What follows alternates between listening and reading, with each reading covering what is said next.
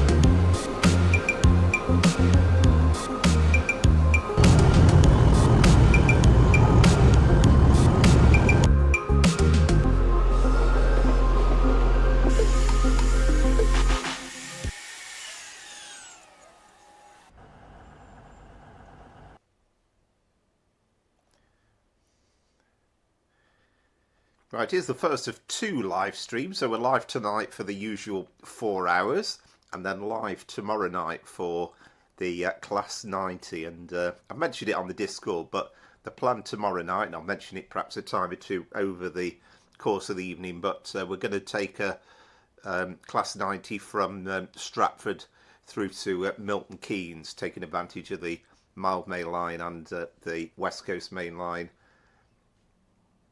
south route. So that's for tomorrow, but let's have a quick look back at last week and what's in store in tonight's stream.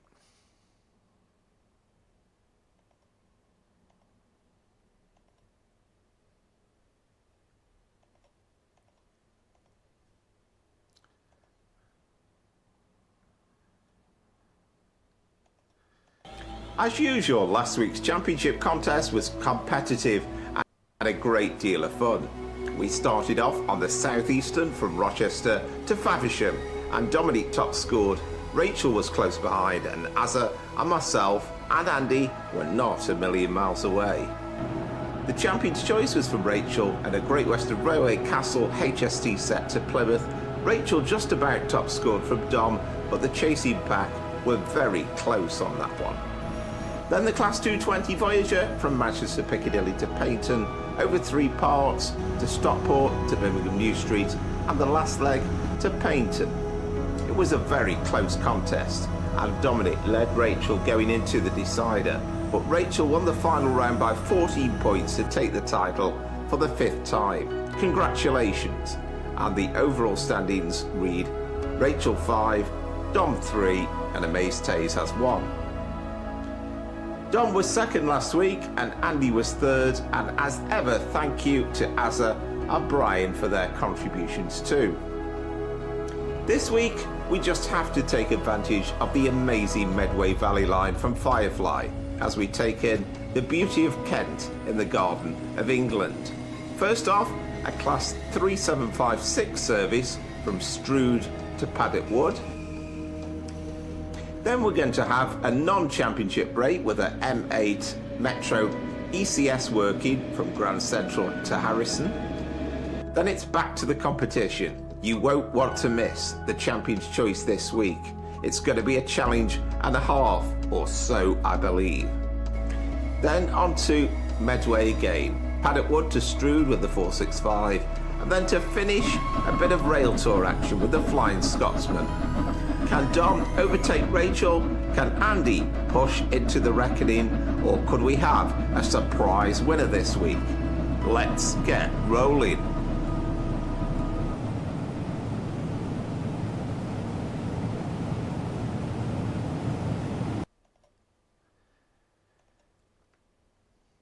There we go. So that's tonight's plan. Good evening to, we've said to Rachel and to Brian. Good evening, Andy. Hope you're well. Good evening, Scooby, Powerflower and friends. Crikey, that sounds like Thomas the Tank Engine, doesn't it? And good evening to Andrew. And chat, it takes two to tango. I think that's a little reference to your own little video there, isn't it? Which I thought was a nice little snazzy name, which was, enjoyed that. So let us get the game going and underway.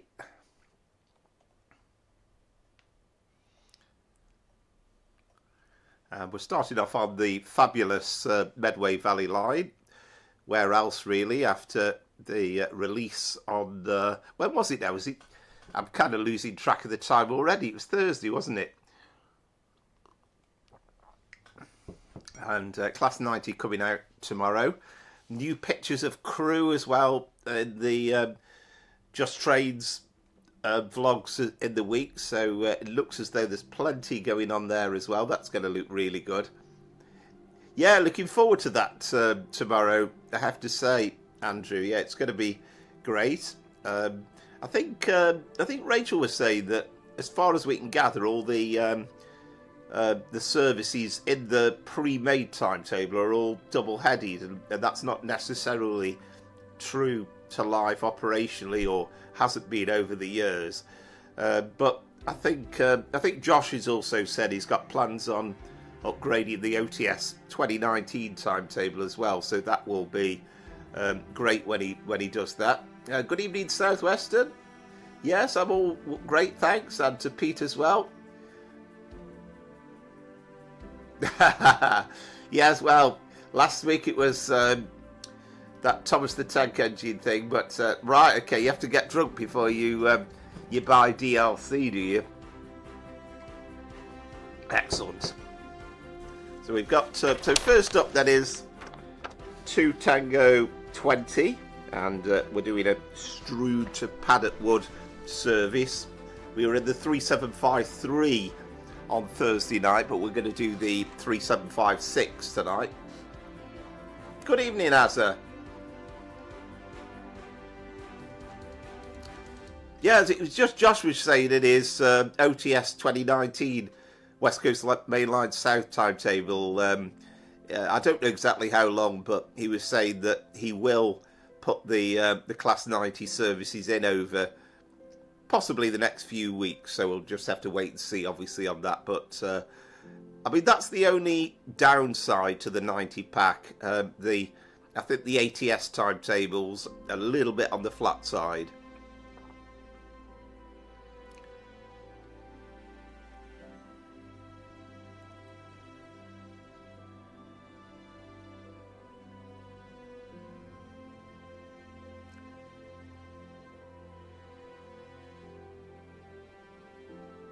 Ah, excellent, Southwestern, yeah. That's great. Yeah, it will. We know Josh is the master when it comes to the timetable, so that'll be very nice. So let's start off Medway Valley. So 3756. It's nice now we don't have to worry about the weather as well. You could kind of select March in the sunshine and it looks absolutely lovely. You can get 128 miles an hour out of the 3756. Brilliant.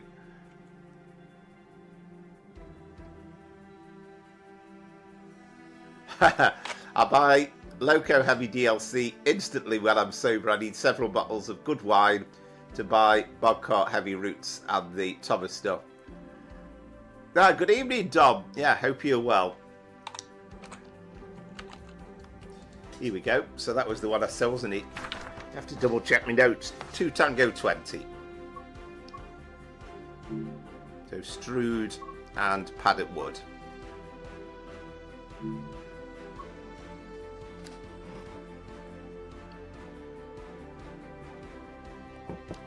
So this is a championship running ride. So the second run we do tonight, that'll be the non-championship one, and that's just because it's New York Stamford. So I thought, I know a lot of you haven't got there at the moment, so I thought I'd give you a break on that one. But it's still nice to pop it into the stream because it's just that little bit different.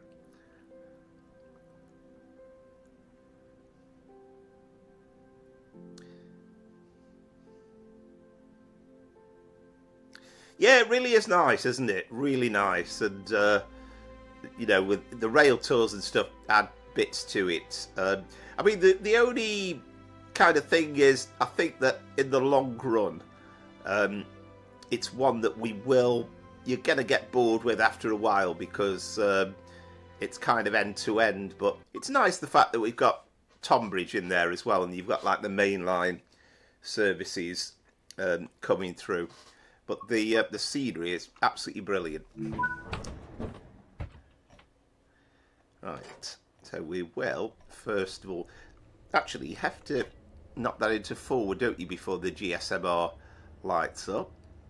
So we'll get that put in. So what did we say? It was 2 Tango 20. This is the easiest thing in the world to do, really.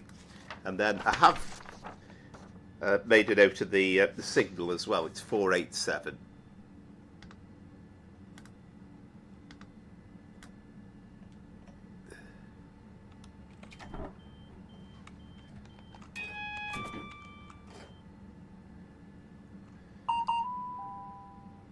Welcome aboard this southeastern service to Paddock Wood, calling at Cuxton, Horling, Snodland, New Hythe, Aylesford, Maidstone Barracks, Maidstone West, East Farley, Wateringbury, Yalding, Beltring and Paddock Wood.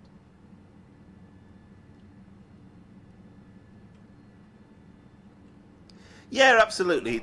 I do love myself end to end. It does have a nice complete feel about it because it frustrates the heck out of me joining a train where you're actually only doing part of the service. So some of these go through to Tonbridge, but the majority of the services are Paddock Wood. So that's fair enough. So we're due off at 09:33. But yeah, loving every second of it. Yeah, I'm sure you will. Yeah, Pete. Yeah, well worth it as well. And we've got the Flying Scotsman Railtour in a bit later as well. That'll be last on the stream tonight. So that'll be an interesting challenge. And as I said in the intro, it's going to be quite interesting to see what Rachel's Champions Challenge is tonight because. I think she said it's quite a difficult one.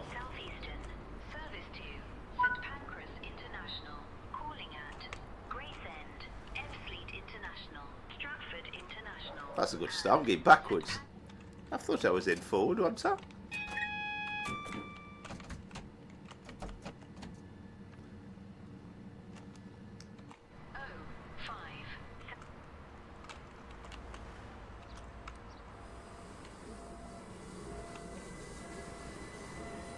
Let me know if it's on loud enough as well, because I was playing the stream back on Thursday, and or a bit of it, and it was slightly on the quiet side.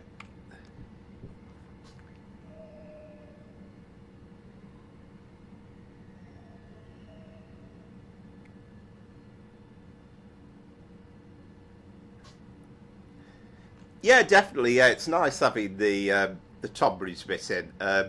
Because you've got all the mainline stuff coming through. Yes, good evening, Lee. Yeah, I hope you're well. Yes, I've successfully managed to put the clocks forward. Although nowadays, what clocks do you have to actually alter? I think I had to do the one on the oven, and that was about it. Everything else has sorted itself.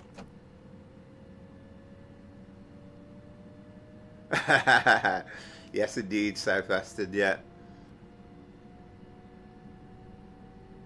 Oh, excellent, yeah, sound level's okay. Because I'm not so worried about... I know my sound level's okay, but it's just whether the train sounds a bit quiet or not. Wonder if actually we might be able to open the window and let a bit more sound in as well.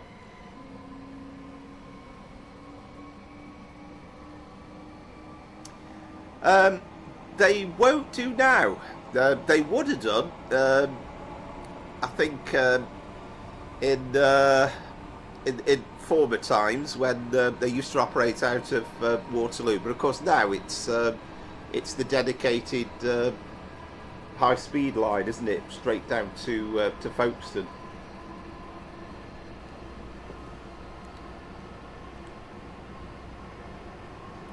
Ah, there we go, Southwest, Scooby, yeah. No, that's good, yeah, thanks for letting me know, yeah. We'll get the sound up a bit.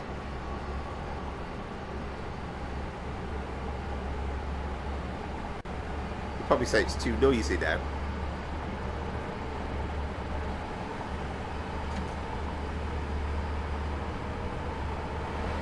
But yeah, it's nice to, I mean, I know these are Electrostars, I know the electrical multiple units, but it's nice to be able to hear the sound of the train coming through nice and clearly.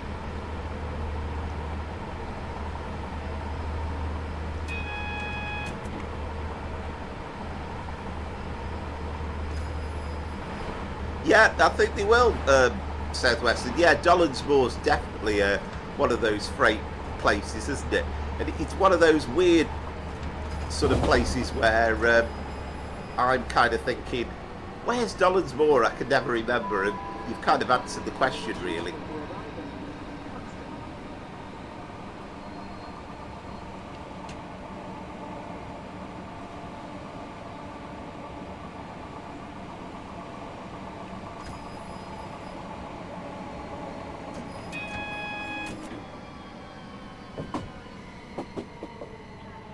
So I think it'll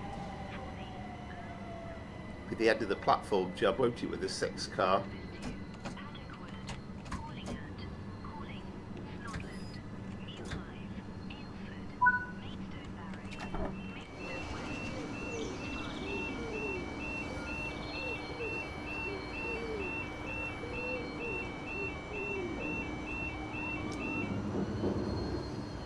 Oh, I like that as well. Coming into the stop and then the barriers coming down. Didn't notice that on Thursday. Or you could just spend an afternoon, couldn't you? Just watching by the river, watching trains go by.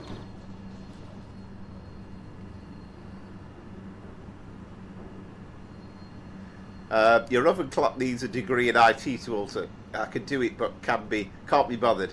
It can be out for 6 months. Well, that's it. Well, it'll be right for what is it, Greenwich Mean Time, but not for British summertime.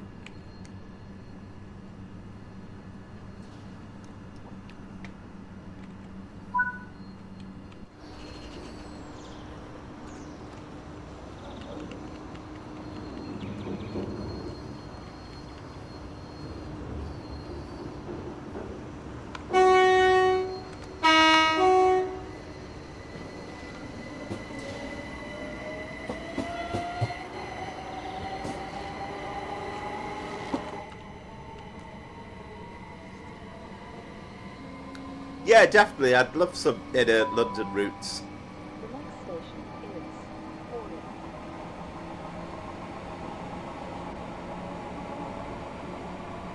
And the good news is, actually, I mean, I know we haven't got it for Trainsim World, but we do have there's a brilliant route from Nicholas on Trainsim Classic, and that's got all the loop out of Cannon Street. It goes as far as Tonbridge. And when you join that on for the fact that we've got the Chatham main line down to Ramsgate and Dover as well. There's quite a bit of the southeastern network covered on Train Sim Classic.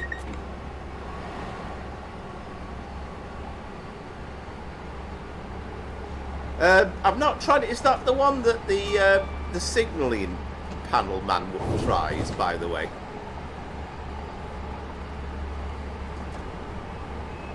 I think it's like, if I'm right in saying, it's you don't work it here, do you? It's the for the guards panel, I think. But I haven't tried it yet, actually. That thing doesn't work, does it?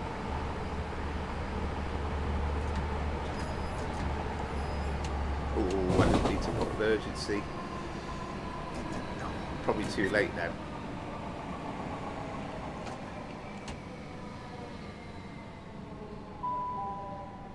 We will shortly be arriving at Horley.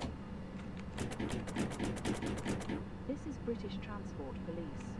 If you notice something out of the ordinary, speak to a member of staff or text us on 61016. That would be time delayed now, won't we? Imagine. That's 61016. See it, say it, sorted.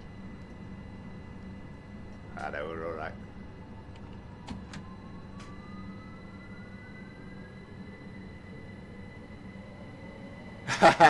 I've sat the guards on my trains as Scooby. They take too long to close the doors and press the bell.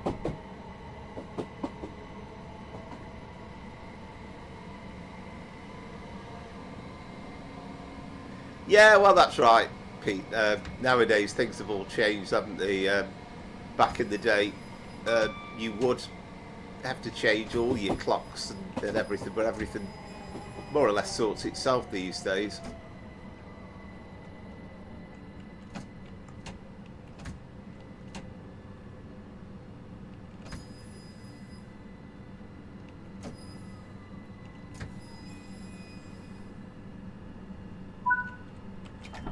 Yeah, well, they do, particularly if you do. Welcome aboard this southeastern service to Paddock Wood. Calling at Snodland, New Hythe, Aylesford, Maidstone Barracks, Maidstone West, East Farley, Wateringbury, Yulding, Beltring, and Paddock Wood. I can't remember where that monitor. Oh, hang on. Is that it?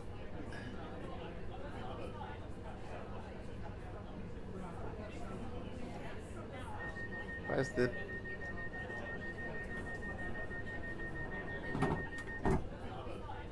Oh, you're supposed to put that in, aren't you? Then you... What a strange little contraption. Hang on.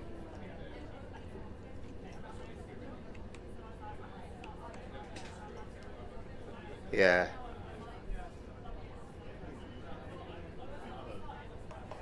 Oh, I don't think I'd be bothered to mess around with it.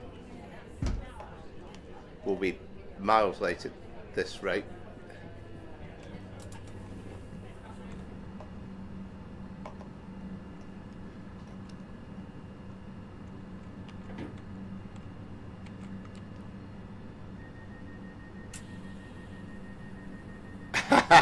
Did she say Snogland?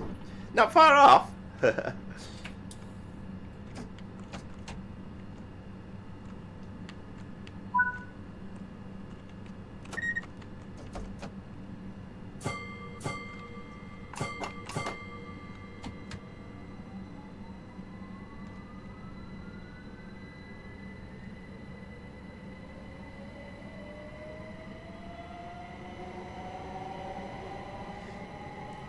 Yeah, well, this is the thing, isn't it? It's joining up these little sections, isn't it? So it's nice to have an extended bit. I mean, I'm exactly the same. The other way would be lovely.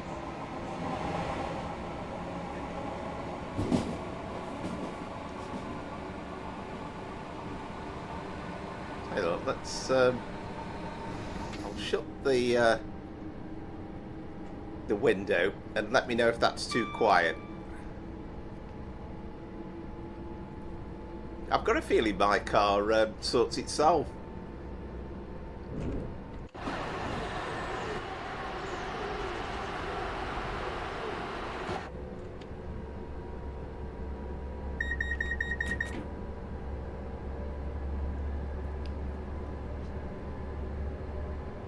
Yes, I'm not going to be getting maximum points anyway now after an emergency stop.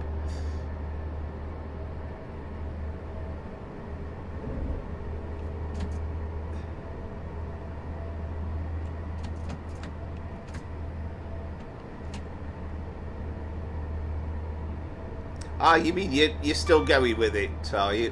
Which is great. We will shortly be arriving at Snodland. Yeah, I'm getting a bit too silly with these station stops. I'm kind of too busy looking at the chat, and the stations come up really, really quickly, don't they? So I must try and pay some attention to what I'm doing.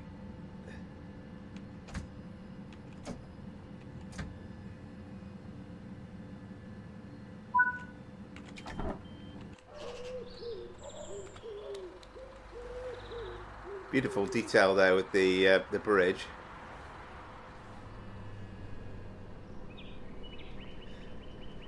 And of course, I'm thinking 3756 means 6-car, but it's a 4-car unit, isn't it? That's the conventional 375. And again, lovely detail on the station. We saw on Thursday, but amazing sign there. And I think they had to kind of get the licensing for that Snodland site.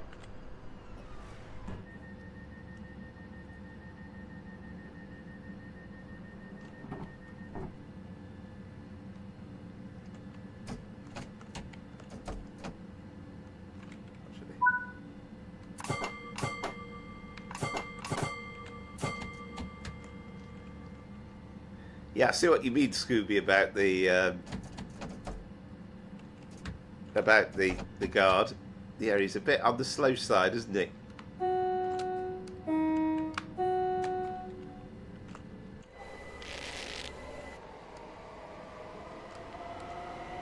we've got 1.2 miles now to New Hythe. Ah, right, okay. That's what it is it? I see.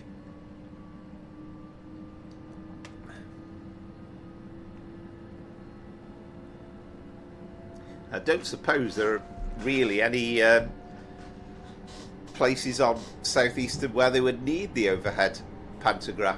And I think some of these units, some of these Electrostars were kind of built with both in mind, weren't they?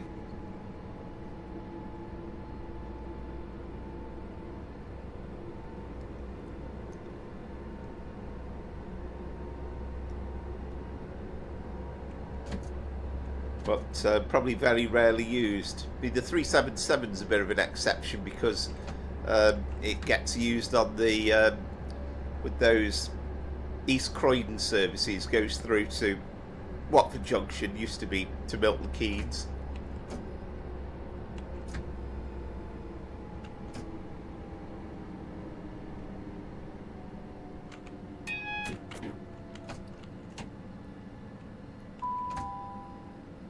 Shortly be arriving at New Hythe.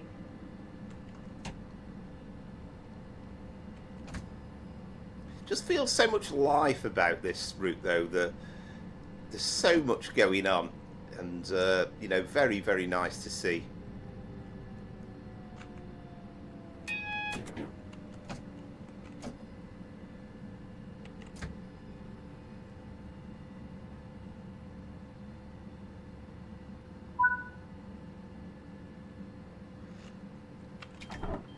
Right, next station, Mr. P. If you look at the front of the train, it lets you attach the track camera onto the train. Does it really? I have no idea. How do I do that?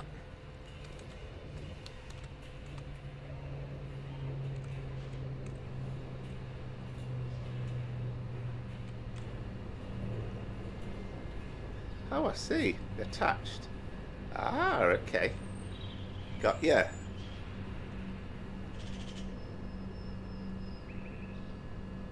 Right, gotcha. No, right, okay. Yeah, brill.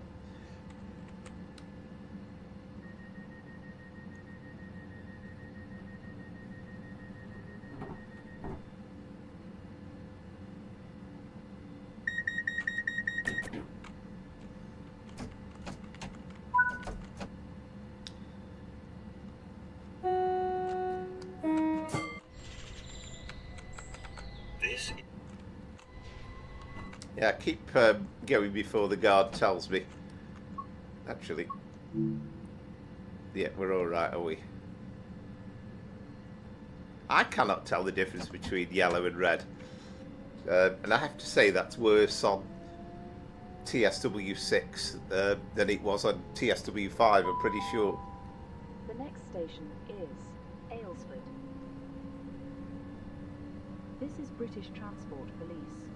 If you notice something out of the ordinary, speak to a member of staff or text us on 61016. Does that work actually, that screen? It doesn't, does it? That's 61016.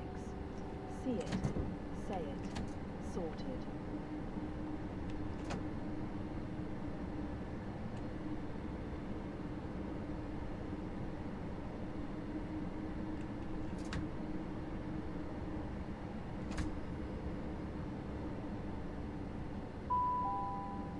We will shortly be arriving at Aylesford.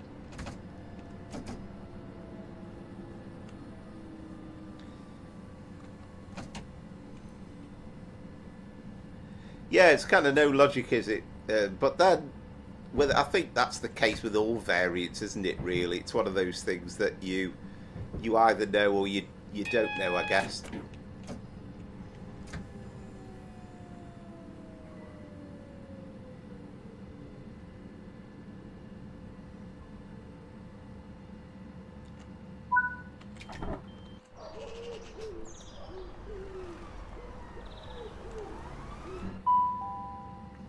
Welcome aboard this southeastern service to Paddock Wood, calling at Maidstone Barracks, Maidstone West, East Farley, Wateringbury, Yalding, Beltring and Paddock Wood.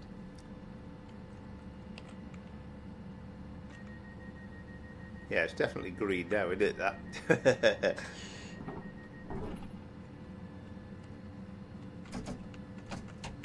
So now that we've got the front, that camera attached, does that now mean that the one in the guards panel will now work, does it? I'll perhaps I'll tell you what, when we get to Paddock Wood, I'll try and have a play around, because it's the problem is it's kind of having such a habit with the timetable if you try to do it when you've got to stop, unless we've got a bit of time when we get to Maidstone Barracks. The next station is Maidstone Barracks.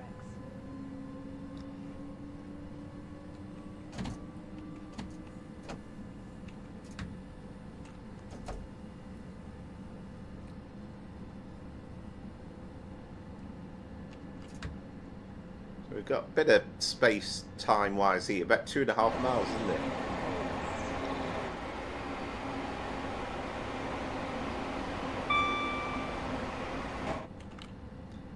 Because we were going the opposite direction, weren't we, on Thursday? 5 Cadbury's cream eggs? My word. You're not eating all of them tonight, are you?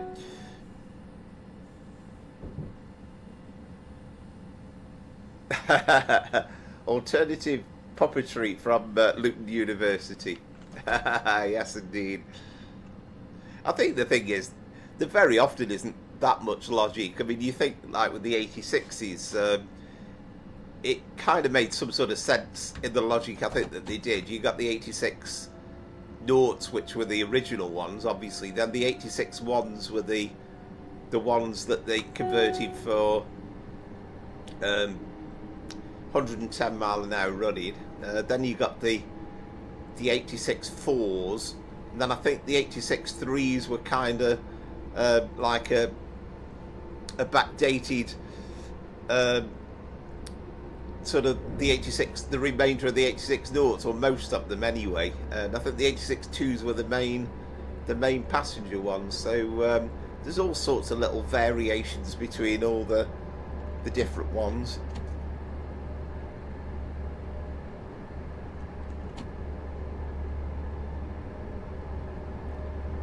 So Maidstone Barracks is next.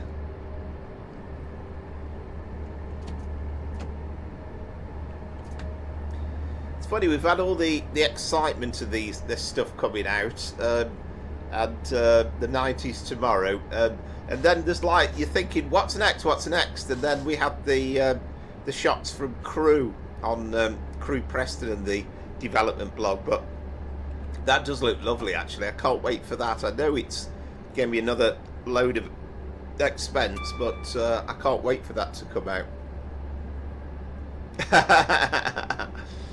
I know, he's like half asleep. I'm raring to go.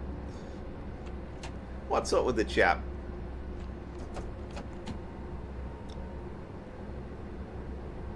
I mean, it's nice though that we actually do get a guard that responds.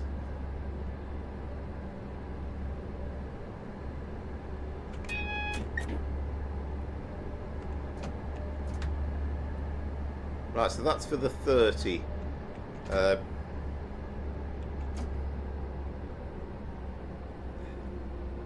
it's quite hard to get the exact breaking points though here. We will shortly be arriving at Maidstone Barracks.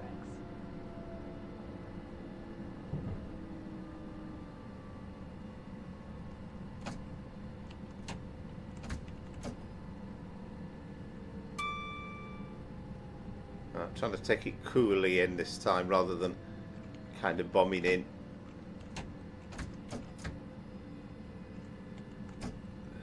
We shouldn't really ever stop on break step 3 either, should we? That's a bit of a no-no.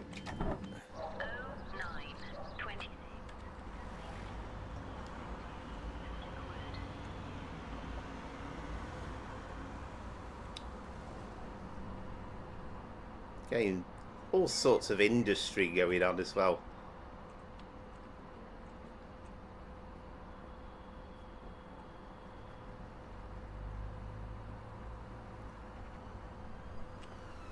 Love that as well. The weeds or whatever you call it hanging over. Very pretty.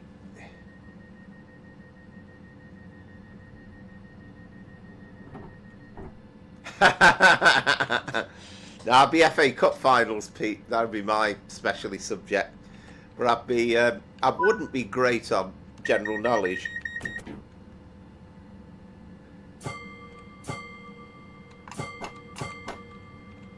Right, we've waited for our guard this time.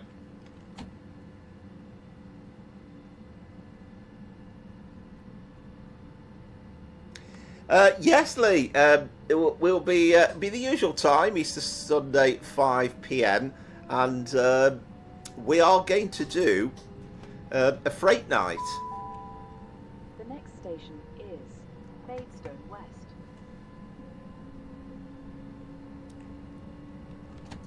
There's plenty of freight in the game now, so we do a bit of variety. We will shortly be arriving at Maidstone West. So Josh mentioned it a few weeks back and sort of said, well, you know, once the 90s out, let's try and do a freight night.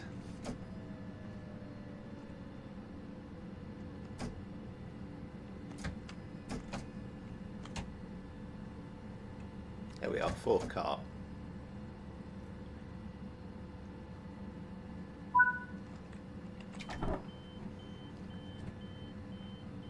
Well, it was before I was born, Pete, but yeah, Liverpool, Arsenal. Welcome aboard this southeastern service to Paddock Wood, calling at East Farley, Wateringbury, Yulding, Beltring and Paddock Wood.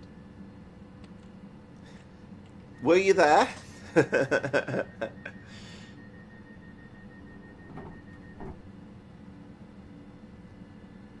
Oh right, use the blue button on the dashboard to bypass the guard and close the door yourself. Oh, okay. Right, I see what you mean. You mean the yeah. You mean that light? Yeah. Okay, we'll do that the next one. Yeah. Yeah, we'll sack the guard in another way. Yes, I think Charlie George scored the winning goal in that one, didn't he? And in extra time, and it was the end of the Bill Shankly era, wasn't it? Actually, no, it wasn't the end of the Bill Shankly era. That was 74. But yeah, I've seen plenty of pictures of the 71 final over the years.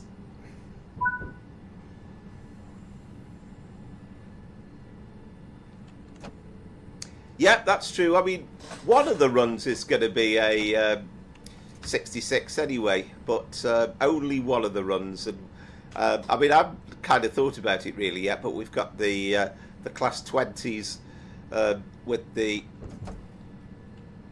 flask trades, so we can do one of them, and we'll do it 66 certainly. Next station is East Farley. And we'll probably do. We'll obviously do the 90, but we'll probably do at least one or two older British Rail Blue era freight runs as well, because there's plenty of those knocking about.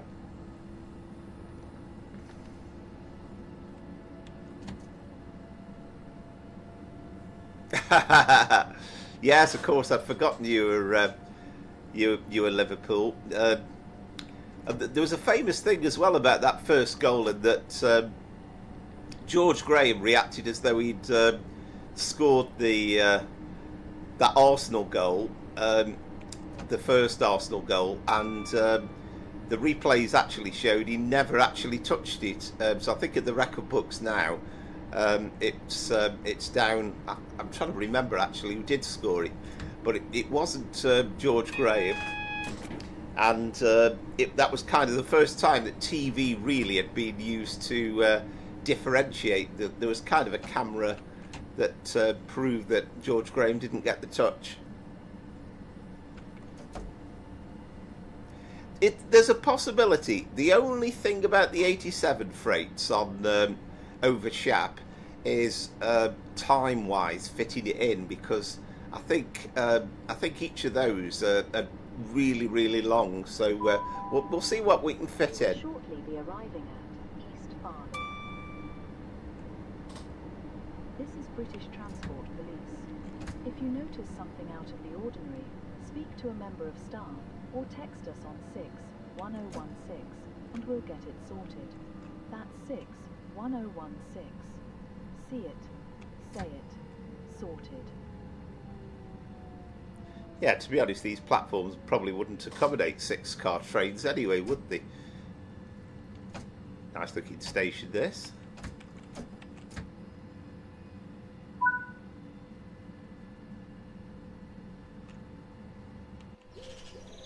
Yeah, we did a mail one. That was one of Rachel's Champions runs, wasn't it, from Carnforth. Yeah, it's nice. I mean, I love the fact there you've got the metal grid over the level crossing as well, and it kind of looks pretty real, and then the crisscross markings as well. Oh, I don't know about Sap the Guard. I forgot to open the doors there. Welcome aboard this southeastern service to Paddock Wood, calling at Wateringbury, Yalding, Beltring and Paddock Wood. Yes, I think it was Kenneth Wolstenholme's last FA Cup final commentary as well, 1971.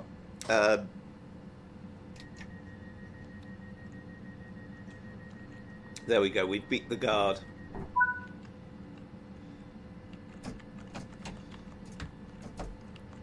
And if you're watching on ITV, then Brian Moore, yeah, I think he said, what did he say? Charlie George, you can hit him.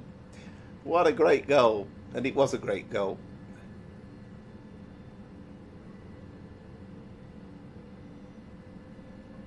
Sat the driver. Yeah, you're probably right, actually, Southwestern. The next station is Wateringbury. Yeah, there's some beautiful stations, and I think I said in the blurb really before the stream, I think sometimes Kent's a bit of an underrated county. There is some absolutely lovely places, but they kind of don't go full out on promoting the fact of how nice it is. It always feels to me.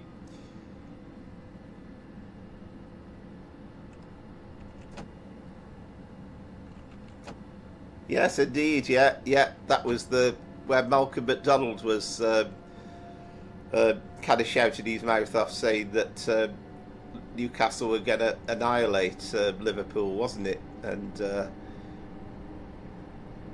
yeah, David Coleman on that one, wasn't it, for BBC? Goals pay the rent and Keegan gets his share.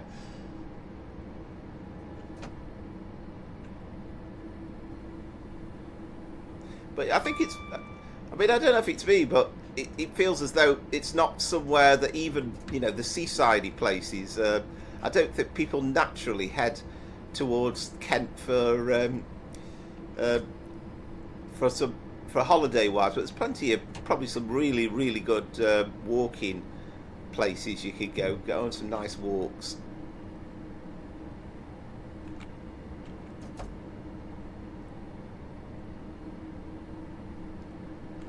But yeah, we'll have a think. Plenty of time worry about the stream for next Sunday. I mean, I'm not going to be rushing to end it because not going to be working on the Monday, which will be a nice treat. And again, not making any definite promises, but with the 90 coming out, it's a chance to also to finish off the Friday charter as well. I know I did it with the 87 for the first couple of parts, but it'd be quite nice to do the last two parts in the 90, and we'd have to probably stick a HSD on the back as opposed to a DVT. But that's assuming that somebody has done the intercity livery. But my hunch is somebody will have done that during the week.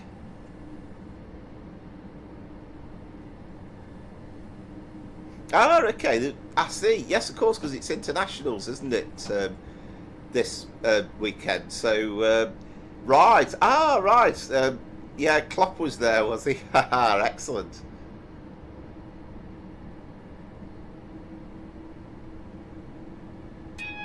Yeah, absolutely, Pete. Yeah. As I say, I think some counties make a great show about it. You know, when you think of everybody flocks towards Devon and Cornwall, which are beautiful but very, very busy.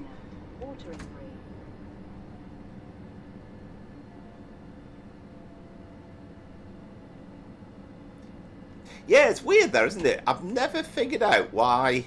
I mean, if you asked 90% of the population where's Leeds Castle, then I can't imagine too many would answer you and say Kent, unless you're in Kent, of course. But I've no idea why it's called Leeds Castle. That's something to look up, actually. Now, I think this is one of the these lovely, lovely, lovely stations as well, isn't it? Wateringbury.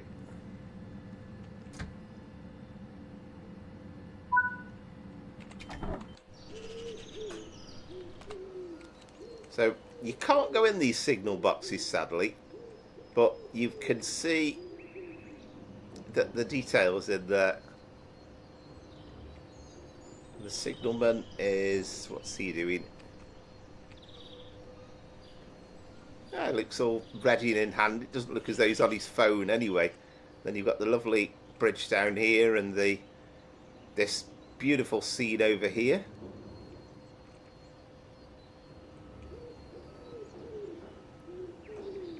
I can't remember where it is as well, but there was some station where they pointed out on the DTG. Ah, here we go. I don't know if that's, I presume that's absolutely genuine, the 4 foot. But nice to see not just a generic pub. Yeah, I'm sure it will, Southwestern, yeah.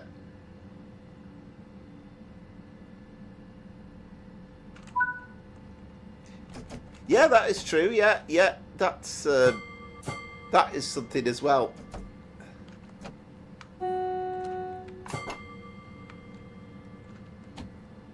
Now, I've got a suspicion. I'm not 100% sure whether it's still the case, but when I did it on the West Coast main line all that time ago, I think I had to go in the cab and switch the power off before I started.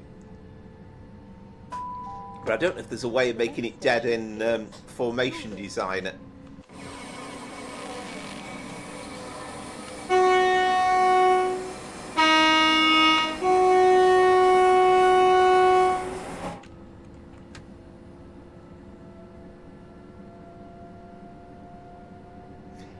Ah, right, I hadn't realised that.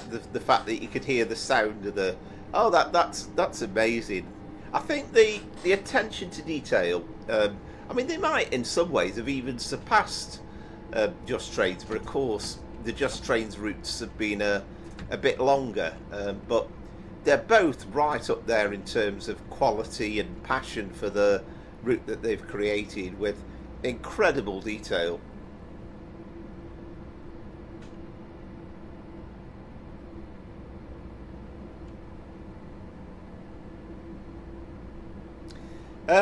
I'm not sure, to be honest, Southwestern.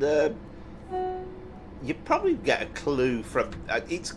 I'm kind of a bit out of buying everything. I haven't bought the last. I think I bought the MTU pack for the HST, but I didn't buy the last pack. Probably the Valenta one, wasn't it? But so I'm not totally sure. It should at least mean that it'll be possible to do. You will shortly be arriving at Yalding. You know, Manchester Piccadilly to Bristol, Temple Mead services, for example, pretty much with Train Sim Classic. Oh, way over the top here, speed, you know, so.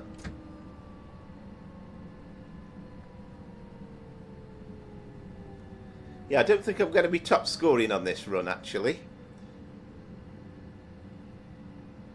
Always start off with high hopes.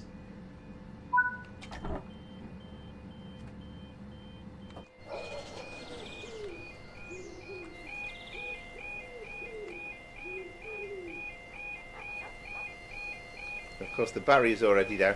So, I mean, again, I'm not totally familiar, but are these half barrier crossings... No point hooting at me, mate. The barrier's down. You can't go anywhere. Are these half-barrier things still a thing in Kent? I mean, certainly in and around the West Coast main line, they're always full barriers nowadays. And I thought they kind of avoided the half barriers like the plague, because I thought cars had a nasty habit of trying to go round them.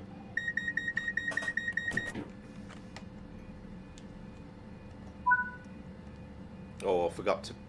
Oh, actually... Nah, I wasn't quick enough.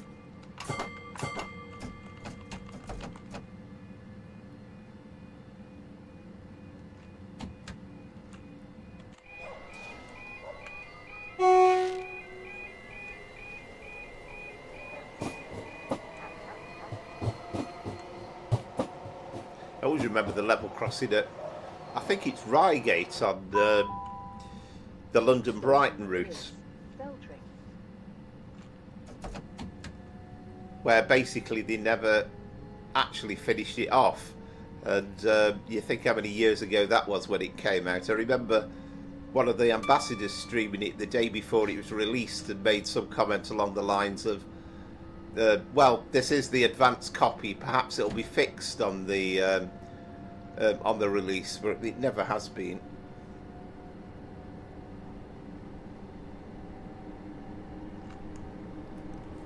Belt ring, it's got a great ring to it, hasn't it, as a place.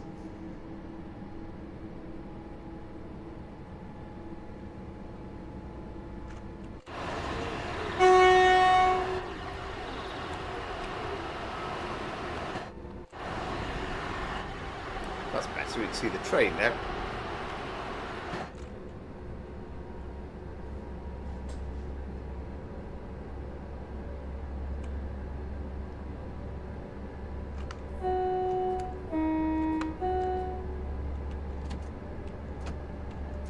Yeah, and again, if at any point you do feel in the stream the train's a bit on the quiet side, let me know, because it's dead easy to turn the sound up, and I prefer you to hear sort of mainly the sound of the train rather than just hearing me waffling on all the time. Please take care when alighting the train.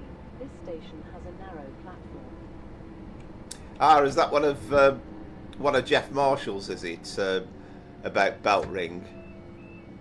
Yeah, just it sounds like really one of those out of the way places that is just not used by anybody.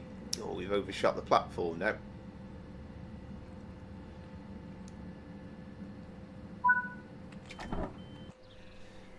Now, the one good thing about actually overshooting is no, it doesn't work, does it? I was going to say, on some of these routes now, there's a thing where it doesn't actually it doesn't open the doors all along, but it hasn't obviously been coded in here.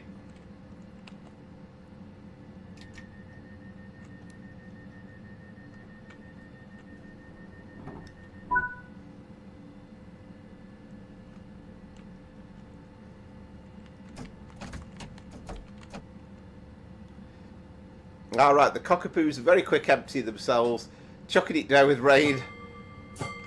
Oh, I've already done it, mate.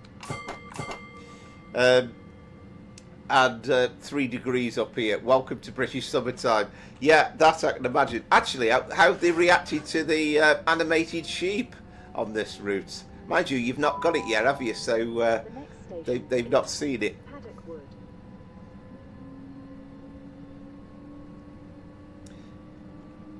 Yeah, that's right. And it's kind of, you know, it's quite a sizable run in its own right, isn't it? It's 40 odd minutes, so it just absolutely speeds by. And I mean, that is the one difference between Train Sim Classic and Train Sim World, because you can really immerse yourself in it, and it just goes in no time. Whereas, although this route's in Train Sim Classic, I'd probably not be quite twiddling my thumbs, but I'd be thinking a little bit that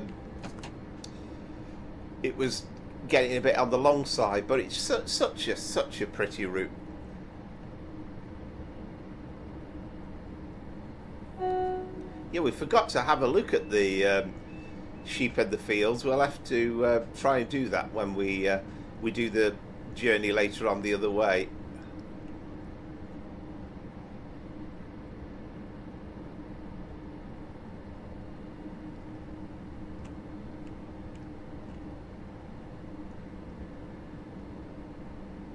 Yeah, I think I'm going to be bottom of the scoring with this run, to be honest.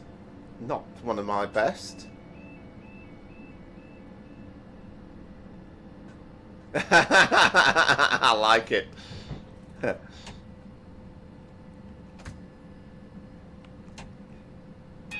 well, we'll try and show the sheep a bit later on. Arriving at Paddock Wood. Please check that you have all your personal belongings with you when leaving the train, and keep them with you at all times whilst on the station. If you see anything suspicious, please report it to a member of staff or the police. And I've actually not spotted the horses either yet, because there's animated horses as well, isn't there? So that's something that... so there's the 25, and then I presume, is there a special bay platform for the these Paddock Wood services?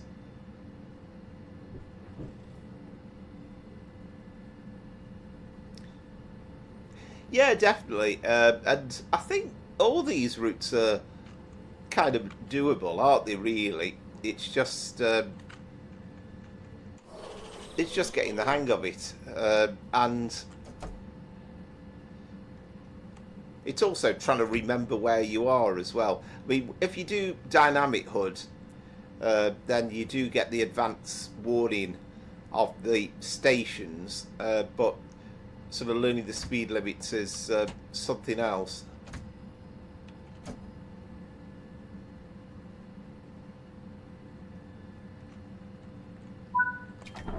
Yeah, nice that we've got a terminus platform as well. I'm liking that.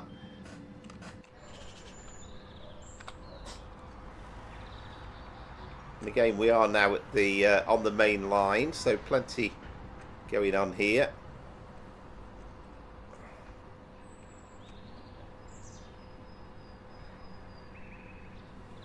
Ditch the car, take the train, whether you're travelling for work or pleasure. Buy your tickets through the Southeastern app or website. Pay no booking fees when you buy from us. Southeastern. I like the pictures of Folkestone as well. And there's an oast house.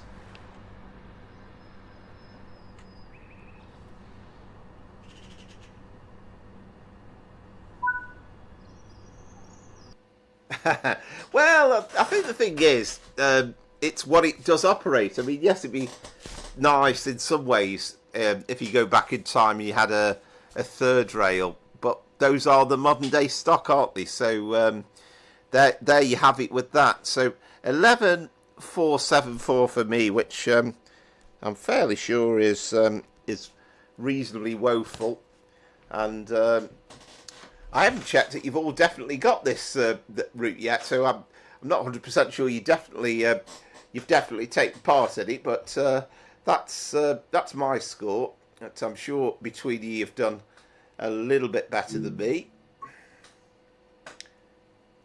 So yeah, fantastic. We'll go back to that route a bit later on as well. But we are on into America next for. Right, so here we go. Andy is 11,772.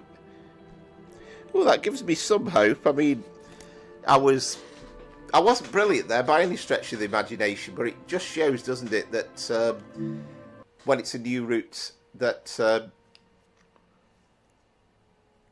it takes some getting used to.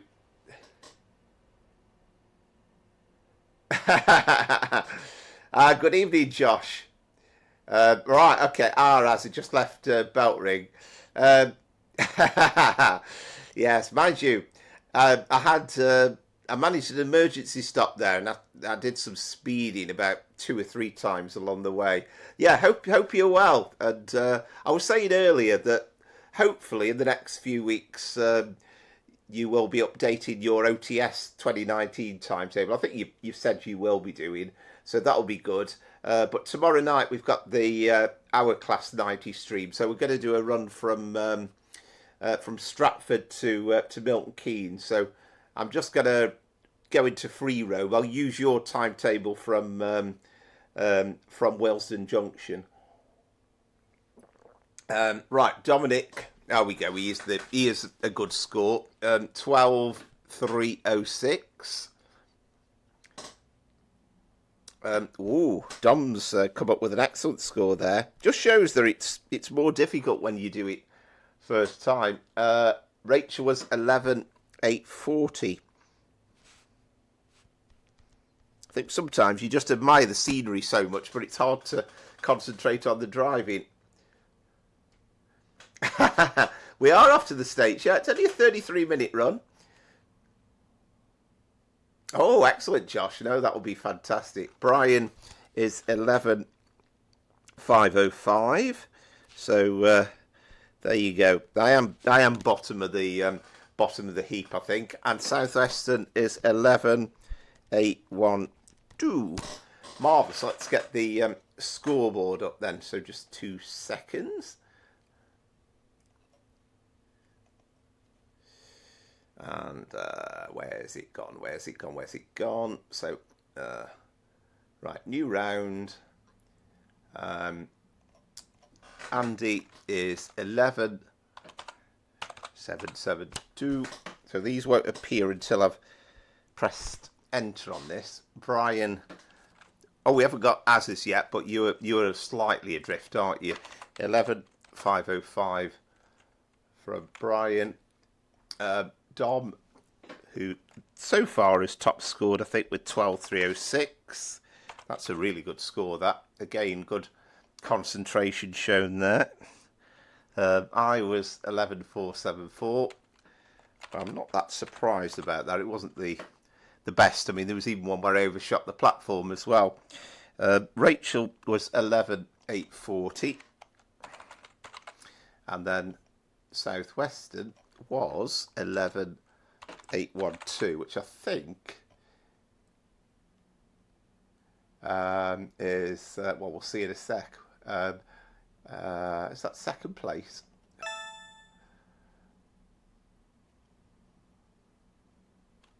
There we go. No, it's third, isn't it? Rachel's in second.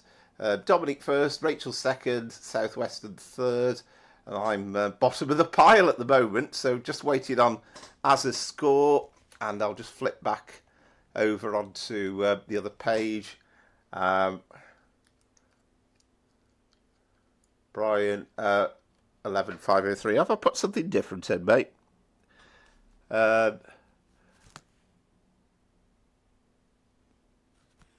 Oh, you're 11,503. I've got to knock you 2 points off of that. Okay.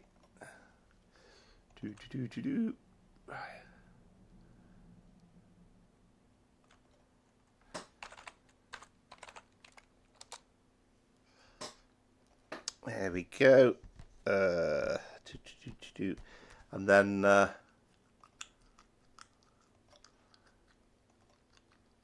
as is coming now with 11,705, so I'm still bottom.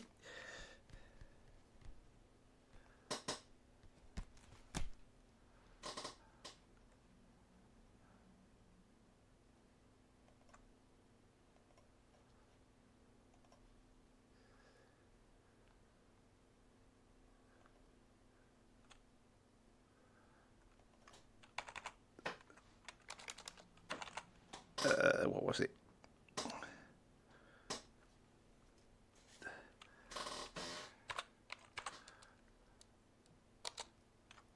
There we go. But some good scores all around, really. Not masses and masses and masses to choose. I mean, okay, it's all bar one were in the 1100, so there's not a huge distance between second and seventh. But yeah, Southwestern's third, and it was a really good score from Dominic to top the scoring. So well played, everybody.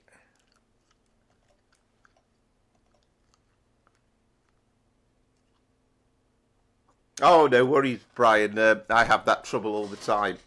I just think that I was born in the 70s, so I think my fingers were born for operating small buttons on phones and stuff like that.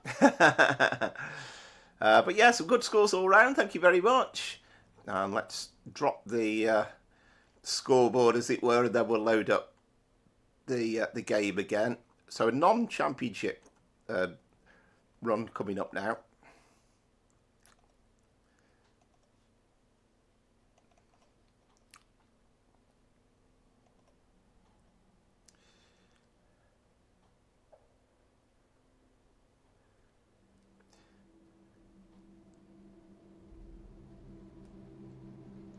Oh, excellent, Southwestern. Yeah, no, that's appreciated. So, as I say, this one is non-competitive. Yeah, he came in on the chat a little bit earlier, Josh. He's been having a bit of a break from the championship runs over the last few weeks, but he said that he might come back again at some point in the future.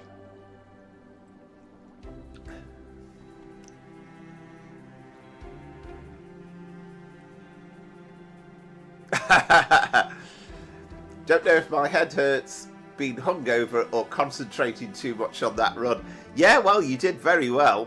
You did very well. And I think when it's a route that you're not overly familiar with, then it takes time, doesn't it? It takes a lot of time learning it and understanding it, and it's kind of like you've just got no idea to begin with. Trumpland, yeah. Yeah, he's all fine, yeah. Yeah.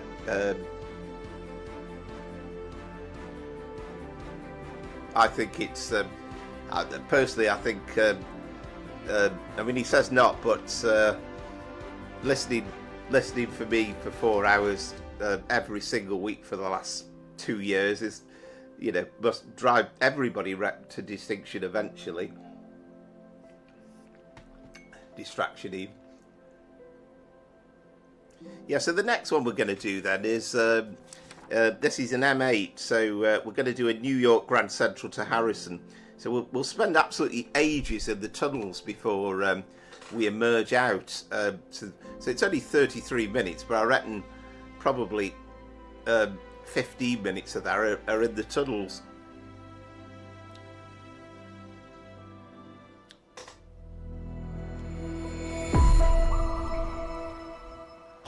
Where's my cursor gone? There it is.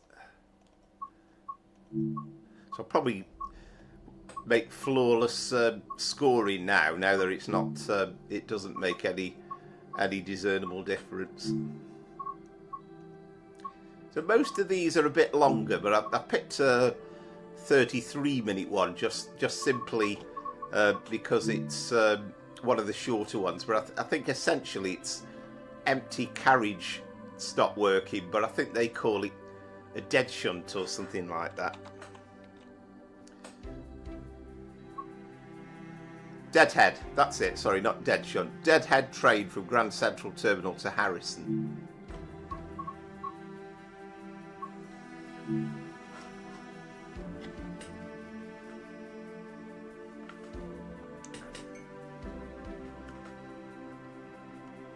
But no, you did very well, Dom. I mean, that's if you're hungover as well, then that's a fantastic performance. You've certainly knocked spots off everybody with that opening round.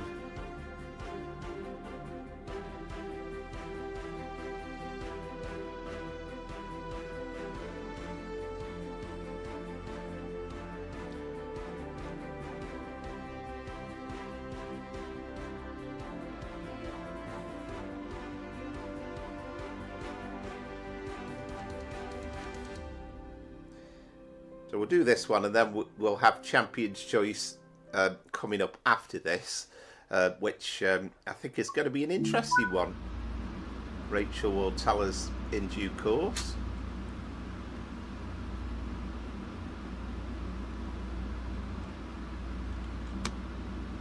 So we're into forward. So I think actually we'll put,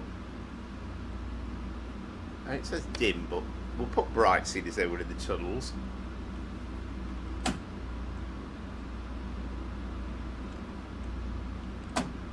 Yeah, so I think it's a question of just getting the the brakes down. That's the key thing. And I remember King K saying about signals. He says if there's a green in the signal, then that means that you're pretty much going. I'll let Rachel comment on that, but I believe it might be wintry.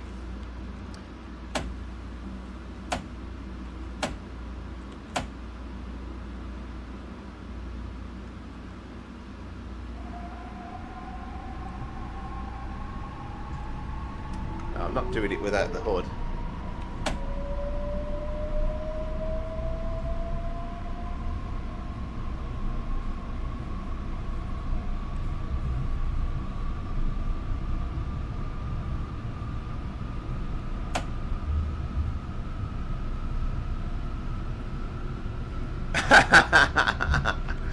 Yes, it's going to be an interesting one, I think.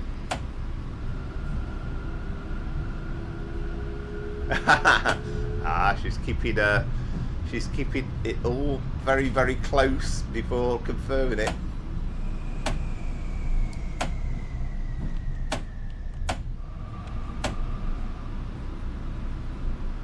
Yeah, it takes an absolute age before we emerge out into the tunnels. We've also got a power changeover on the go as well before we get to Harrison.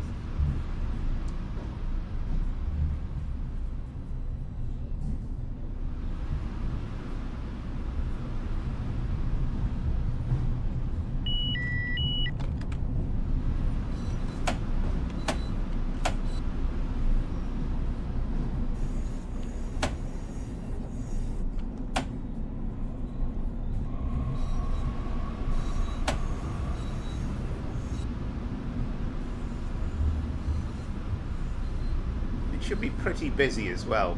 There's plenty of trains coming in and out.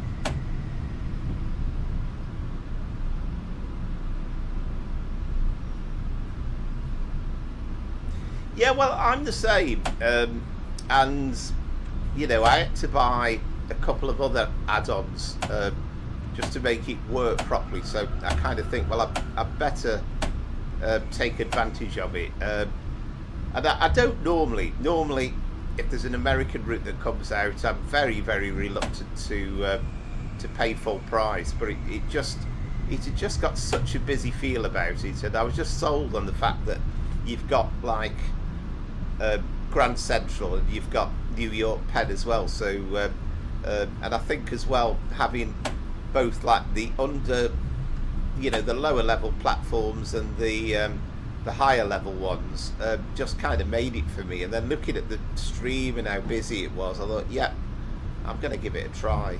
And also, I mean, I'm going to jinx myself by saying that the signalling systems are fairly straightforward, but I'm sure I'll come a cropper at some point, but not as difficult as the German ones.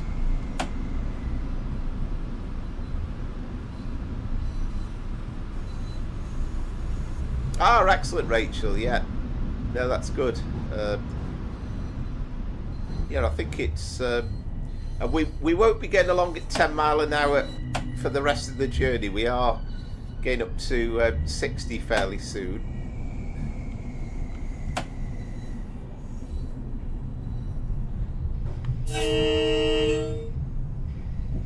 Lovely, just sounding that horn as well.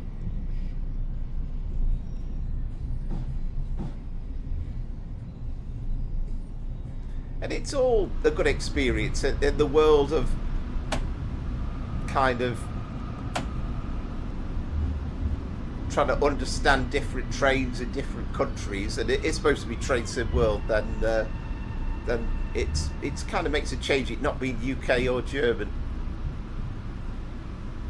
I like that. That signal on the ground was a person then. Ah, right, you've been taking advantage of the sale, have you? Yeah, there's been some good stuff in the sale. I think I had to buy the Harlem line. I didn't have that, and then I had to get the enhanced version of the LIRR. I got the original one. Not probably necessary. You'll probably still get a load of traffic if you don't buy the LIRR, but I think the bundle in the sale anyway with the Harlem line, it was about, I think it was about £2 extra, so I thought it's well worth it.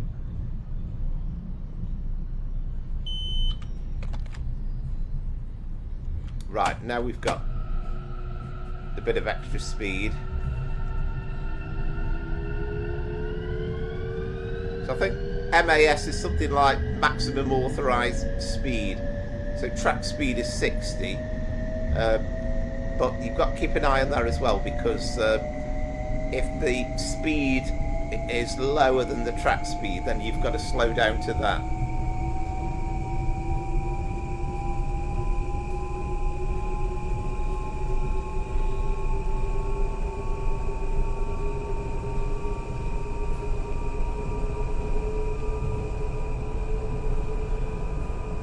Yeah, I think that is the trouble, isn't it? You get to the point where actually you've basically already got everything, haven't you? It's a bit like that with the Armstrong Powerhouse sales as well for Train Sim Classic. It's like there'll be an Easter sale, but it's probably, there's a couple of wagon packs I haven't got, but there isn't that much that I'm not bothered about. Yeah, I agree completely on Japan. I mean, I would love one of the Tokyo commuter lines be on Train Sim World.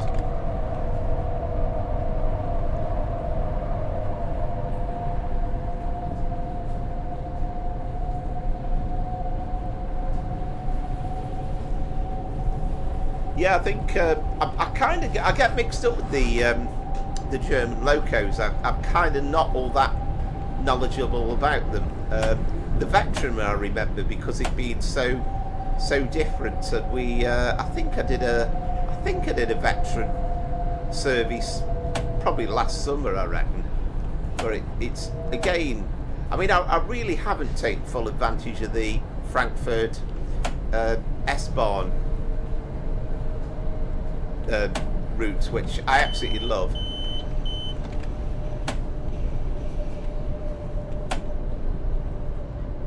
So I'm just trying to make sure that the secret is just try and make sure you don't go over the speed limit.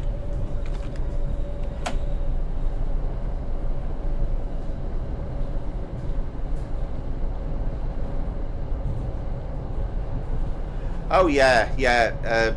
I'm trying to remember. There's in the very centre of Tokyo, because I went there for the World Cup 2002. There's a green main route coming through, and there's I say green, but it's kind of got a green stripe on the side of the train, and and there's a blue one.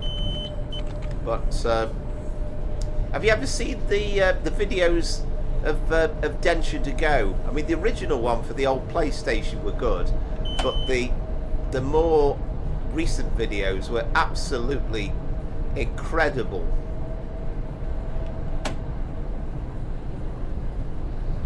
I mean, I'd love that. I'd love to have be able to do a Shinkansen service. I mean, there's a whole world of trains awaiting in Japan, which would be, I think, beyond amazing.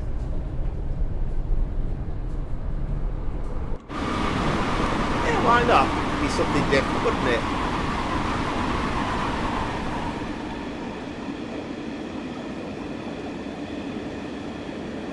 Right, so it's finally out in the open and we can actually see what we're doing. So are we good for... We're good for 60, aren't we? So let's see a yellow taxi down there.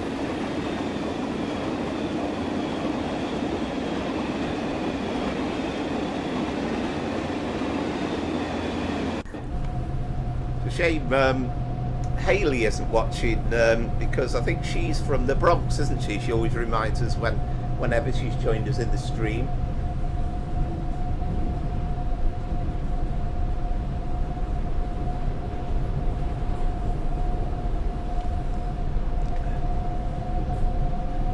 Yeah, I think the problem with Densha to Go is it was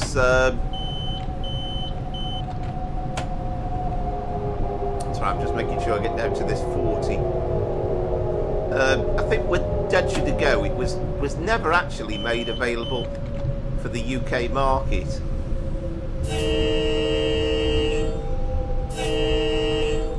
So I bought a oh crikey, when would it be?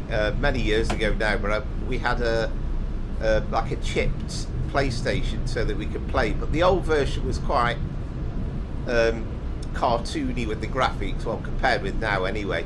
But there's a more recent version where I don't think you can get it in the UK, and it looks absolutely amazing.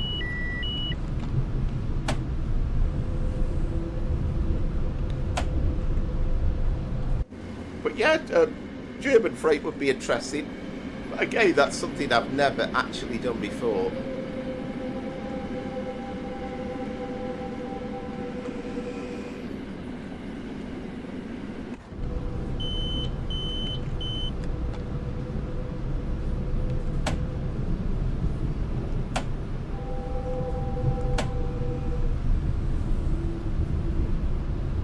Oh, if you can get the advantage of, if you can get the hang of PZB and LZB, then brilliant.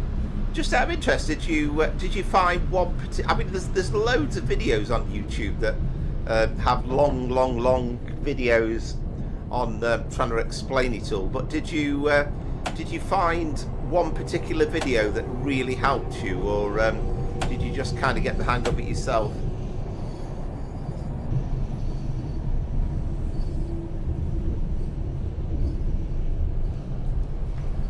Yeah, of course. That's. I think the VR thing was. I don't know if it was definitely a total flop, but probably not far off. I mean, the that rivals thing I'm not bothered about.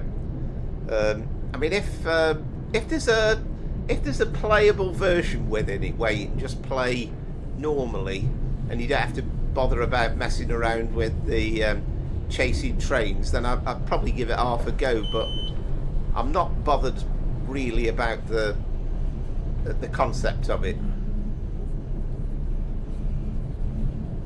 Ah, did you really? Right, okay.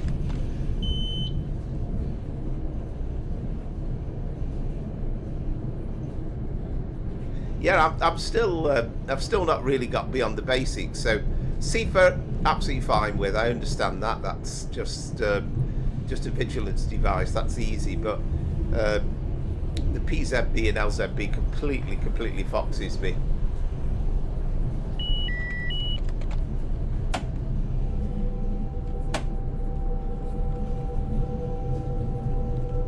Yeah, and I mean also for it to be, you know, pretty good, the VR. I don't know. What I saw of the graphics and it looked fairly ropey, as another YouTuber I can think of would say. Didn't look the best. I mean, again, the idea of I was going to say VAR then. The idea of VR is fine, virtual reality, but you've just got to do it right, haven't you? You've got to make it good.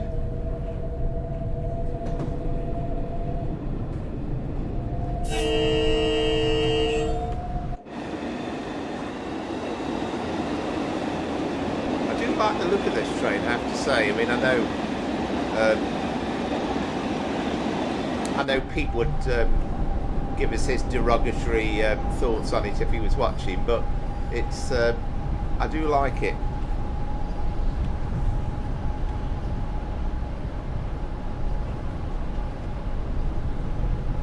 And again, just lovely to see loads and loads of trains coming through. I think perhaps because of the tunnel bit and everything, it just reminded you a bit of driving the Met line slightly on in London. Ah, right, now we've got some speed up. We've got to 75 now.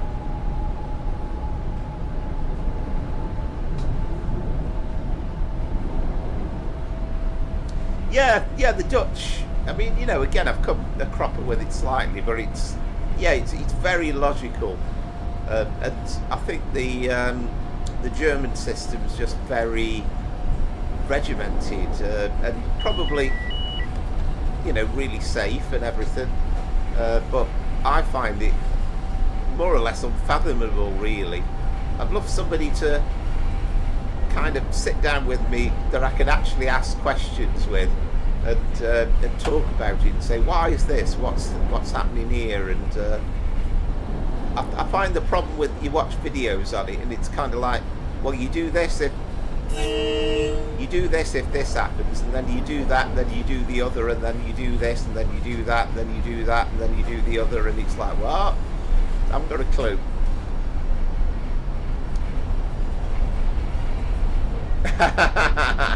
I thought it might do, Pete. Yeah, it's a nice train though. I like it.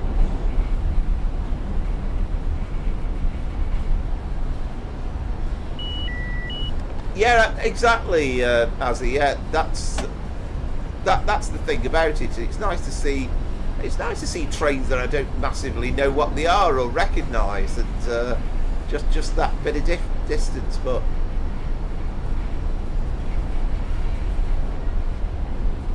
yeah, it is, Josh. Yeah, and I was kind of trying to slot it into the stream, really, but the difficulty is, if I'd done an all stations one, they're all sort of over an hour. So this is what did we say? A deadhead train or something. So yeah, we're empty stop. So 33 minutes to Harrison.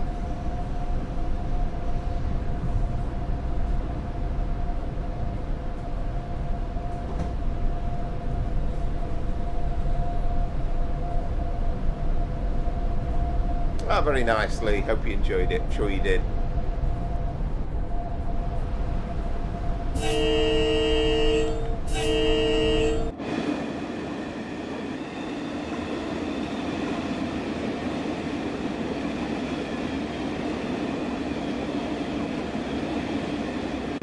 The only thing I haven't checked to see for accuracy is whether we've got passengers in the train as well. We shouldn't have. Oh well, there you go. Yeah, well there's an invitation. Yeah, I might take you up on that sometime. That'd be fantastic.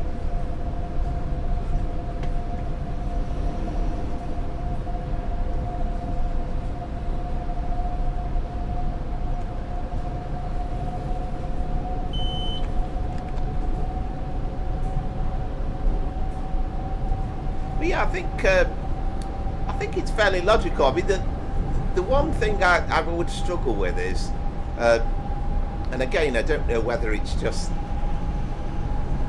the eyes, but I can't see any definitive track speed limits. So it kind of tells us what the track speed limit is in the cab, but do you get any advance notice of that? Do you just have to know where they are, or it's or do you solely rely on the actually we go up to 75 briefly. Yeah, no, that'd be good sometime. Yeah, that would be good.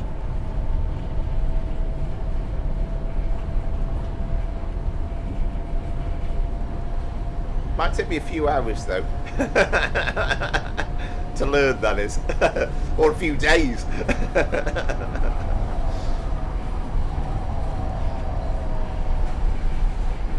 I did get through a bit of... Oh, there we go. I knew it would happen at some point. Oh no, we're all right, I think. No, we could. Oh, no, we're okay. Oh, I think. Oh no. There we go. It's going so well, wasn't it, until this point?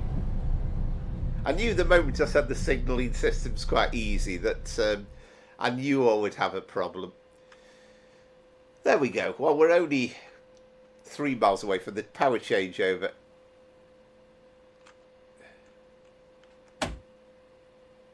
Right, so we need to, yeah, go into maximum brake again.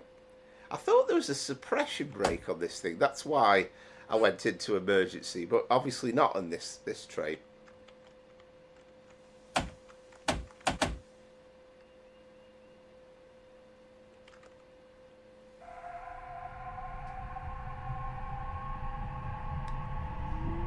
Ah, I know what it was. I wasn't properly concentrated, was it? It's 45 down on the panel down there. That's why we didn't slow down to 45.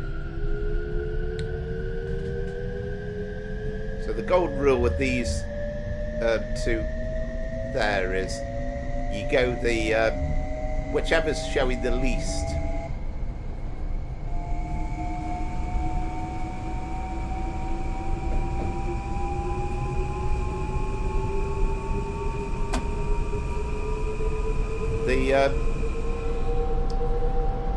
The power changeover is fairly straightforward, but I think the idea is you slow down to about 30 odd whilst you're doing it.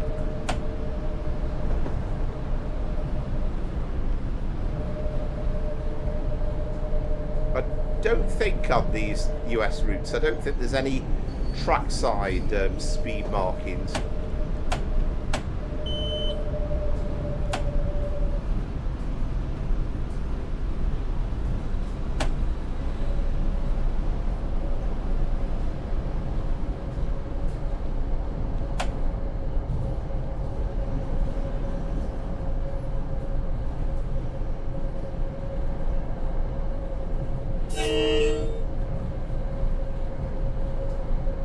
So we're, where are we now? So we're 60 again, aren't we, for the moment? I'd say it's reasonably straightforward.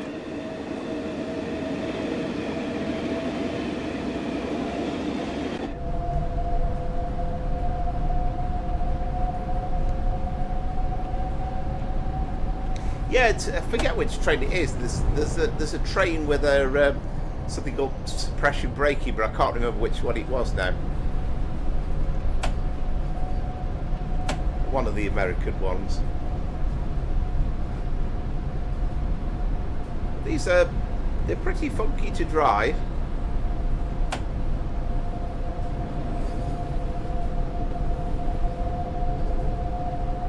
And if you're doing a all stations service as well, you get the announcements as well, so that will keep you entertained.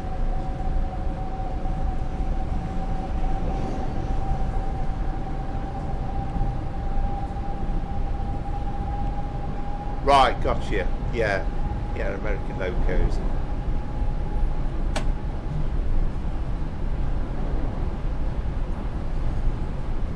I mean, the max brake thing on this is quite important, because that's when you're starting off. If you don't get your max brake on, then the air thing won't come down, so you won't move at all.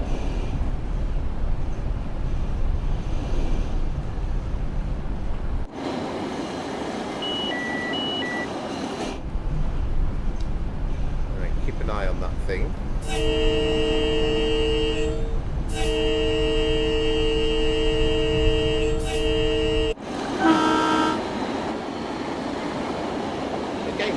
Nicely built stations as well.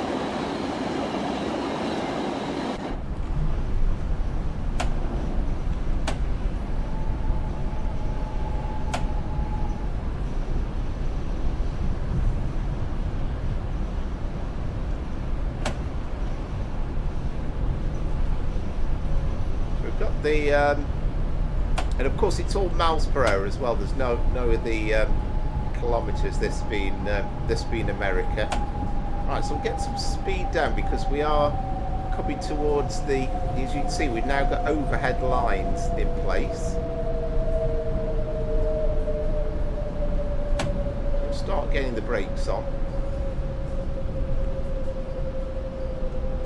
Been a bit too premature for this, but better to be going too slow than too fast.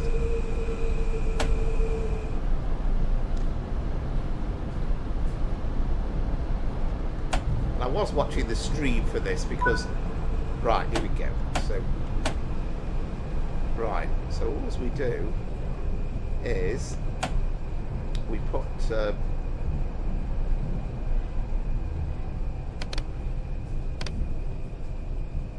pan up and then pan up. There we are. It's as simple as that. I don't think it's too far off. I don't know whether it gives us an exact time, but it's not too far off. It's Harrison, so we've got New Rochelle. So I reckon we'll be there in the next few minutes.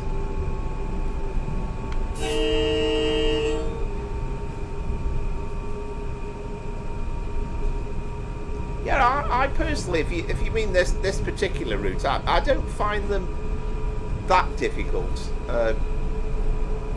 but you do have to kind of keep an eye on what's going on down there. I don't know if I'd be very good without the hood on. So there you see, we've got a situation here where the track speed is 60, but we're being slowed down to 45. So it's pretty much in-cab signalling with this, I think.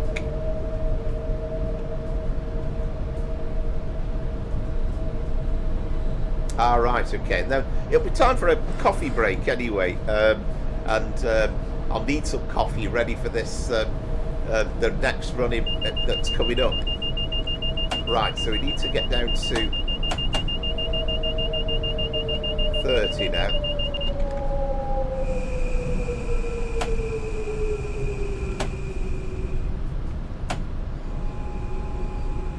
So now that we've obeyed it, you see the alarm's gone off.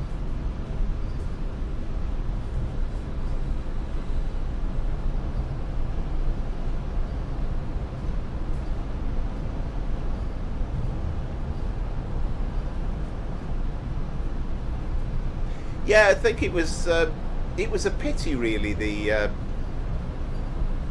Sheerness branch being missing, because of course it was in the Trade Sim Classic version, wasn't it?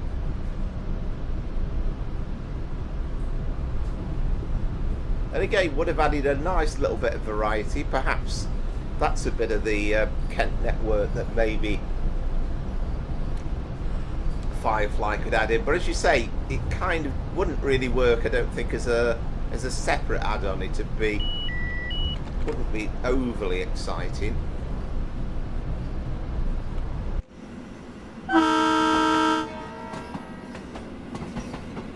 Again, such an intricacy, and you can see the movement of the suspension there as well is quite nice over the points. Right. So until we get down to 50, it's not going to allow us to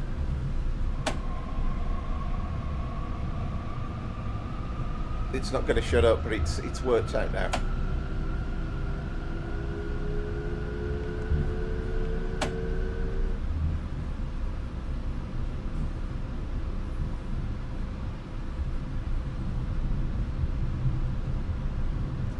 Yeah, but it would be nice, and I mean the guys that have done the mods, whoever did that, I haven't tried it, but of course there's a LIRR mod for that's been done where they merge a couple of routes, so it kind of is possible.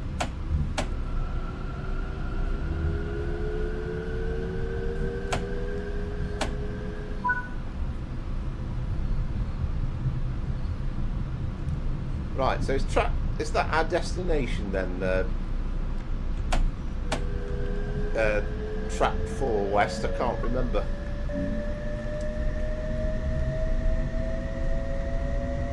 Track 4 West and then Track 3 East.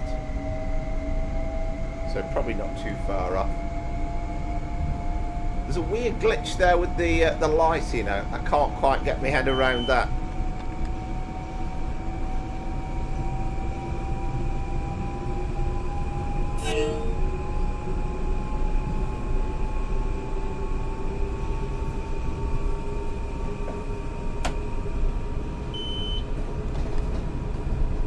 I wonder how long we're going to have to wait for Crew Preston as well. You kind of imagine that might be out of the next... I'm kind of thinking 2 or 3 weeks.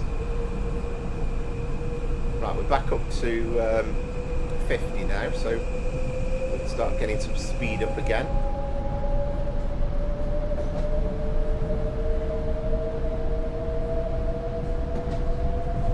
Funny, isn't it?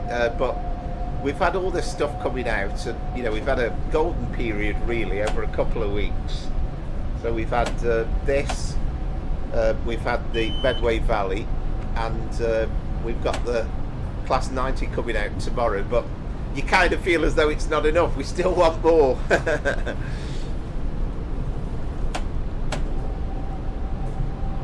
But I do think that out of anything that's come out, I think Crew Preston is going to provide many hours of joy with such a variety of stock. Yeah, I would have thought so, and they don't tend to be honest, announce the actual day, do they, in the roadmap? And that'll be after Easter now, won't it? Right, we're up to 80 now, so we'll get some speed up.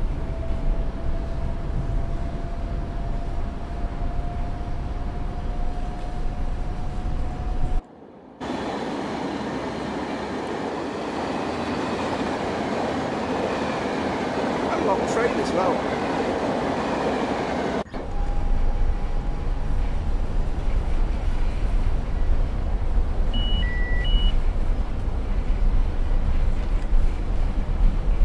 I've kind of learned from Matt with this. He said that if you're in doubt as to whether you press a button or not for the alarm, just keep pressing Q.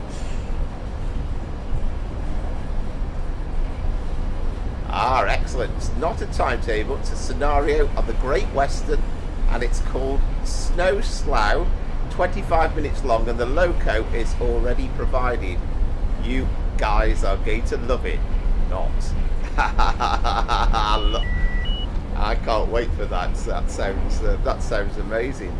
And again, I think maybe you got the idea, because I said last week that I don't tend to do the scenarios, so that's a good opportunity to try something different. And you get all sorts of guidance as well with the you get a little bit more guidance with the scenarios as well than you do in timetable mode sometimes. Good evening, King K. Hope you're well.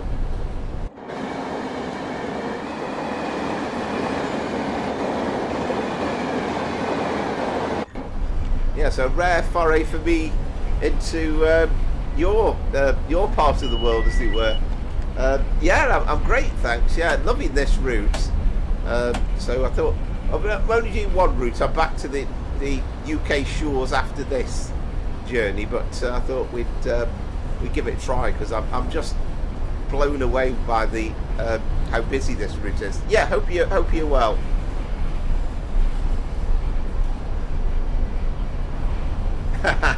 Wait till you see it, she says. Yeah, I think I might take me top off, because I've got a feeling I might be doing a bit of sweating once I get underway.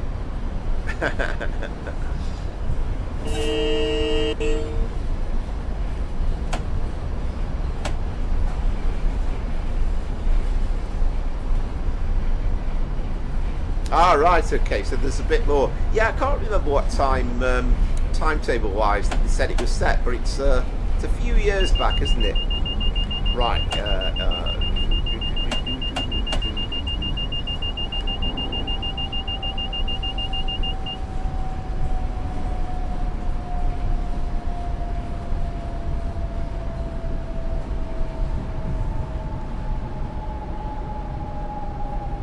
down to 45.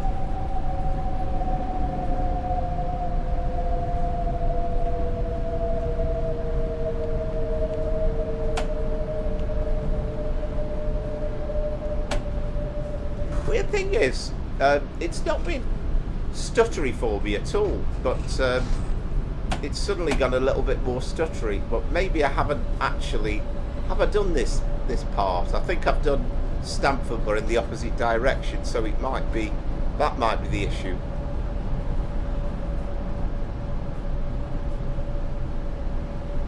Ah, excellent. A little livery for the 375.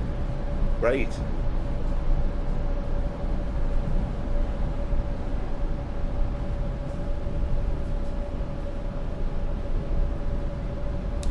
Yeah, well, it's kind of.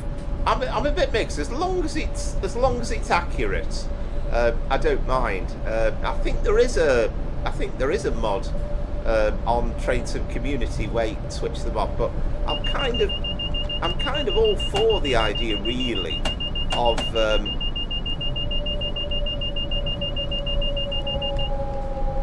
I'm kind of all for the idea of having accurate braking systems and safety systems. I think it's pretty good.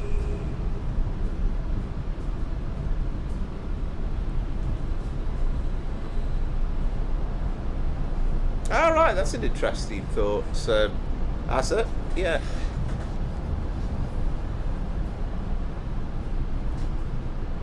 I used to have a video capture card years ago, but it's a lot of these things tend to be more integrated these days, don't they? Ah, right, yeah, I suppose there's plenty of variety, isn't there, that you could put in. Ah, right, will it really? Okay. Yeah, what did you think about... I was delighted that we've got both stations in there, but it's... and again, I guess it would be too heavy frame rate wise, but it's a shame that we haven't got the concourse model, because it's so famous, isn't it? The clock and everything. I've not seen it in real life, but I know that Grand Central's you know, a very, very interesting station.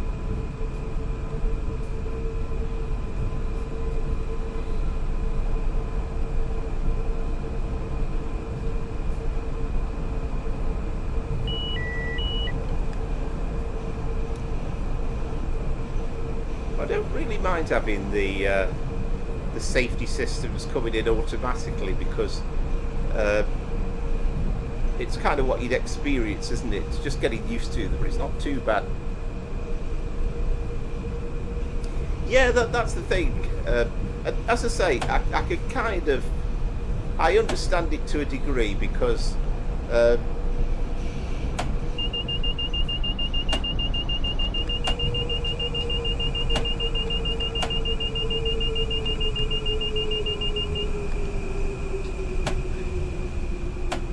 I do understand it to a degree, because oh, have I caught myself this time? I think I have.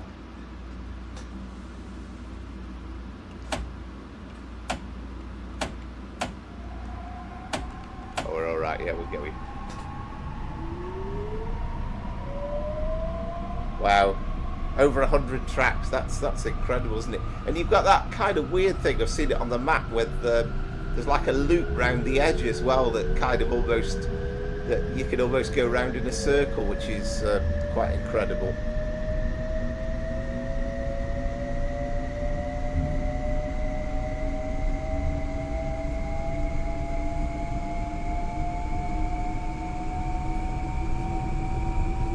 But I think the stutteriness is more to do with the fact that right, okay, we need to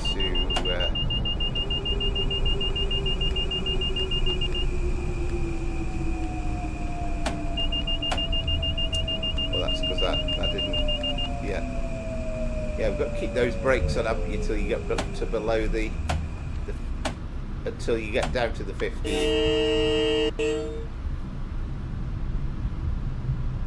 Yeah, I think that's incredible, that is. It's like a kind of a U-shape, isn't it?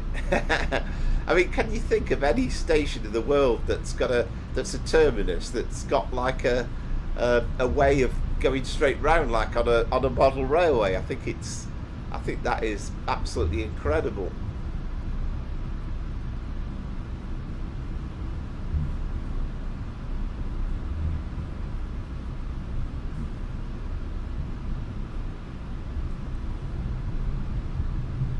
Yeah, I know it's slightly annoying, but the thing is, as long as you obey what it's asking you to do, then you don't have a massive problem.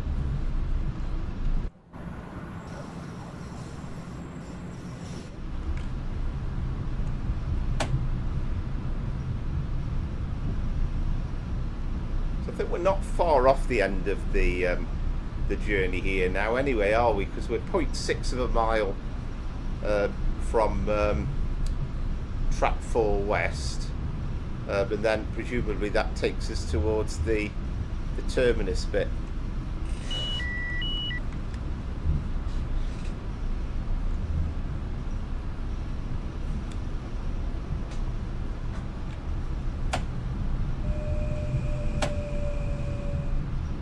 Yeah, I bet a number of you were expecting a Class 87 in the snow on West Coast Main Line over Shap.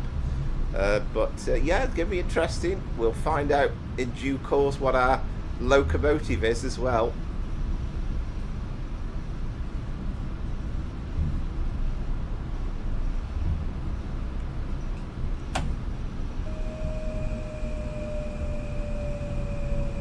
I wish there was I mean, you've got coast, but I wish there was a kind of a button where you could like hold the speed.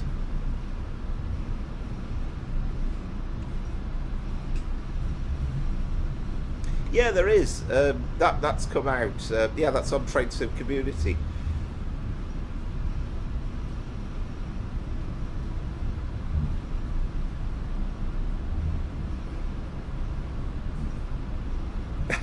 Predicting text, I love that.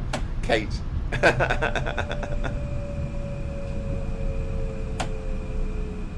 So we are crawling a little bit, but we are 15. So this is taking us towards the end of the journey.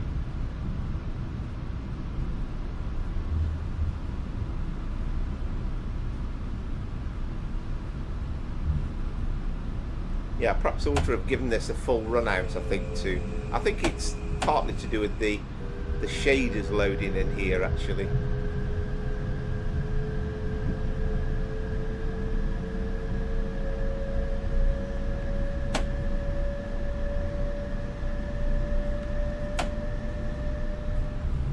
We are going uphill slightly as well. So yeah, so where are we? Yes, we can't be too far away.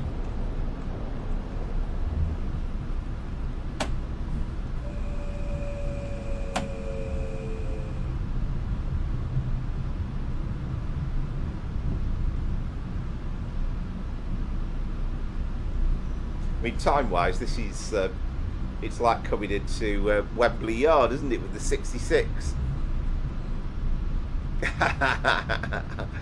Yeah, looking forward to it. We will find out very, very soon now.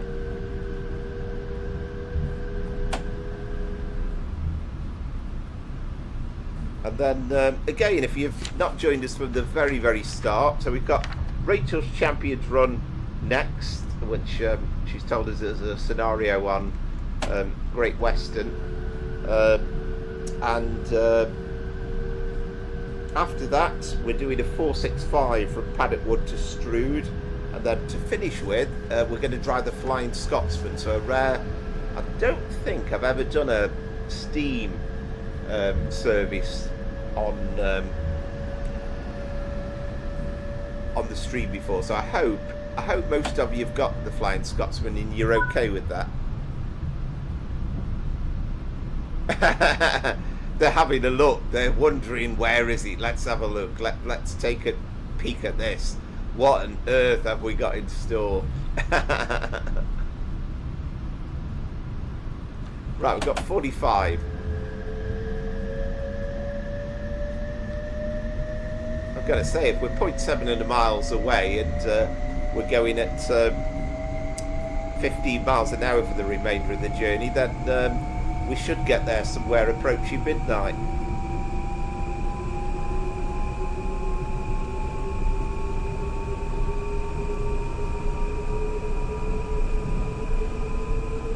Yeah, they're all very, very intrigued as to see what this is all about.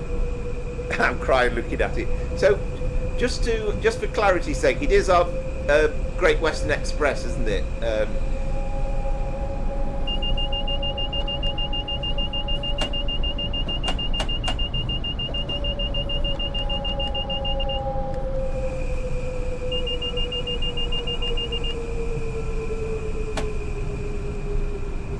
The thing I can't get used to, and where I kind of go wrong with that speeding a little bit, is I tend to start braking, and then the alarm goes off, but then I start reducing the braking, and then the alarm goes back on again. So that's the only thing I think to watch out for.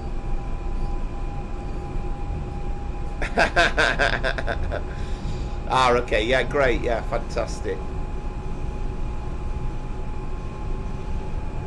So, but this is supposed to be half an hour, but it feels as though, I don't know how long ago it was to set out. In some ways, you probably find the end-to-end services are probably more interesting, really. I think perhaps these ones like this are a little bit more tested.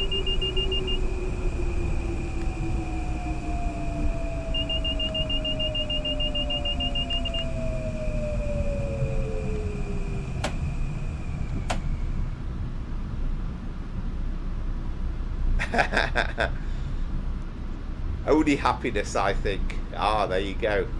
Yeah, it's going to be good fun.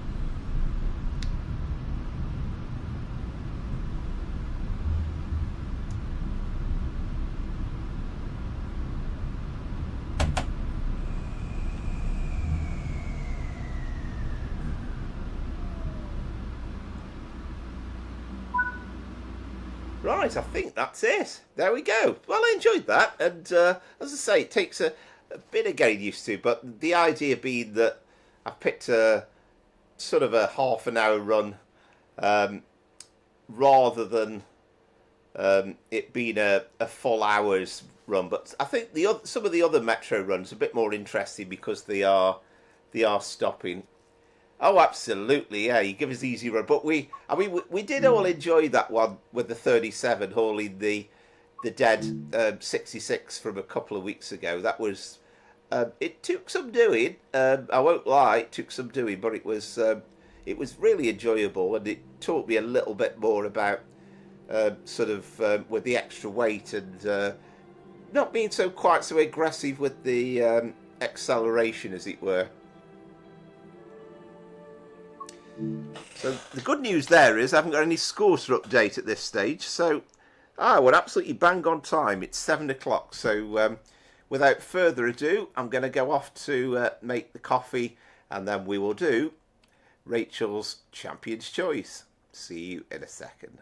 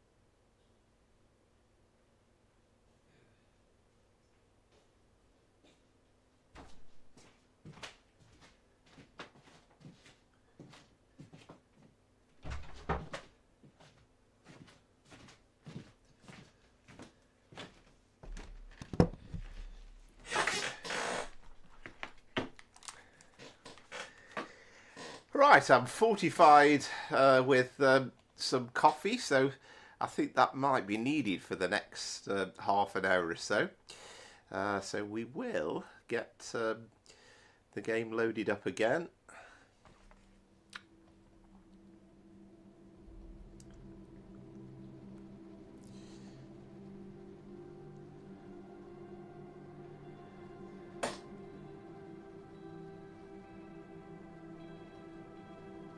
Weirdly, oh, there we go. Yeah, it's a strange game sometimes. I could hear the music, but I couldn't actually see the game then. So it's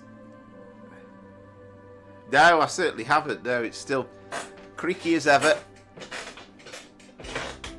I say there's occasionally nuts and bolts keep falling off it every now and again, and I've no idea where they've come from or what part of the chair it is.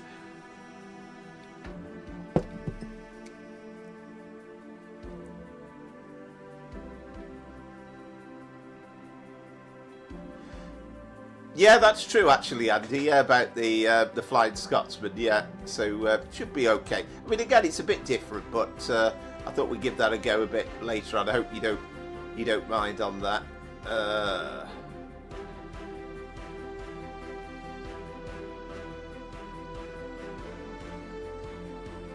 Right, snow slough. I'll just make a note of that so that I know what I'm looking for.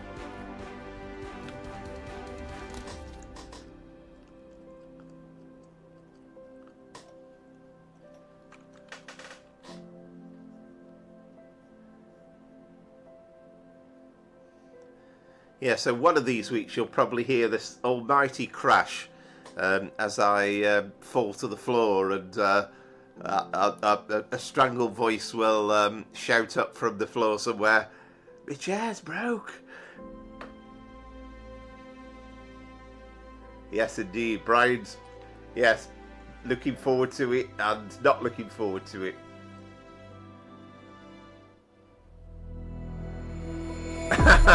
Gold-plated air suspension chair.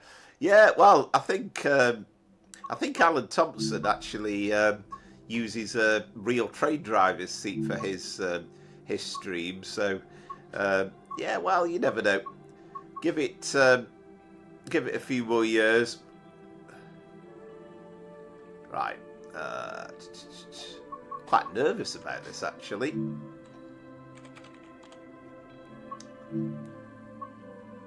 Now, timetable, no. Scenarios. So we are looking for snow slough. Right. Take control of a Class 52. Oh, there you go, Pete. You're going to enjoy this one then. In heavy snow and attempt to complete the journey to Paddington.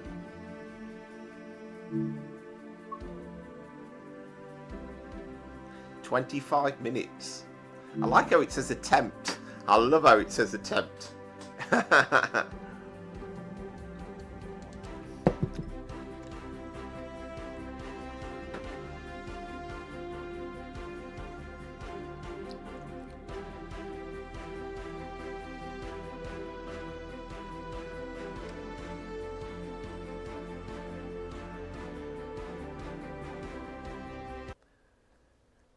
There we go. Snow slough.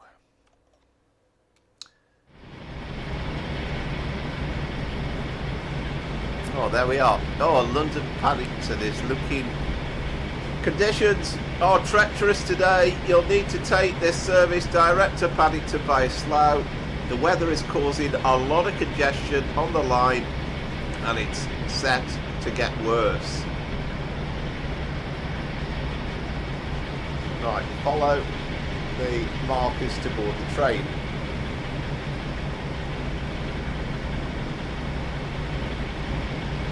Oh, is it one of these where we've got to do the back thing, I think?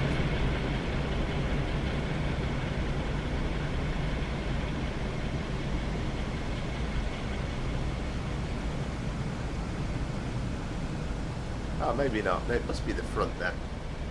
There's no markers. I don't know why. Yes, I'll put my DSD on.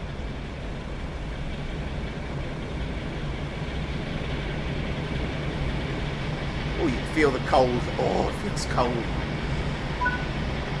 Ah, there we go. There was a marker there, I think.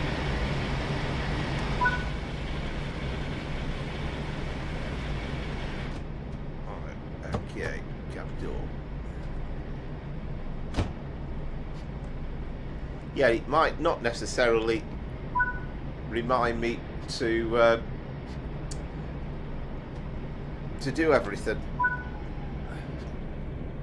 Right, so unlock the doors, and yeah. Wow, look at the weather. Right, AWS. This is a safety announcement.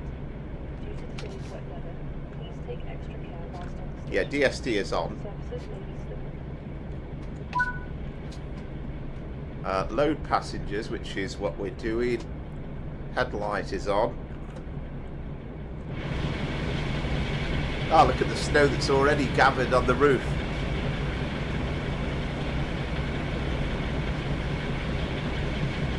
Yeah, I think we talked about this the other week, didn't we? We concluded that, yeah, it's fixed on the oh,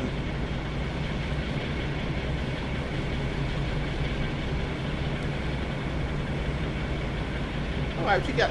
You're supposed to get a head code marker there. I can't remember. Yeah, might have to get the wipers on for this, I think.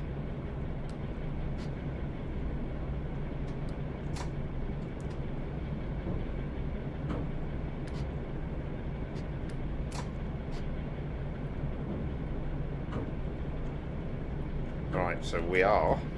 So I've got a funny feeling that set the brakes are running yet. I've got a funny suspicion that it's not going to be any good just whacking this into full power.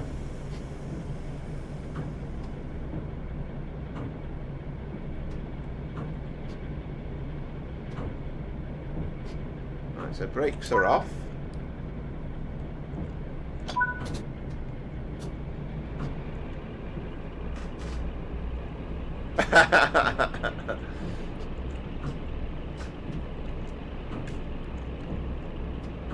Oh, look at this. I love this. Wow. Look at the visibility. This is absolutely incredible. It is kind of a winter's evening.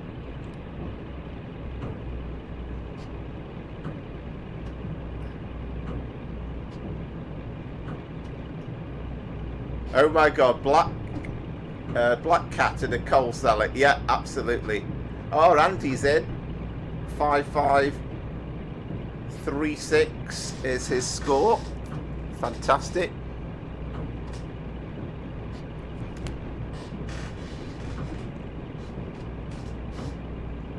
This is amazing, isn't it? Can't see a damn thing.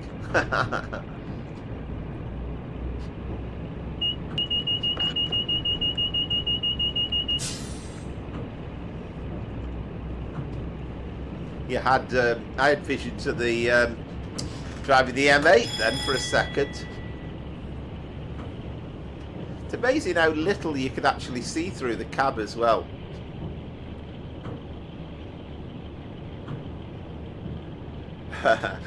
Yeah, you could whack it into full power, but you might roger the void hydraulics, yeah. Yeah, amazing, yeah. And that's the thing, isn't it? Because at the end of the day, when it's the day job, you can't order the nice, beautiful weather.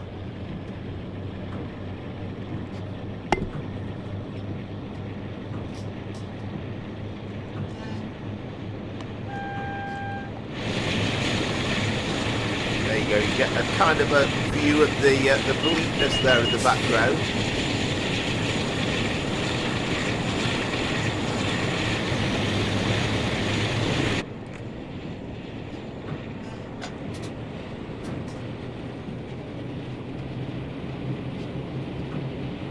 So we're all right. We're coping so far, and I think that's the comparison with sort of old trains as opposed to modern day trains. I mean, most modern day trains have headlights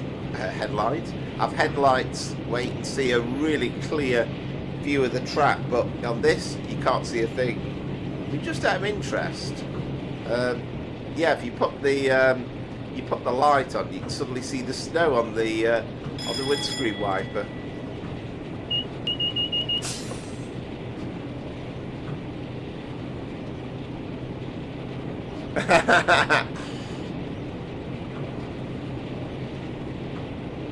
Yes, indeed, April.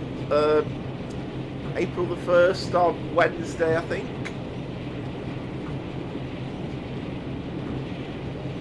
Yeah, I mean, those old, I mean, this is Mark II carriages, isn't it? But the old Brell stock, the old Mark 1s, Mark 2s, into the Mark 3s would be very, very warm indeed.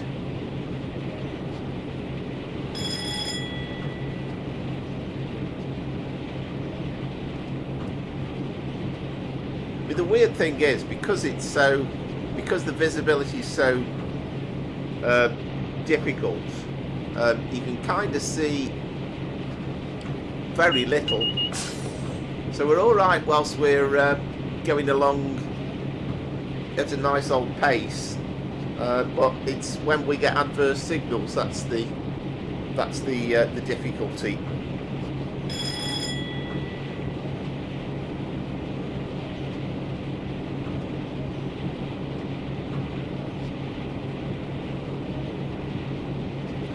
Yeah, this is a fascinating one.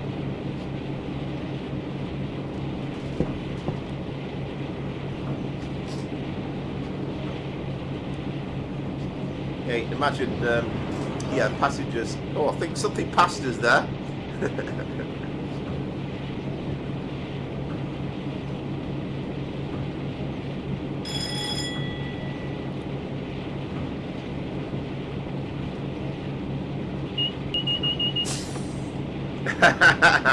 Yes, indeed. Yeah, I think that was it a 101? I heard something go past us. I've no idea what it was.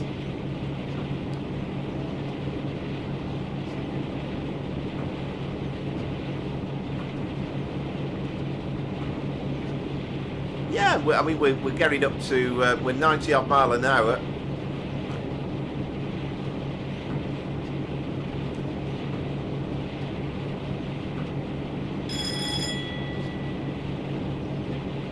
Yeah, very, very good fun. Oh, I can see that signal. Oh, station.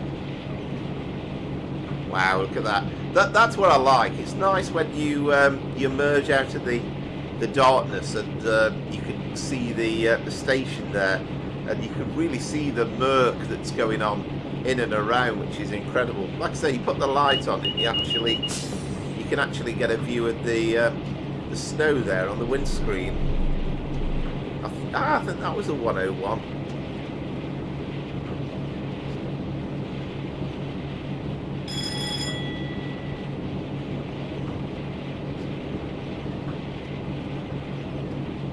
Oh, I see. I'm getting an alarm. Don't know how to cancel it. It's just the usual. It's just the usual DSD, isn't it? So just the Q button. So just the same as any, you know, any acknowledgement, whether it's signal or there was a bit of lighting. Oh, this is fascinating as well. These yards, this eerie, like ghost-like view that we're getting as we're passing through bits. The thing that I find amazing, and we might come up against it. We might come up against it at some point. Is you almost lose your bearings of A, you've no idea what track you're on, and B, you don't know where the signal is. So even if you see an adverse signal, you're going to be slightly disorientated trying to work out where you are. You can see there was a green signal which was actually up above us, but it seemed to swoop up from the ground a little bit.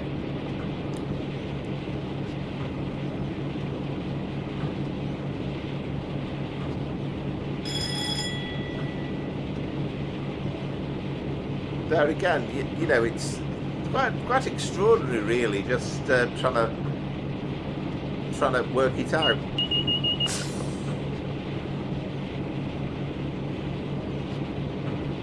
And if you're driving a more modern piece of stock, you will see the track ahead, and it's slightly easier.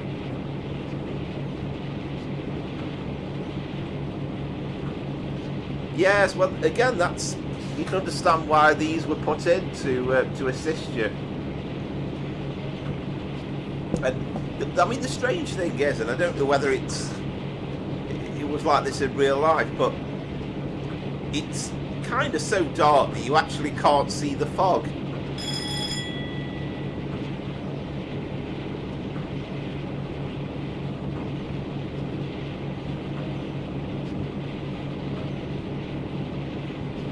Well, there should only be the either the AWS or the DSD, isn't there? There's nothing else on here. I mean, that's the DSD there.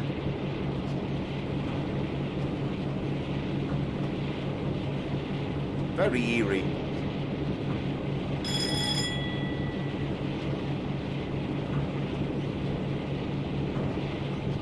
Yeah, I'm finding it ever so weird how the signals just appear from nowhere. You're kind of having to feel your way through. Yeah, wow. No, that's really interesting. And again, it just shows it's like one of those things that I've kind of not really tried before. So again, it's just a different experience. And I guess again, because you've done it in real life, then it's quite interesting to do. See, that's the DSD, Brian, and yeah, it should be easy to cancel. You haven't.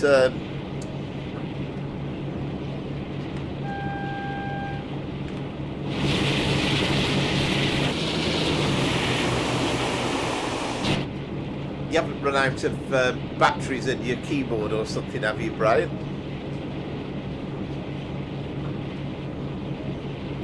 I've had that happen to me before in the middle of the stream, where I'm thinking, why can't I operate anything? And then, of course, oh, the battery's gone. One of these weeks, actually, that's something I must check, because one of these weeks I'm just going to run out of battery power, and then it'll be right. I'll be back in half an hour when I've got some new batteries.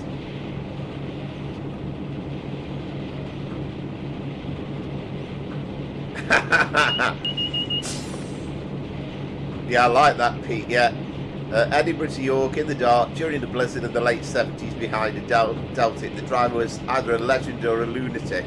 A legend, I reckon. Ah, right. Strange.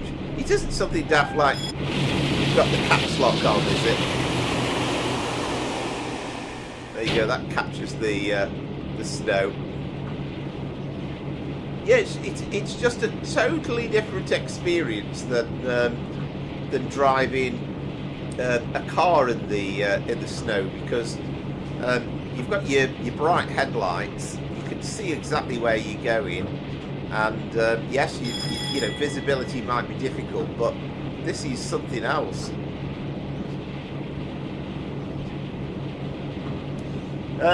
Good evening, Andrew. Yeah, no, that's all fine. Yeah, we've got we're just past the half-time marker, so we've got a couple more runs to go yet. We're on Medway Valley again after this, and then we've got so we've got a 465 on Medway Valley, and then we have a Flying Scotsman run to finish with. Oh, this is the bit I was worrying about.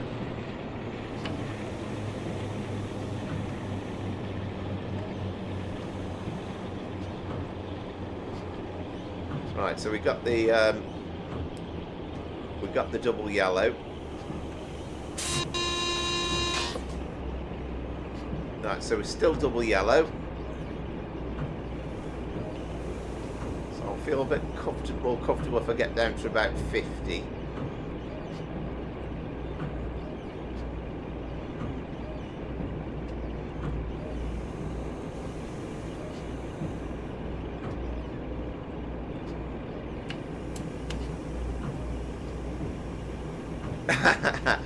Yeah, absolutely. And the thing is, although it's obviously not something you would experience day in, day out, we're not like we have snow for weeks on end, or not normally anyway, but I'm sure every driver, particularly the drivers from that era and Rachel's era, would be well familiar with this.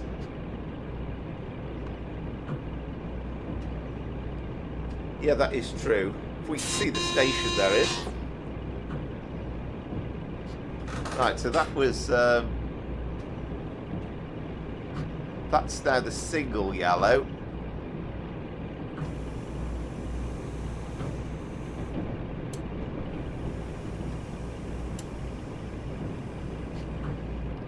Right, so if the next signal is after the platform, then I'm reasonably happy.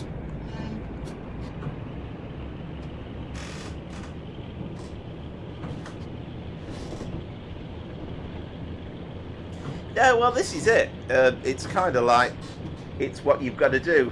I was going to say a man's got to do what a man's got to do, but same difference, you know what I mean? It's all part of the job. And but yeah, it's very, very interesting.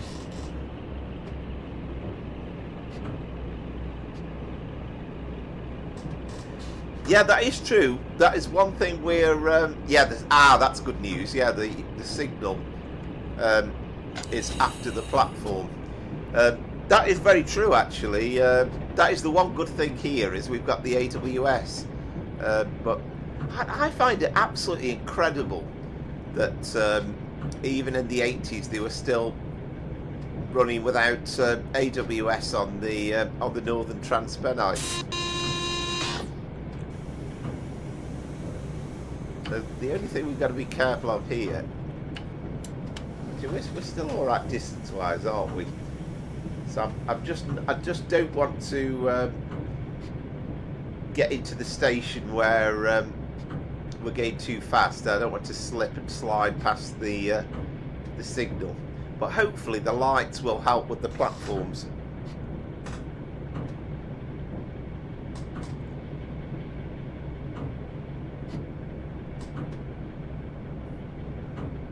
Ah, okay, yeah, Formula One. Was that the another early morning one, was it? It's funny, isn't it? Here we are, we're 400 yards away from the platform, and we still can't see it.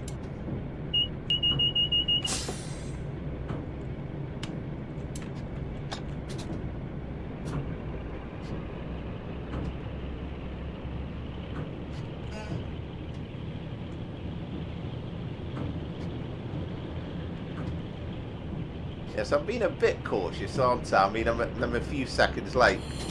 Right, that's one occasion. Now, here's the platform now. Oh, my word.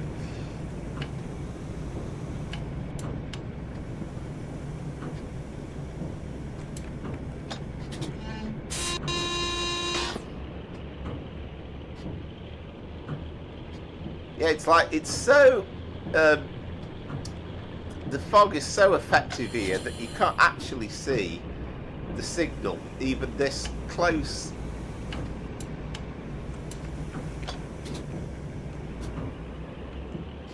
I didn't want to. Oh, we didn't quite stop. I thought I do not want to stop this close in.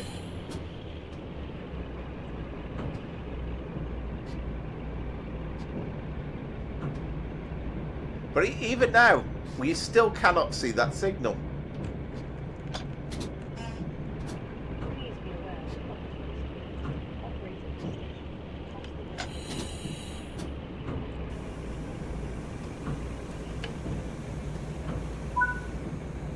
Right, there we go. Due to the weather, we're going to have to terminate the service early. shut down the train. We continue once the line has cleared.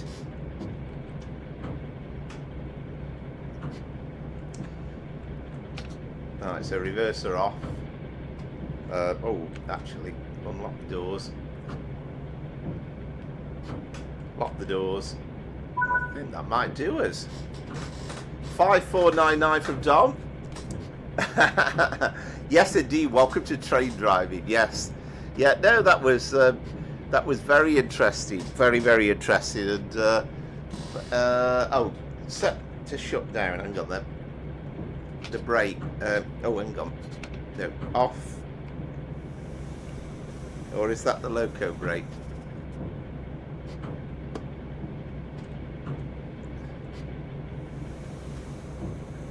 Driver brake, which... Oh, driver brake, yeah. Okay. There we go. Set the master key to off. There we go. Disembark from the train. Well, that should be the easy bit. I'm going to keep my lights on though, so I'll see what I'm doing. Oh, just decapitating myself through the door.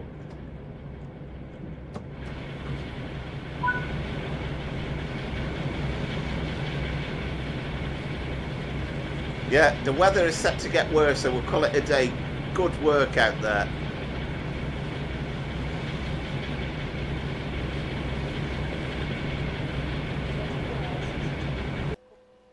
Oh, there we go. Yeah, that was fantastic. I really enjoyed that. So 5513 from me. So very interesting. Something totally different than we've done before. Dominic was 5499.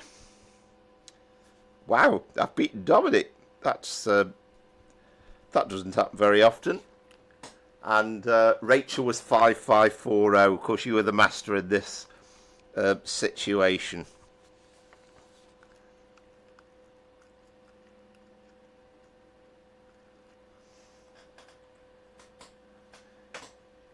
Yeah, very, very enjoyable. Yeah.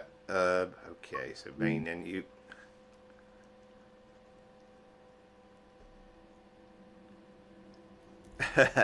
Yeah, it's just seems to me that, I mean, you know, you talk about route knowledge, and particularly with the older trains where there was very, very poor lighting.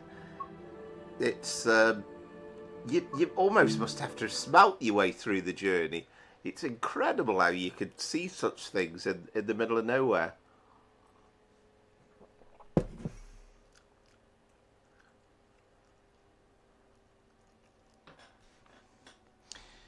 But yeah, really enjoyed that. So let's start getting the scores up. I think we are waiting for Brian and Azza, aren't we? So I think Brian might be a little bit far behind because I know you got an AWS or a DSD brake, didn't you? So here we go. There's Brian, 3579. That must have been. I wonder if. There must have been some safety system issue there. But it was very, very good. Yeah, really good. And I think we're just waiting on Azza. Unless he's banging his head against the desk. But yeah, that was tremendous fun.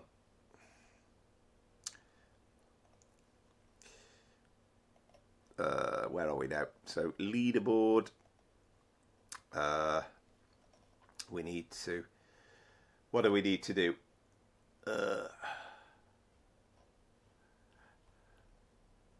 New round. That's it. Right, so Andy, 5536, which was a good score.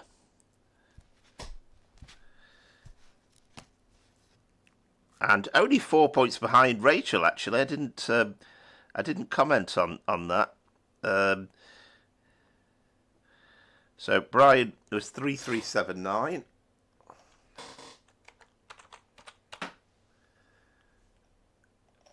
Dominic was 5499. I was 5513. Shame I'm so adrift on the first round, really. And Rachel won the round with 5-5-4-0. Or I'd say she's won the round, but we've still got as a score to come in yet. So what happens there with the scoreboard? So Dominic has the lead at the moment, and a really, really good first round performance, despite not quite. I mean, it wasn't a million miles off, was it really, in round 2, but not quite up there yet. Southwestern as well we're waiting on, aren't we? Sorry. Yes, hasn't got the 52. Right, okay. Fair enough. Did you have you not got that one, by the way, Southwestern, or have I missed your score? That's everybody in, I think, isn't it? But yes, it's 465 next.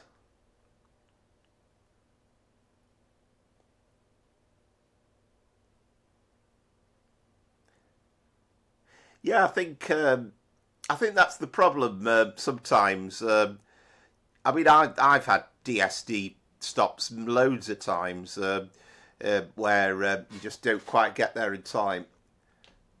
Yeah, that was excellent. Yeah, thoroughly enjoyed that. Right, so let's get the game loaded up for the next round. Oh, right, okay. Yes, I thought you might like the 465 Scoob.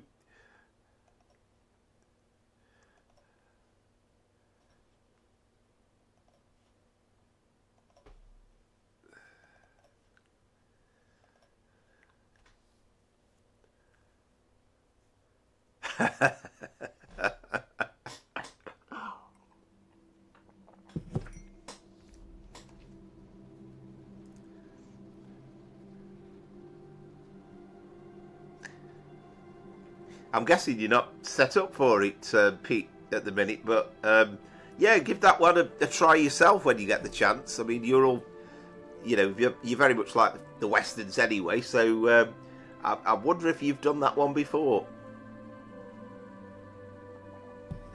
Oh, Scooby coming in. So we are going to return back to the sunshine, the daytime on the Medway Valley. And we are doing 2 Tango 33. Although sadly we can't do the full GSMR job. I think now that we've got a GSMR in the 375, we kind of need all the other locos and units to be upgraded to include it to the same standard. Be good too if somebody can do a mod where they put the announcements in for the 465 as well.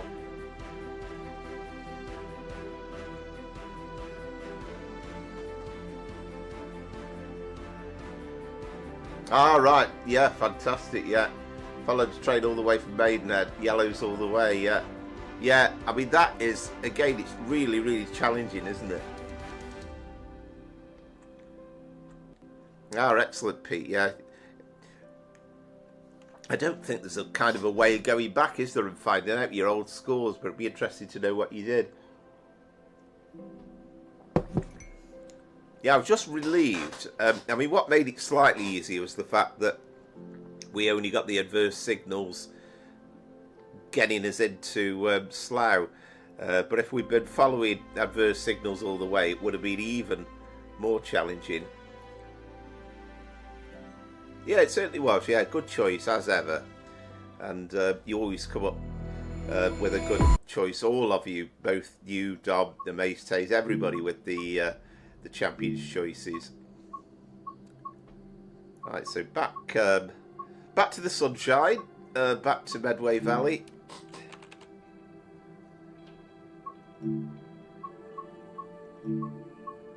465. Again, you get this little anomaly where you get 2 of them in there, even though it's the same thing. So what did I say now? 2 Tango 33, wasn't it?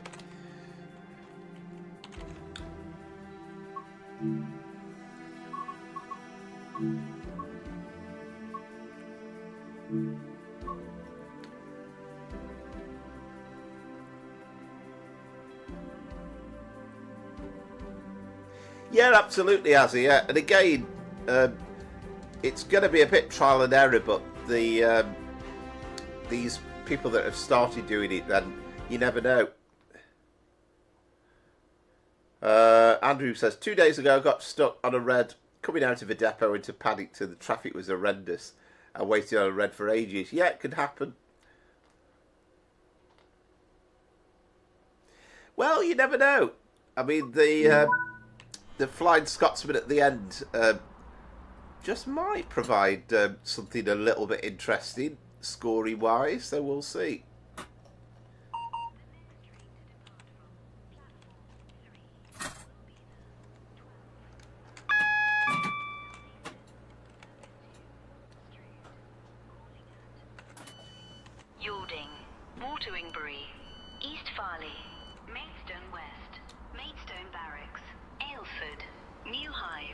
Snodland, Horling, Cuxton and Strood. This train has 4 coaches. Platform 3 for the 12:03 Southeastern, service to Strood. Well, we've got at least one passenger anyway. Oh, there you go. You can get on, sir. Yeah, there is some passengers at the back. I suppose they're observing the age-old thing that happens on trains in real life, and that is they get on where the train is near to them.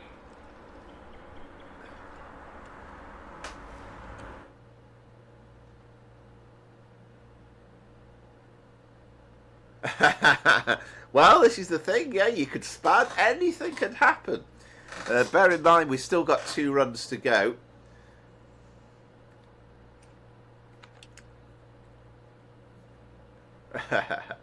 Yeah, 2 Tango 33 as the yeah.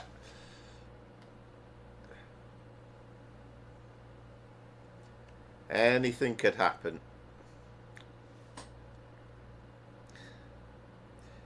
I think we were all waiting with nervous anticipation as to what the sounds would be like when this came out, and I think we were fairly surprised and pleased because they used the Armstrong Powerhouse sounds.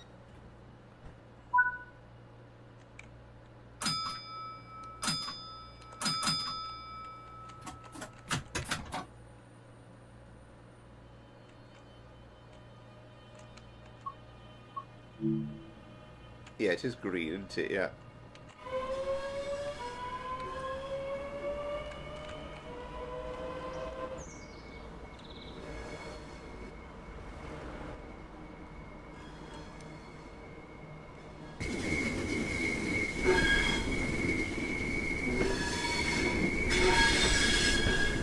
Hearing that sound, isn't it?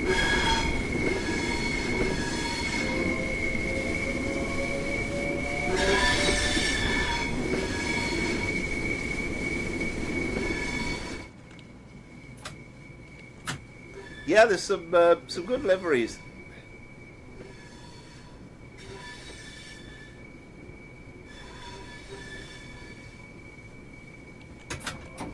Yeah, I think I've stopped on there on Train Sim Classic, Herne Hill. Again, I remember some of it. And again, I personally find it slightly easier to control than the 375. You get a lovely view out of the cab as well.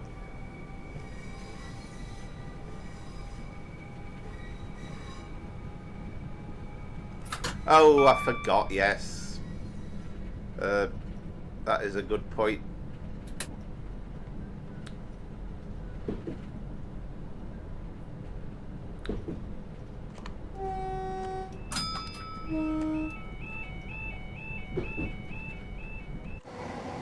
Yeah, we've got the headlights on at least.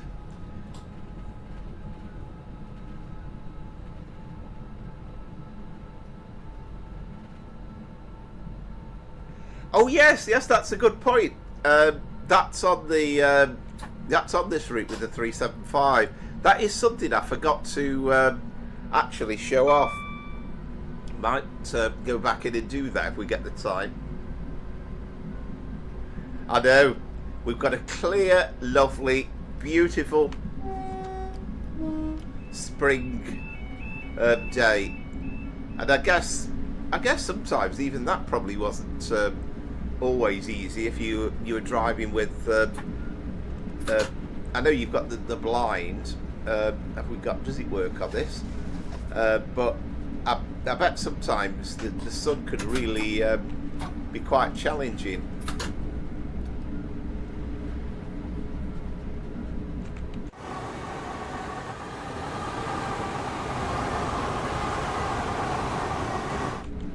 Yeah, again, are the sounds coming through okay?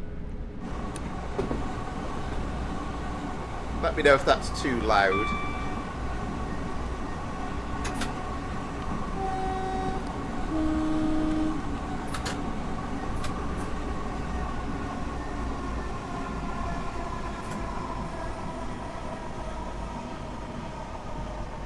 Try and keep my eyes on the prize, as it were, in terms of coming in for the stop. Much easier when you're actually driving.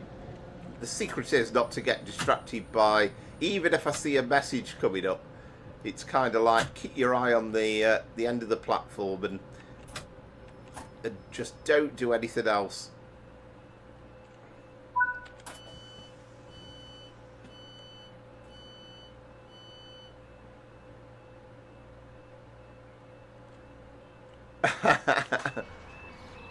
You see, I think aesthetically, I think the 465s are nice trains. I think that looks lovely.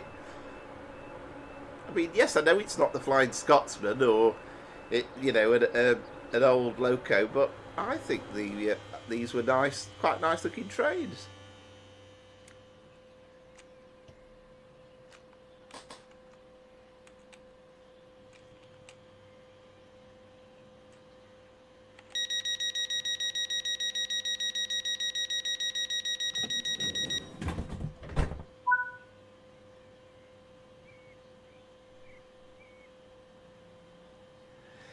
Yeah, that's the thing, isn't it? Yeah, driving eastwards in the morning, yeah, into Paddington, yeah, I can really imagine how difficult that was.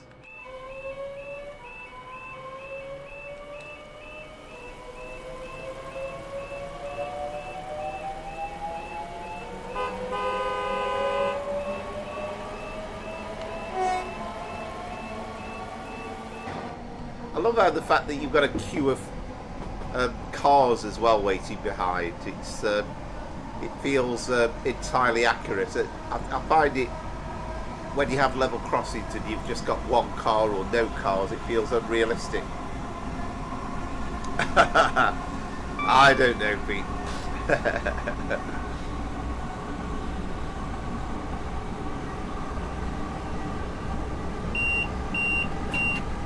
The thing is, it's one of the older of the newer trains nowadays. I say newer, from the 80s. So it's kind of a nice era, and it's just good to drive.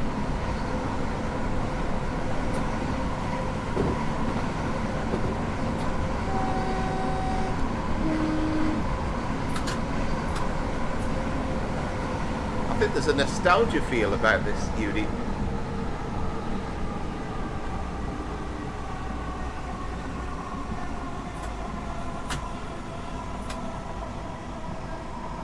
I mean, I would absolutely love to have some of the older stock in the game.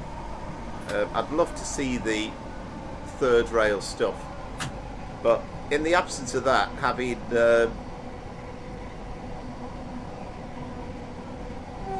modern stuff in there and having this unit as well. I mean, remember, we could, if we hadn't got the 465, you'd only be able to drive the 375 up and down on the stopping services. So it's a nice little variation.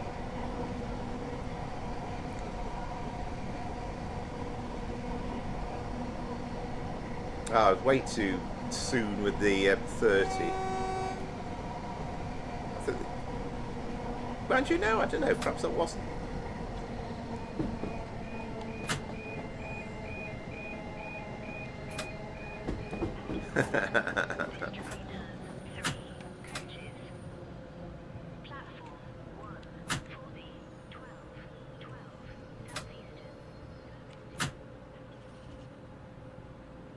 I haven't really observed passenger-wise if there's a lot of passengers or not. I mean, I imagine probably a service in the middle of the day like this wouldn't be tremendously busy anyway.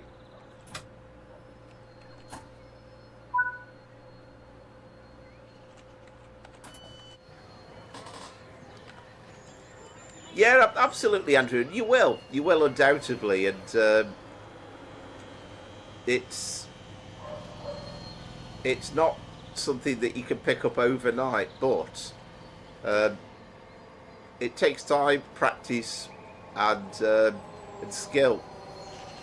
Oh, we've got another. We've got a 375 coming in.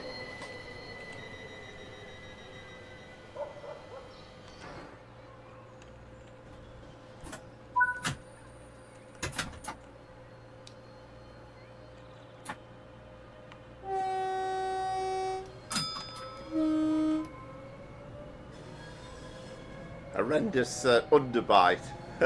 Think of the vets bills and specialist food. Fascinating sound though, isn't it? It's like almost like a UFO taking off. No, that's me, I think. I don't know, with me it's some weeks and some runs. I like to think that I'm improving, but there are some weeks when I think I've gone completely off the boil, and it's just a little bit down to concentration.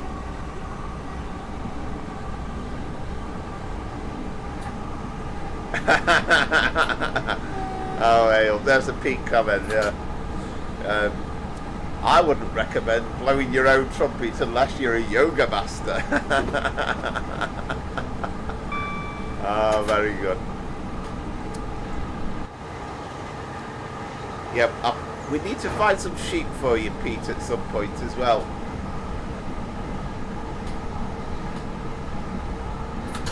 And if you spy any horses at a station as well, let me know. I believe actually there is a scenario up here where, and I've seen a photo of it, but there's an issue with the gate in the field, so there are literally sheep surrounding the station.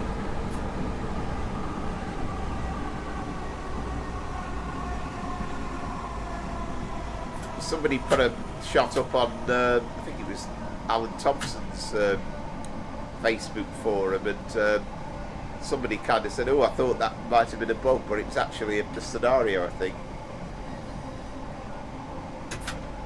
Oh yeah, definitely. Yeah, what's I have subscribed to you, haven't I, Andrew? Please tell me that I have. I must have a look at it.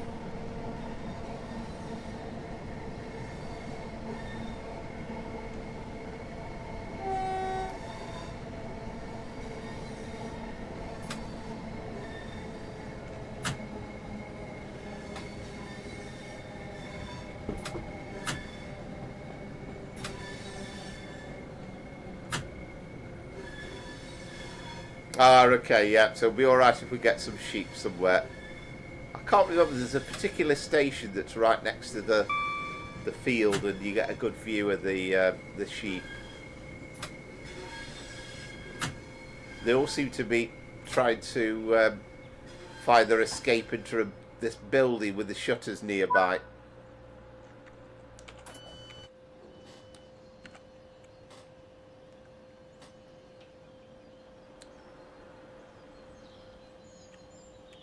That's nice. One of those old kind of garden benches, and oh, an old bus as well. I don't know if that's. I presume that's the right colours for the area.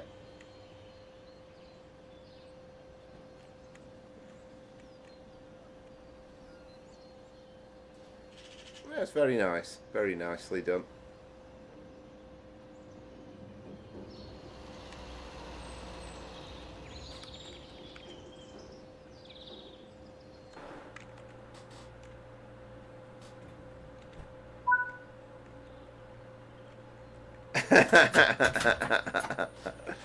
Yes, indeed. He is indeed.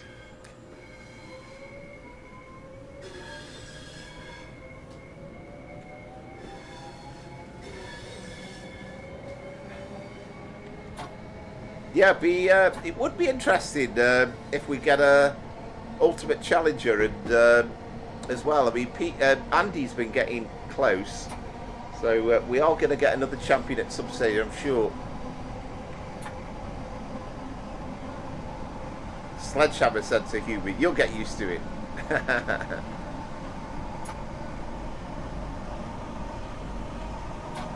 think it's... I mean, by the looks of things, it looks as though it's the first round that was the killer. And the problem is, if you have one... Anybody has one slightly substandard round, then it's very, very difficult to catch up.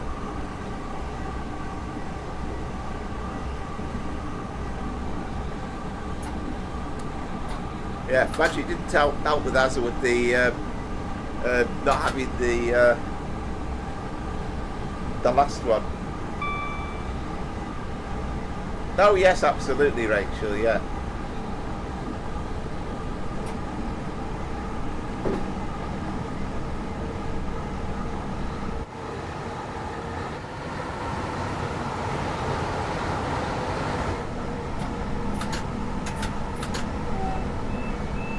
Yeah, they definitely did say that there was sheep, horses somewhere, didn't they? I thought that was sheep there in the fields there, but I think it was actually junction boxes or something.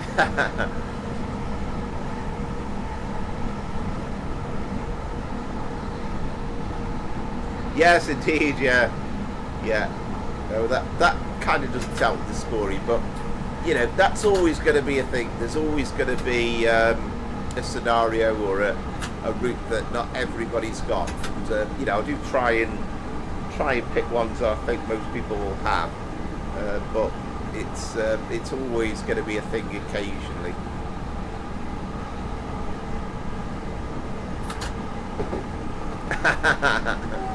Crikey, Peace! I can't imagine.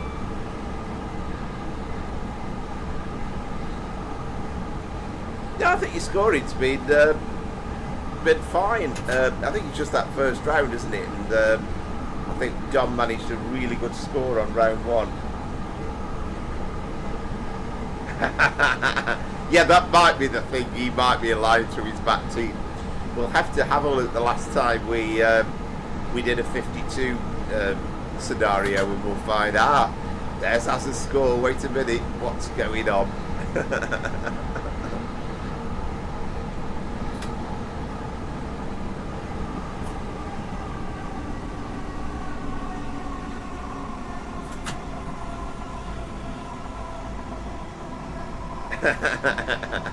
it might be the case.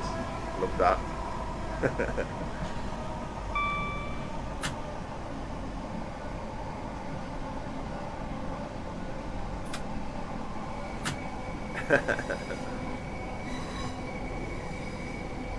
Well, there's nightmares and there's nightmares.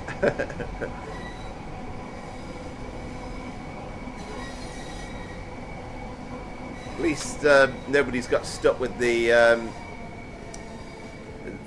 flirt on Train Sim Classic. To this day, I don't know how I didn't manage to get it moving, but I somehow completely defeated the thing, or it defeated me. I've tried it again loads of times since, and absolutely fine with it, and I still don't know why I couldn't get it to move. One of life's mysteries.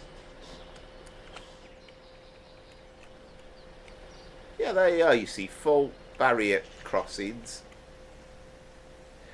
Just like the fact that you've got a little bit of extra foliage there as well, and is that the pub beer garden?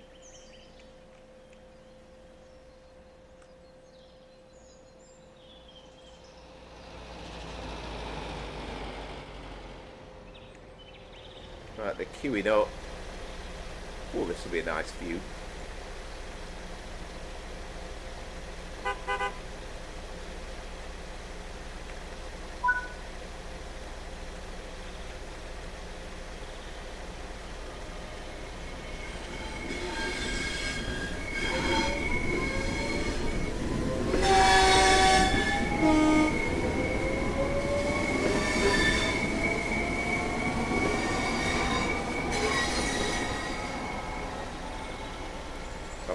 the doesn't take too long for the barriers to go up. There we go. Yeah, now the cars are moving.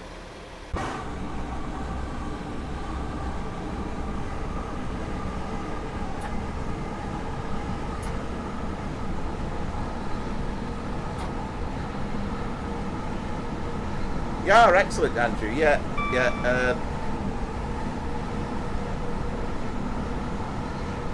The thing about the Western as well is you can buy diesel Legends, and you don't need the West Somerset one. So it's not compulsory to buy the, and also the West Somerset one didn't come with the West Somerset. It was actually released in its own right.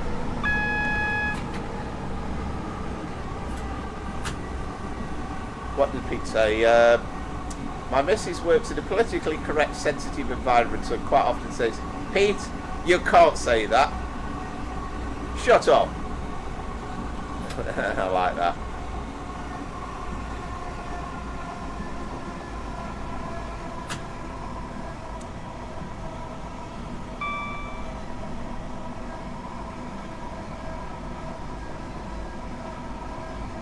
Yeah, absolutely. But like I say, you don't need West Somerset to make diesel Legends work, because it's there's a separate 52 that came out with diesel Legends. I'm pretty sure I'm right to say that. Anyway, I'm doubting myself now.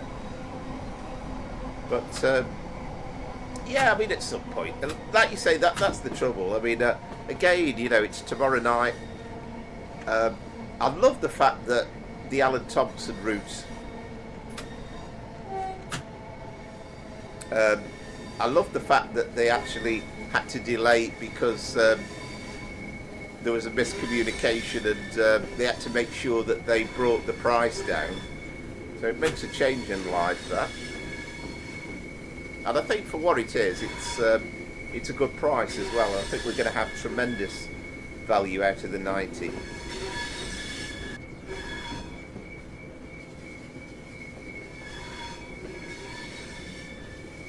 Oh, excellent, Andrew. Yeah, that'll be good.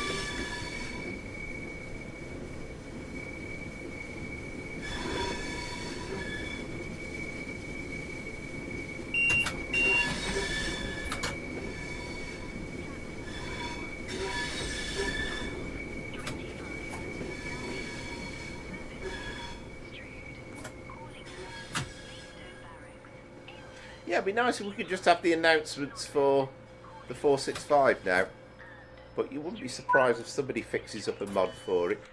Coaches. Platform 1 for the 12:25 Southeastern. Service to Strood. Why do we get yourself locked into these assets in the game? I remember Matt Pedalston noticing about that, and he was saying he was panicking when he first saw that. He thought, "Oh, what's somebody done to break the game now?" But In the interests of your safety and security, CCTV is in operation on this station. yeah, I think I need to get myself a life there if I'm studying whether there's any rubbish in the bins or not. But that's what I was doing. Ah, excellent. Yes, of course. That's you did say, didn't you, the other day? It was I can't remember the mate you said, Chinese mate, wasn't it? So yeah, hope you enjoy it.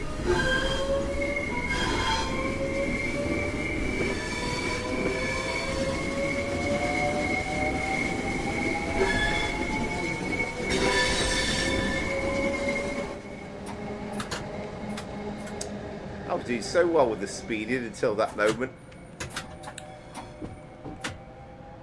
Yes, that was it. Yeah. A motor, right?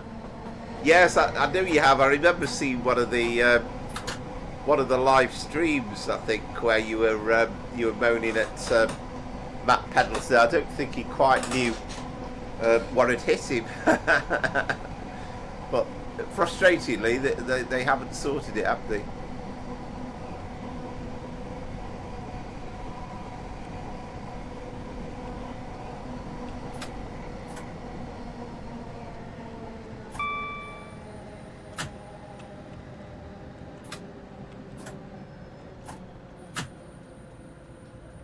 We've got a 375 waiting in the opposite platform. So I wonder how common it was for them to be 3-car or 4-car in real life.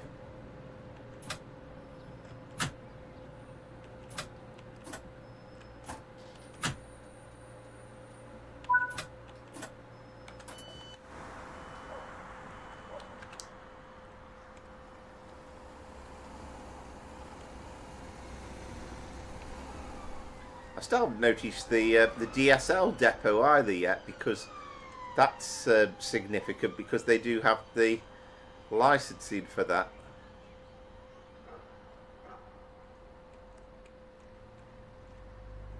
I mean, that's just a bit of detail there, you know, it's like not massively important, but a little bit away from the station, but proper kind of old fence panelling, complete with a gap in the wall as well.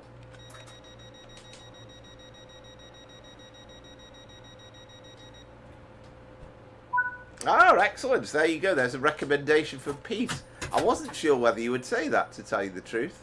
So, yeah, pleased to hear that.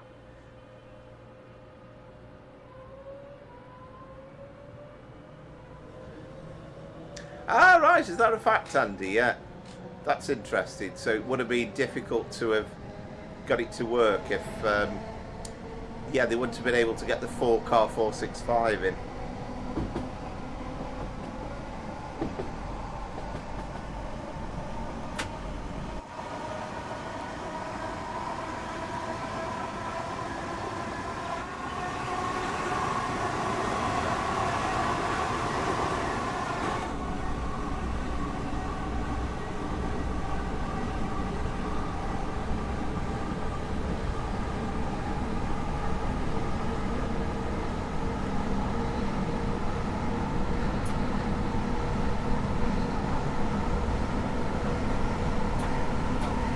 Check out BYD before you choose.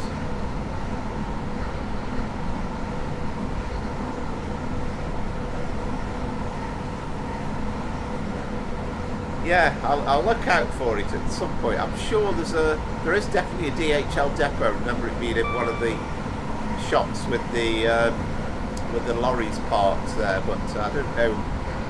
With these things, it's knowing where to look out for.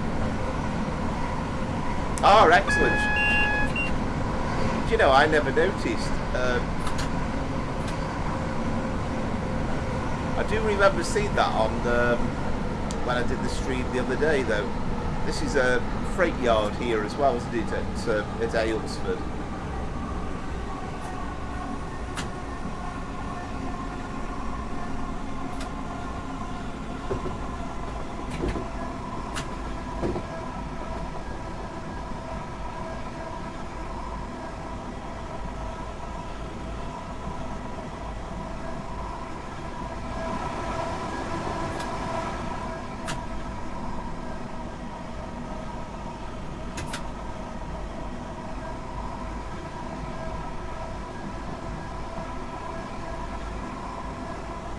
Ah, the 40's, the 40's miles away to past this signal. I should have I've kind of decelerated way too soon.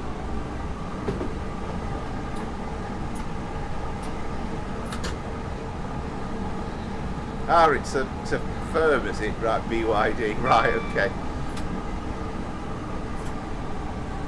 I don't know. AWS, DSD, ATS, BYD.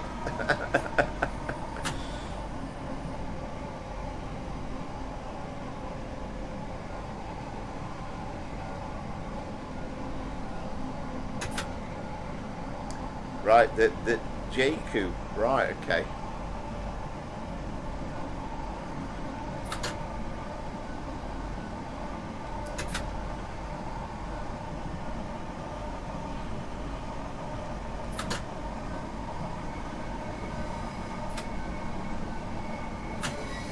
Yeah, plus you've got your motorhome as well, haven't you?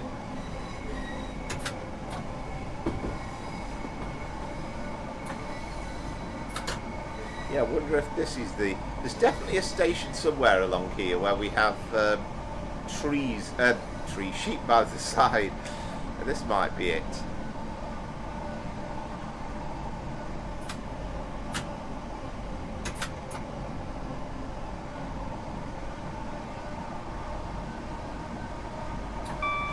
We definitely need a bit of concentration, these stopping services.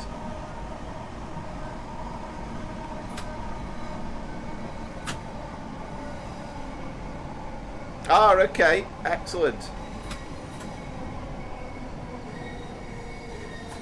Is that viewable from when we're at the stop?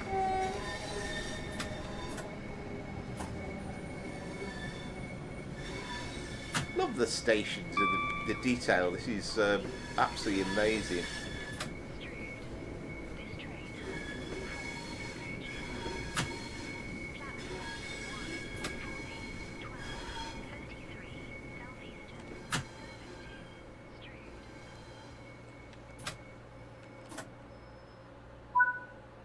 Oh, excellent. Yeah, Beamish.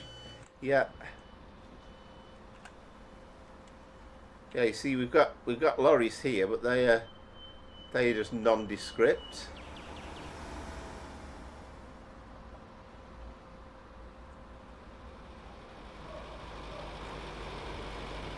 I didn't realise we'd got a bit of motorway in. Of course, we went under the motorway, didn't we?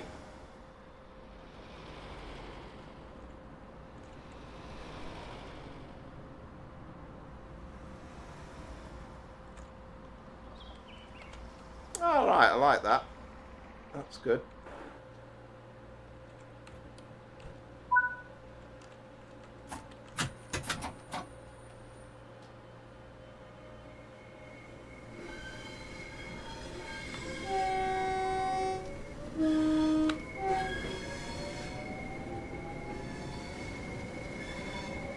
Yeah, it just sounds interesting. Never been to Beamish. I think my brother has, actually. I'm sure my brother's been there at some point years ago. And of course, you've got like the old setups, haven't you? Like an old fish and chip shop and an old sweet shop and stuff like that, haven't you? I think. Somewhere else, I think it is nostalgia as well. I've never been to Crick. For the tramway museum.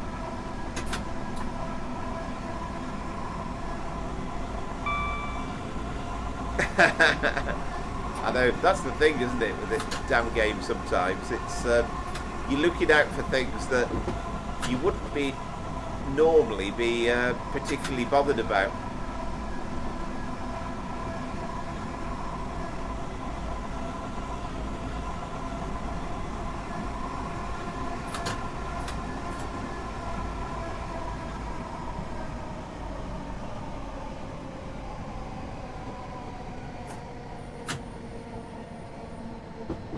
So coming into New Hythe,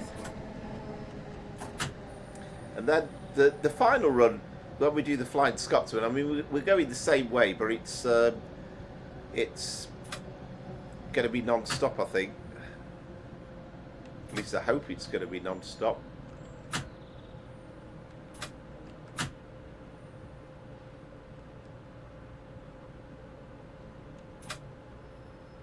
Morris Miners, right? Wow. Yeah, well, you're probably too young to remember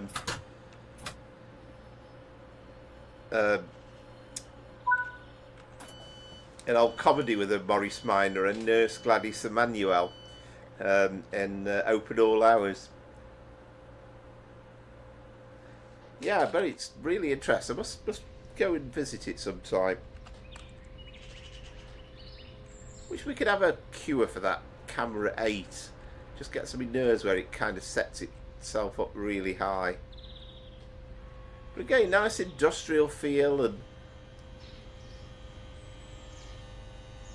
everywhere's just so busy.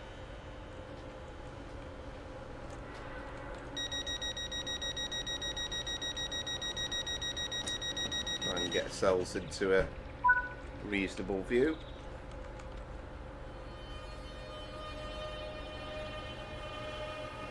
Oh, good evening, Oscar. Hope you're well. Well, I think it's hard to be on time, really. I mean, I can guarantee you that I won't be on time.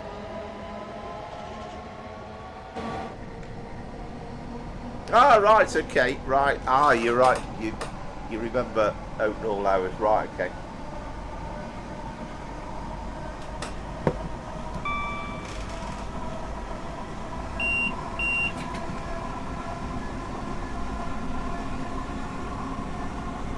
Yeah, I'll definitely have a look at your channel. I'm sure I'm subscribed to it. I hope I have. Anyway, if I haven't, I obviously will have a look.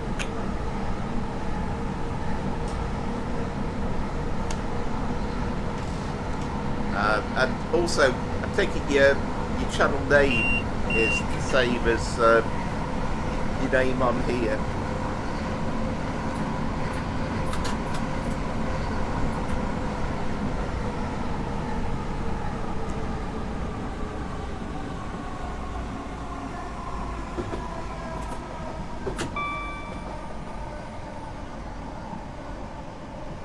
I'm hoping anyway with the Scotsman that once we get going that it won't be quite so easy to break the speed limit.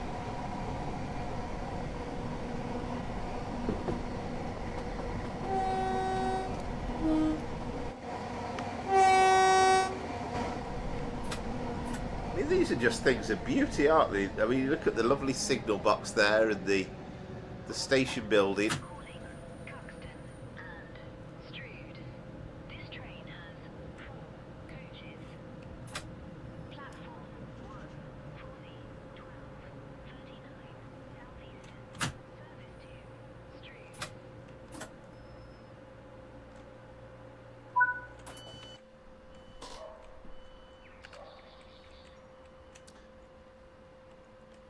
Yeah, so we've seen Snodder, we've seen that lovely sign already, so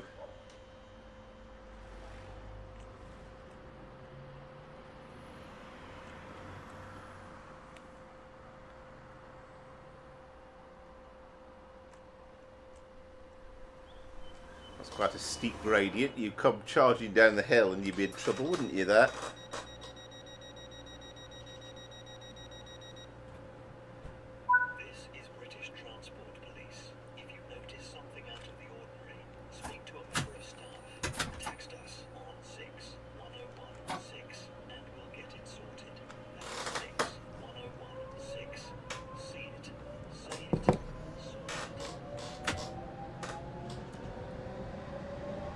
Right, so what have we got then here now? We've got hauling.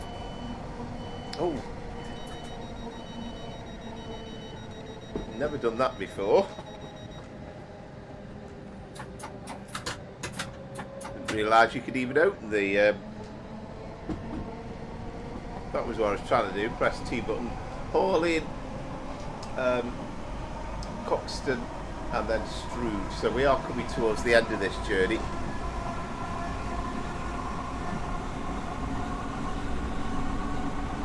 It's going a bit more rural. Still looking out for where these sheep are. There's definitely a station, I hope I haven't missed it, where you can actually spot the sheep right by the station.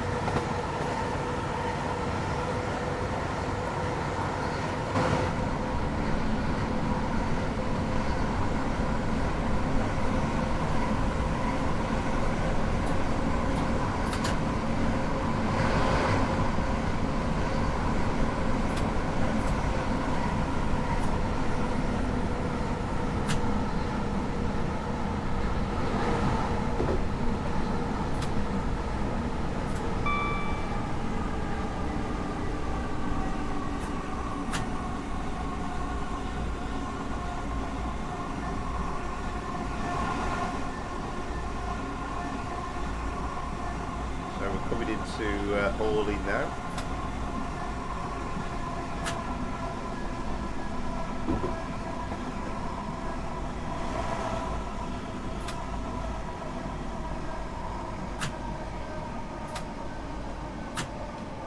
wondering how we're doing time-wise. Yeah, 2022. So I think we're going to be slightly late at the end, but hopefully not too much past. Could do with trying to get up early tomorrow. Actually, I've got a lot to do work-wise before I finish for Easter, so it's going to be quite a challenging week.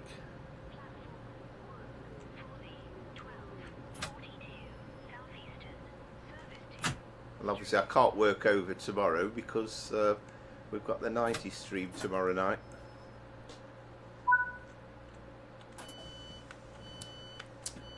Right. Left door unlocked. Oh, we're still right door. Right. We'll pretend that didn't happen.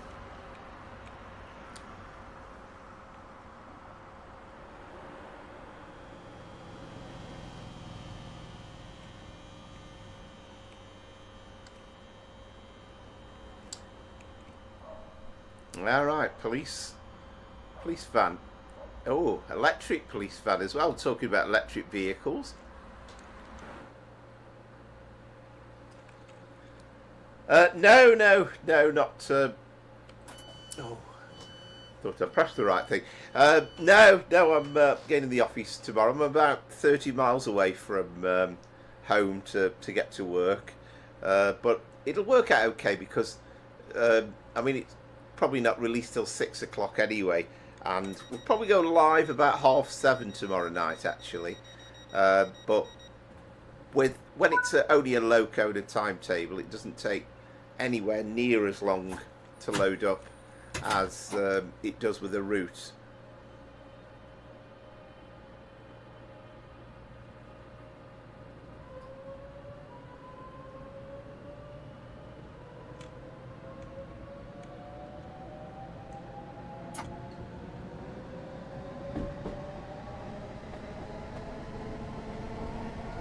Oh, Pete says,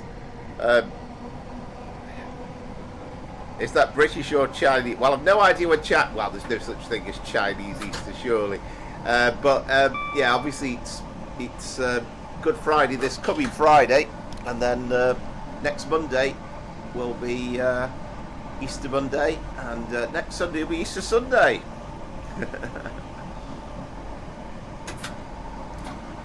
Oh yeah, so in Britain it's Easter weekend next weekend. Very much looking forward to having 4 days off. It'll be the first time I've had off since Christmas.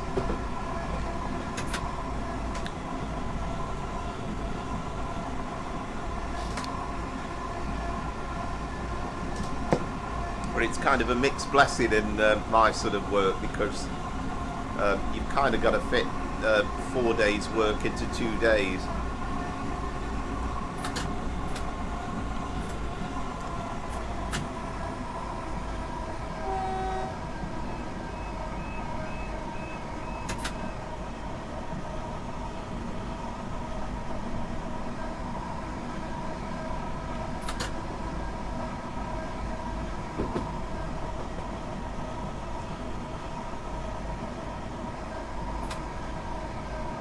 Might have missed these sheep, unfortunately.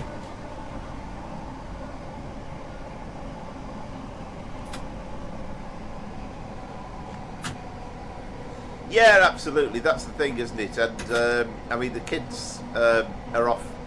It's literally a 2-week break for Easter as well, isn't it? So I don't know whether they've finished on the weekend just gone, but this is one of the main holidays then, isn't it? So they'll then, the next time they break up properly will be in time for the summer holidays, won't it?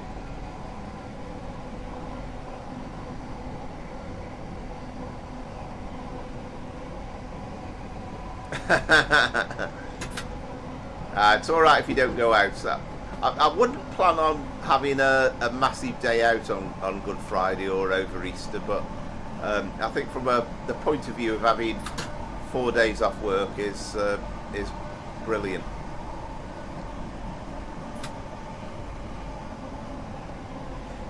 Yeah, it kind of will. There's just a worry in the back of my mind at the moment. There's kind of too much to do over the course of the 4 days. So it's quite busy at the moment.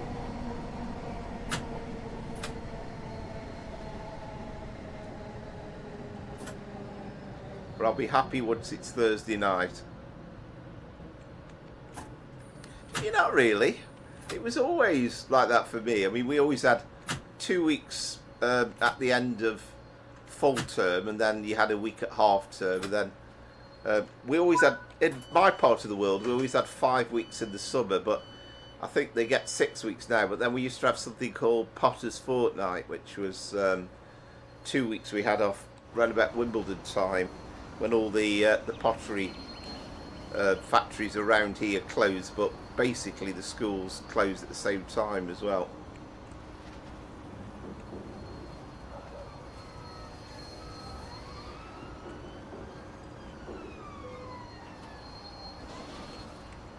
Now we've got some lovely scenery, but missing the sheep.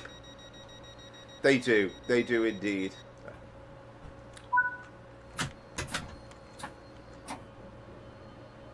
Randy's first in with 11,819. Excellent, thank you very much.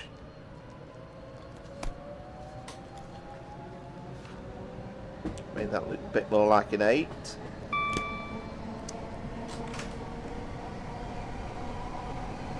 Right, okay.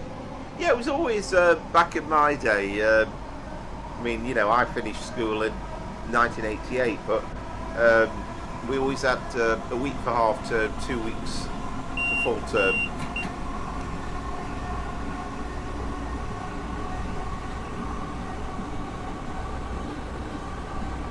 This is coming under the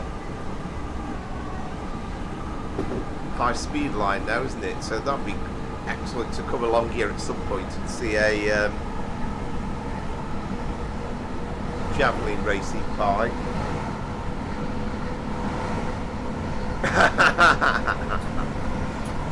Wow, that was the year I was born.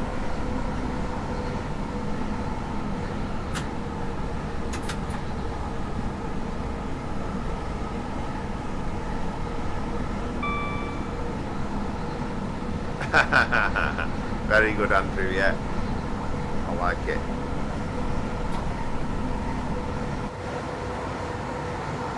Yeah, and again, the apex thing, I mean, I presume it's not accurate, but it's nice just having some more accurate, rather than just plonking a load of industrial park buildings in the background. It's nice to have something that's a little bit more representative.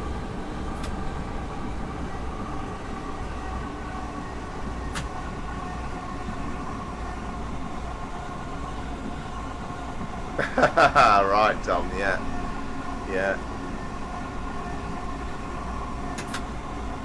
I mean, people always say you'd be, you know, they get bored, kids, when they were off for school holidays, but I was never bored.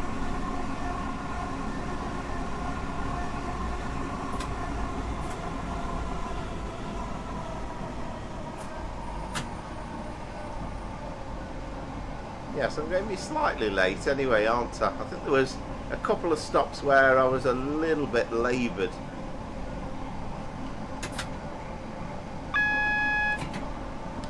And there's one in particular, was it Maidstone? But I kind of slowed down far too early, I think for a 15 mile an hour, 40 mile an hour, and that's lost me some time, I think.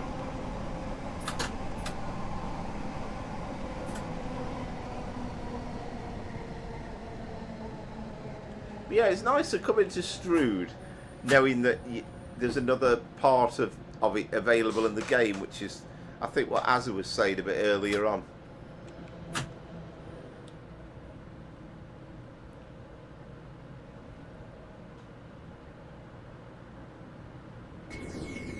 Excellent, yeah.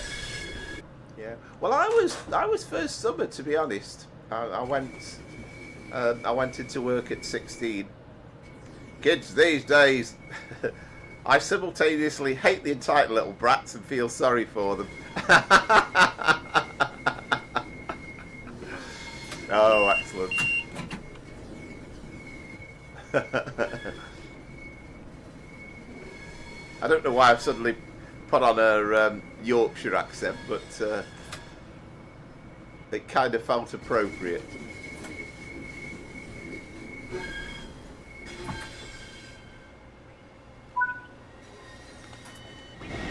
Well, there we go. We've got a javelin coming into view now.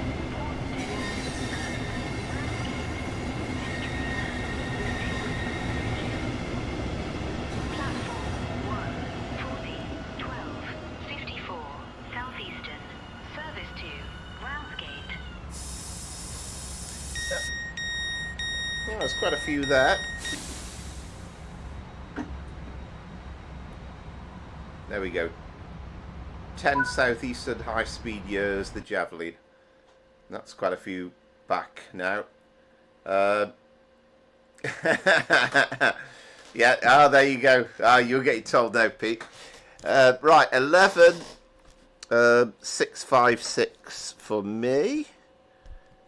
So I think, as I say, I guess the on-time bonus wouldn't be high enough, and speeding I got 65 points, but I think it's probably the on-time bonus more than anything.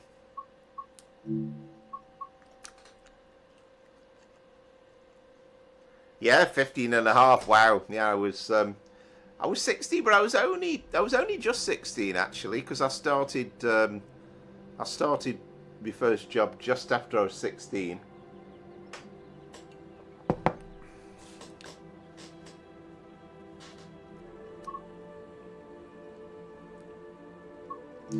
Right, so that was the 465. So we've got to remember that we've got Scooby's score as well to go in. So I'll start loading the scoreboard up.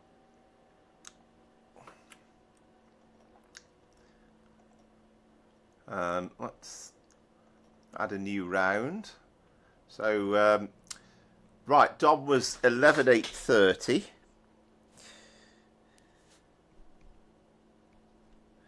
Which was there you go. So really close there between Dom and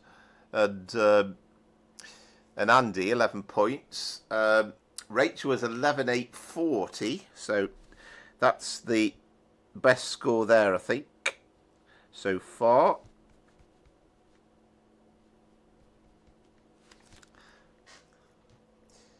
And Scooby was 11,800. So slightly behind, but not far off. Obviously, the top scorers were all 11,800 plus. Pete says, our grandson is lovely, but he is spoilt rotten. When he gets a bit older, he'll hit a brick wall when he realises that everything doesn't magically land in your lap. I have roused about this. Yes, I know what you mean. I know what you mean. Right, okay. So Andy's score. Start putting these in anyway. So 11,819 for Andy.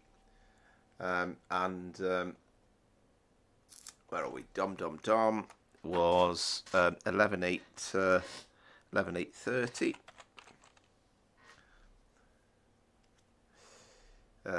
Scooby was 11,800 exactly.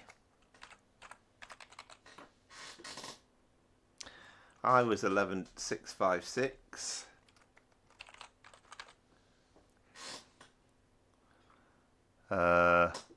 Rachel was 11,840. And I think we've already got Scooby's in. So those are the scores. We'll see how that sorts out with the leaderboard. So we've still got Azza's score to go in. And Southwestern and Brian, I think. So at the moment, Dominic's out in front with a pretty good score. But of course, a lot depends on this Flying Scotsman run, so you never know. Right, Azza is in now, 11,687. But it'd be interesting to see this final round. So any more for any more? I think we just got Brian. And I'm not sure about Southwest, if he's definitely in this or not.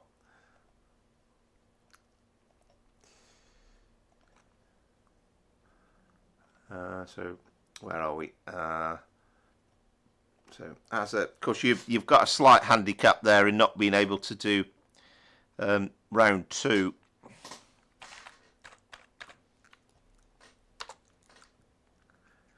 But still pushes you into 5th place at the moment.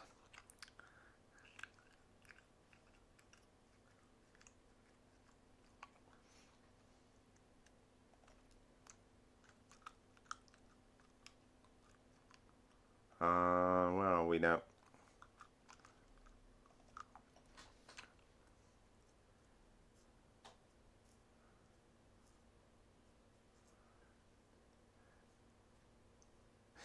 No, only one more. Only one more, Andrew.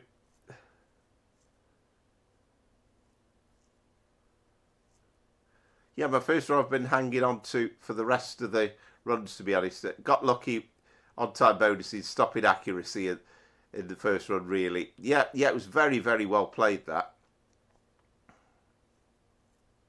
Right, so I think Brian's score we're waiting on, aren't we? But I think we'll crack on and we'll get the game loaded up, and then if the more scores come in, we can get that updated in a minute.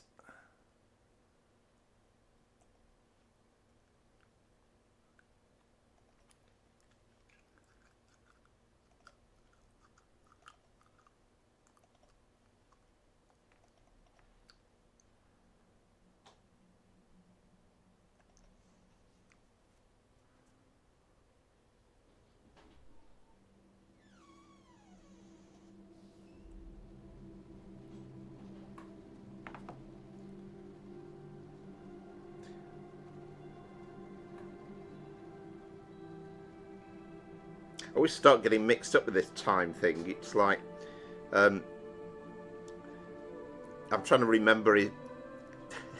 Would it have been 20 to 8 or 20 to 9 now? It would have been 20 to 8, wouldn't it? That's right, I think.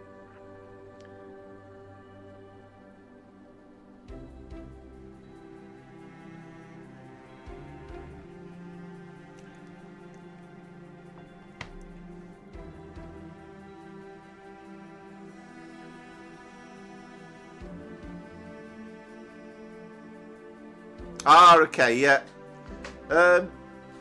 Yes, that's right. Yeah, yes, it's never thought of that actually. Yeah, there's a 47, 47 on the back. Ah, Brian's come up with 10865.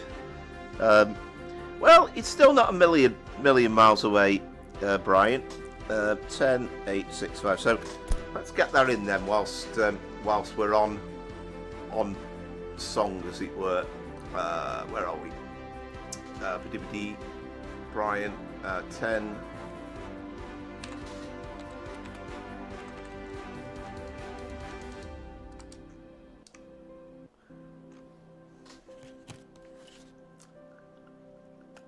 There you go. Moves you to 5th place. So you're I'm a bit ahead of you, but there we go. That's the so at the moment. So Dominic leads Rachel by sort of 415 points, and then Andy's trails Rachel by just under 100 points, isn't it?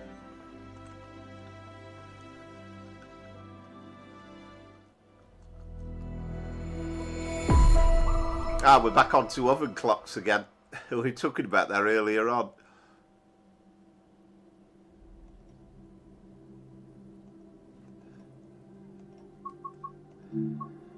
Right, so Medway Valley for the last time. And the good thing about the Flying Scotsman is there is only one service, so we don't have too many difficulties. It's a bit daft in a way that they have made it the 47 from West Somerset, because in a way you should be able to substitute it in for the other one.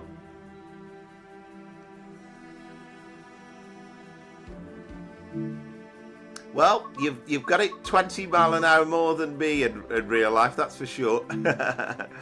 Must have been quite an experience.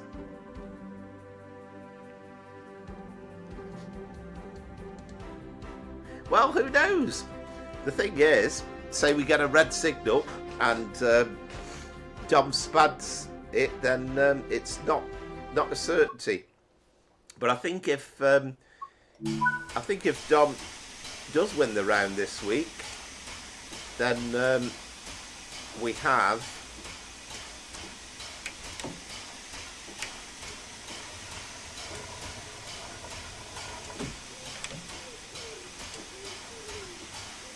a very close contest indeed, because it'll be 5-4.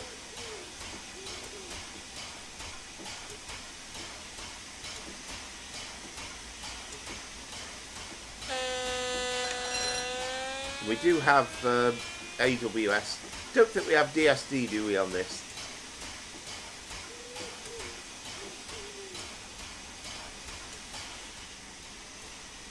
No, I think the brakes are actually. I find the brakes easier on this than a diesel loco.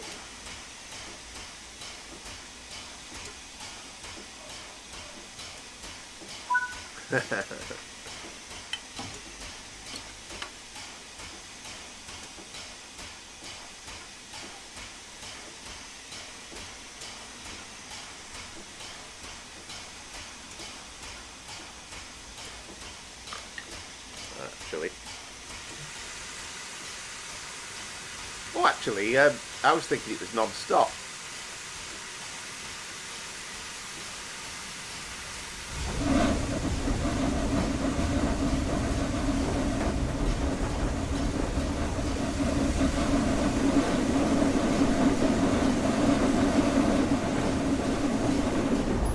You know, I've got this going fine earlier on. Right. Yeah, the secret is not to go overboard to begin with.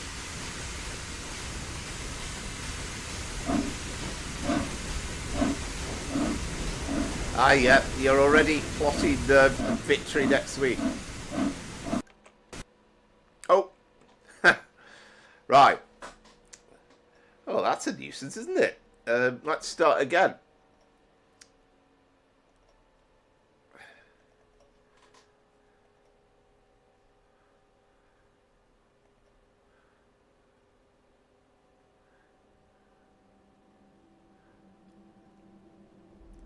Right, take 2 on that one.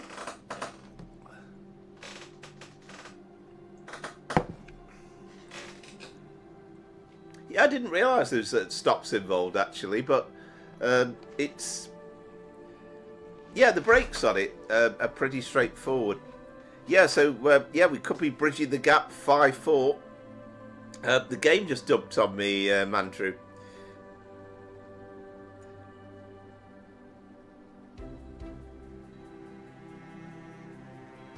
I mean, what I always do, and I insist on doing during the stream, is I always close down the game in between the runs just to give the game chance to refresh.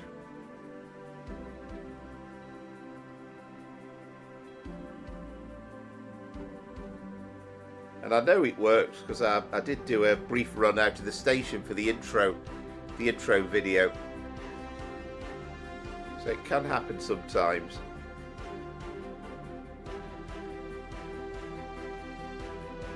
I mean, I sometimes think I'm a little bit winging a prayer, really. I mean, generally the stream works all right, but we're like 2 years in. Yeah, it could. Well, that's the point. Yeah, we could have. It could either be 5-all or it could be going into 6-4, but you never know. And I'm just kind of hoping we get, as well, apart from the two of you, it'd be good to have another challenger to up the ante, as it were.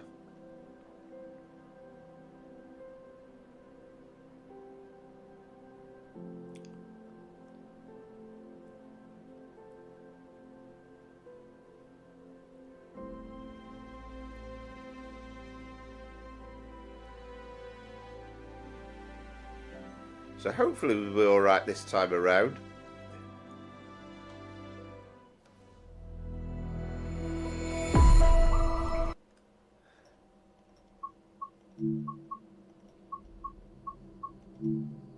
I'm hoping that was just a quirk on that one occasion.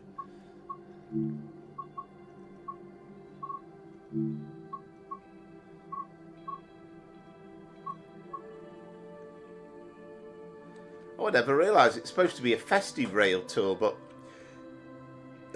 it's our festive rail tour to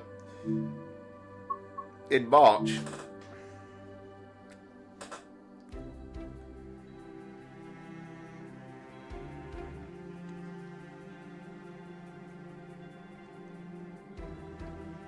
Yeah, absolutely.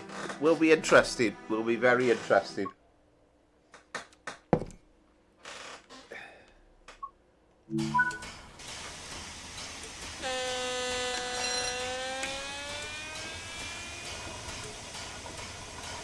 So we're waiting for 13:45, aren't we?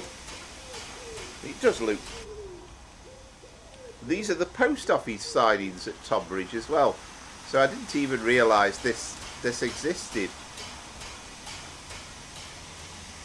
So this is a kind of a Mark 1 brake carriage, and then these Mark 2s, which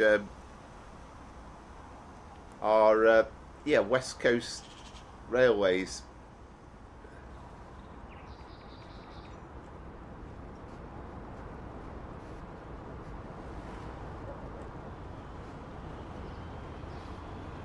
Yeah, I didn't realise that. Oh, I forgot about that. Yeah, you have to do them on the front, don't you? Where are we now?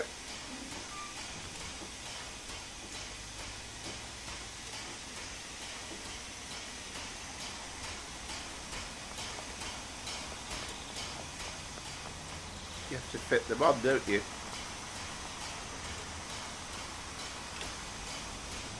Can't remember. There's a thing about difference between your running. One over there, I think, as well. There we go. That's all three of them, I think.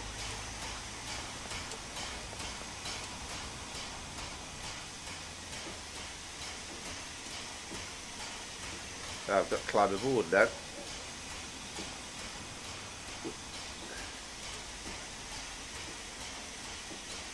Where am I here? Oh, I'm on board already. Okay. Ooh. I'm stuck. Oh. Hey, well, let's go back again. Right, climb aboard. That's it. We're on now.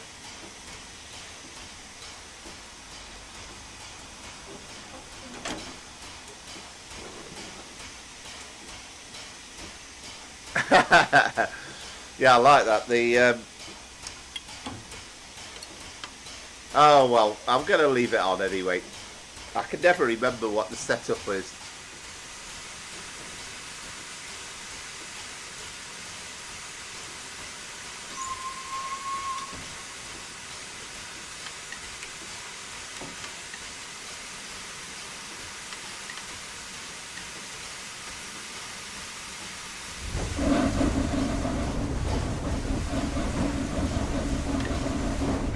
Too fast there once. Hang on.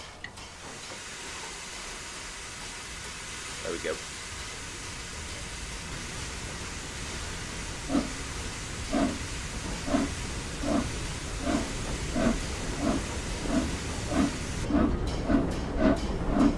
There we go. Cylinder cup's closed. Yeah, I like that. The AWS on the Scotsman sounds like the back end of one of our cockapoos when they meet something they shouldn't have. Yes, that I can imagine. Yeah, so let's just double check on the yeah, stop. So Paddock Wood, and then at the end of the run there, basically.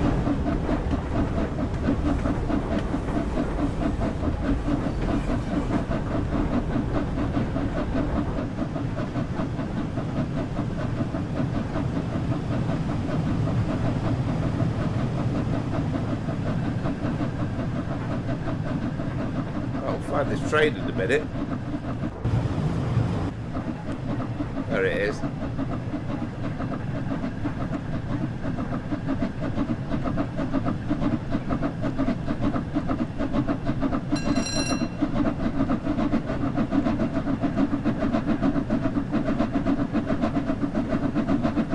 And we'd start to get the reverser down, can't we?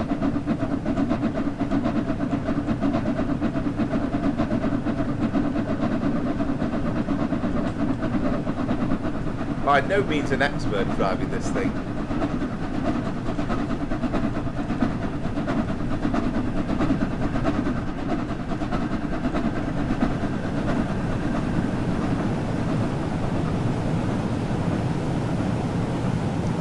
Yeah, you kind of know when you get the message there that it's telling you off.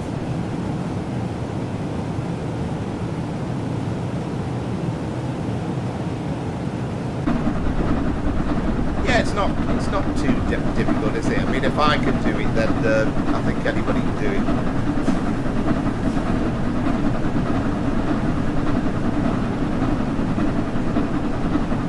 But it's probably highly simplified. I mean, there are stuff you can you can tinker with, but as long as I can get it moving and I can get it going at a decent speed, then I'm reasonably happy.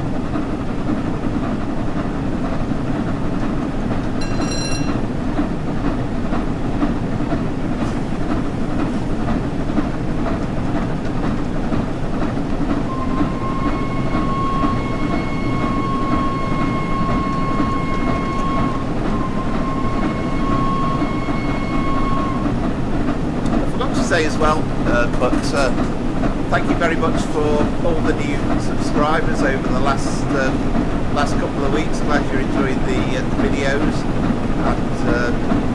and as always, thank you very much for all the existing people that follow, our friends in the community. Really great. But if you're watching for the first time and you haven't done so, then consider liking and subscribing. I'd be really appreciated.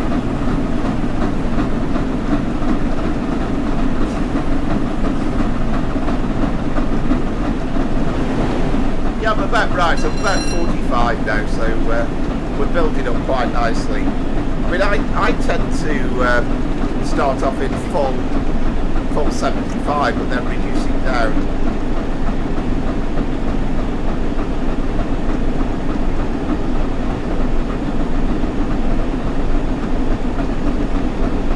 All right, excellent, Tazza. Well, also we're on tomorrow as well.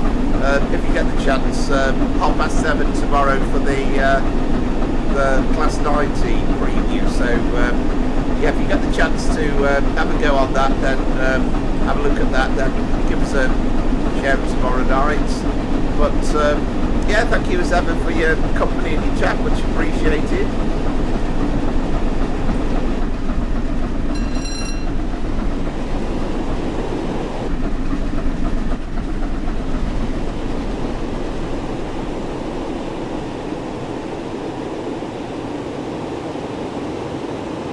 Yeah, the 47 on the back. A bit naughty, really, actually, than having the West Somerset Railway one, because it kind of means you need an extra add-on for it.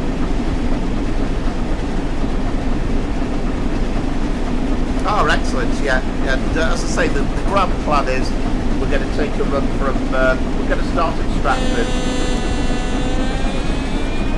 and then we're going to take it out to Milton Keynes, hopefully. So that should be a bit of fun.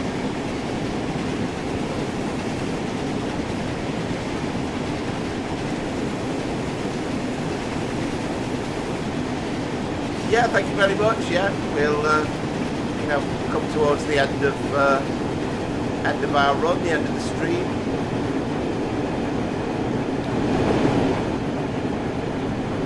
I've got my head out of the window, looking out.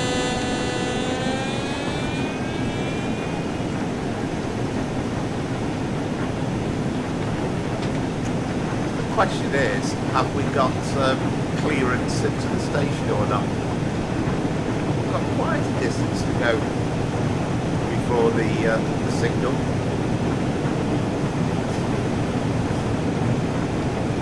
Yeah, looking forward to the 90. It's going to be a very interesting train to drive. Yeah, thank you very much, Pete. Thanks for joining us as always. And yeah, early start tomorrow. Yeah, me and all really. Yeah, night all. Thank you. Yeah, see you again soon.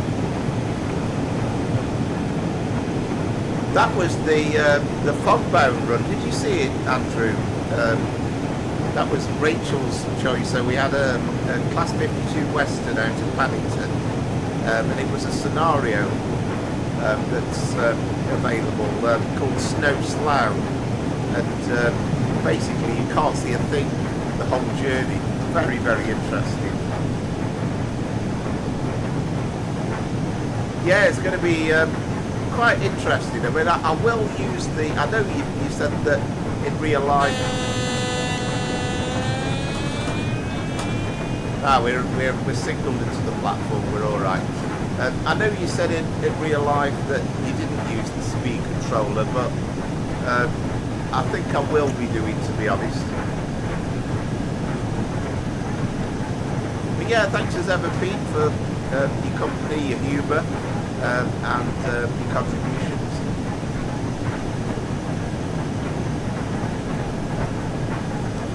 Yeah, have a look at it. Very interesting, and also give me to go yourself. Because you've got Great Western, so I think that was. Mind you, it all depends. You might not have the 52 unless you've got Diesel Legends.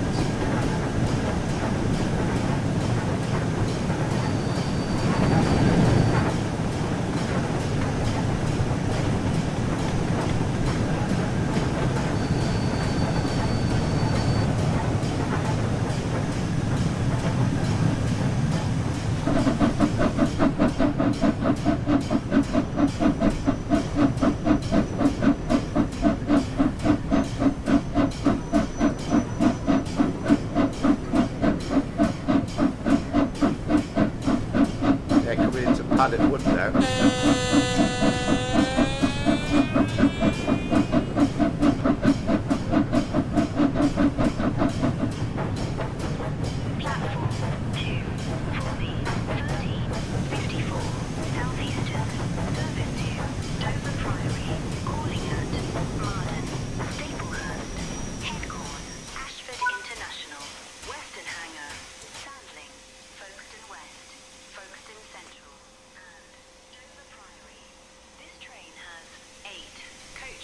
Yeah, it probably wouldn't be announced, would it?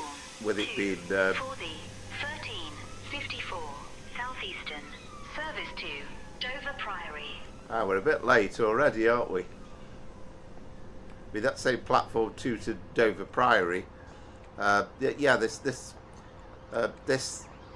Railtour service isn't. Oh yes, of course. Selling the cocks we need open.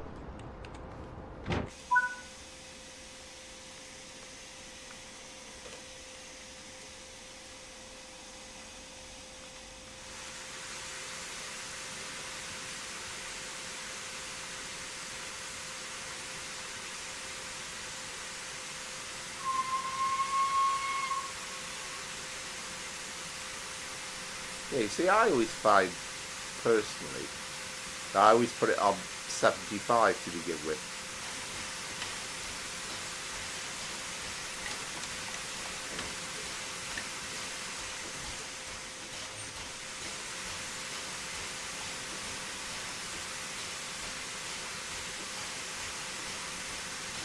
I hope I haven't broke it by putting on the emergency brakes briefly.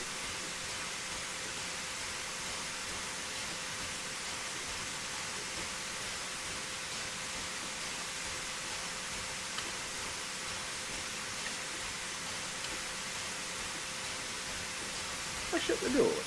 Oh yes, we're moving.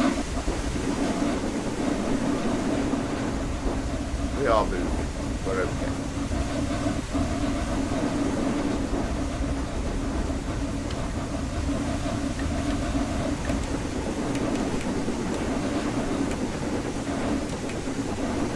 And perhaps as we're downhill, it probably isn't necessary actually.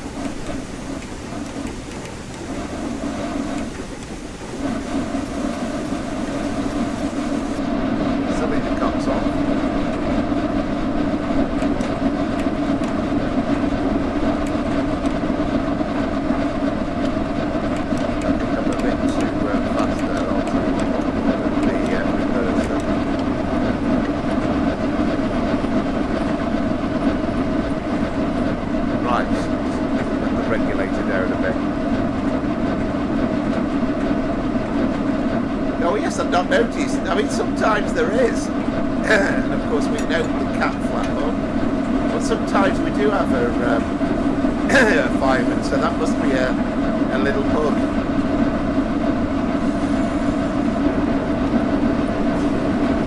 He's on strike today, but the driver's been the fireman as well.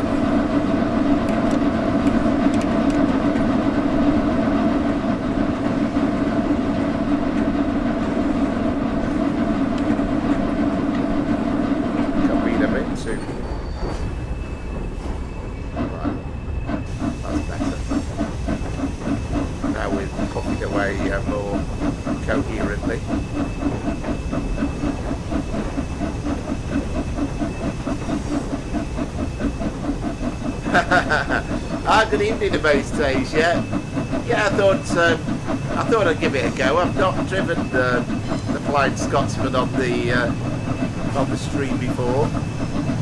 I've done it on a recording video a couple of times, but I thought why not?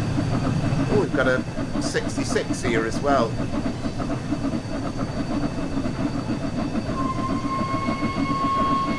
Oh, that's in a nice GBRF livery as well.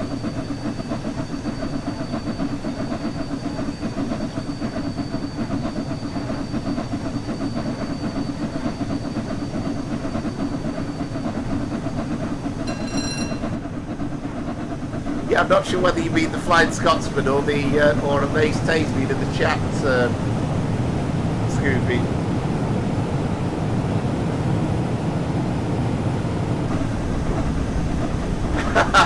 No worries, Bantu.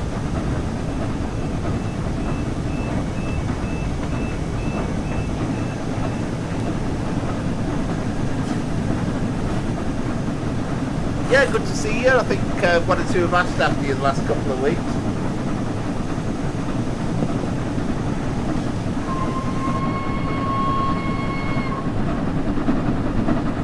There we go. We're going along at a decent speed now.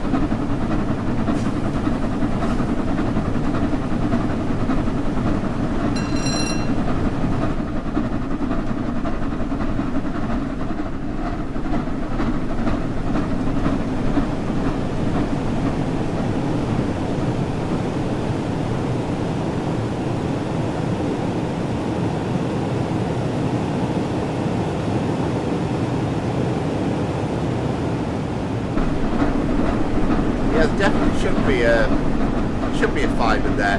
There is on some of the. I think if we did an East Coast main line or a Midland main line one, I think we definitely get a fiver. But that's perhaps something that the Firefly team needs to work on in terms of a patch, I guess.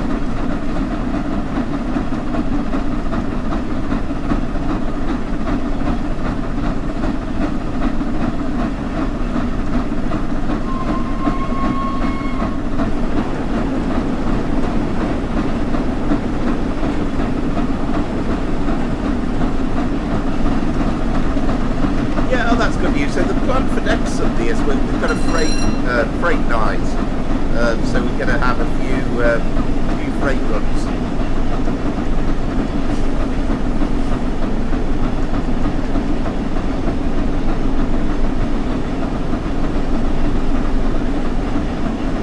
And we're thinking at the moment, it's looking as though in terms of the championship that it might well be Dom who wins tonight, and that'll give him a 5-4 lead in the overall reckoning.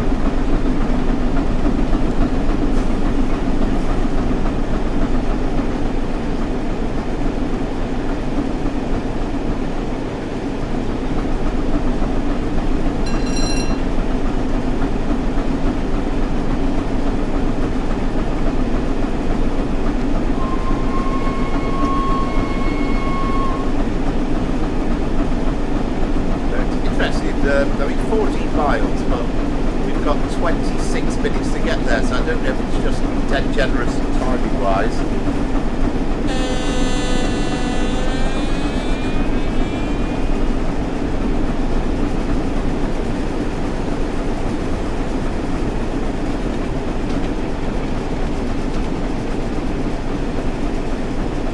Yeah, that's the plan. Yeah, we're going to do a freight night. I think it was Josh who suggested it originally a few weeks back. He said, well, when we get the 90 out, so we've got the chance of doing a 90. Obviously there'll be a 66, probably a class 20, and there's plenty of variety now. Obviously there'll be a British Rail Blue one as well.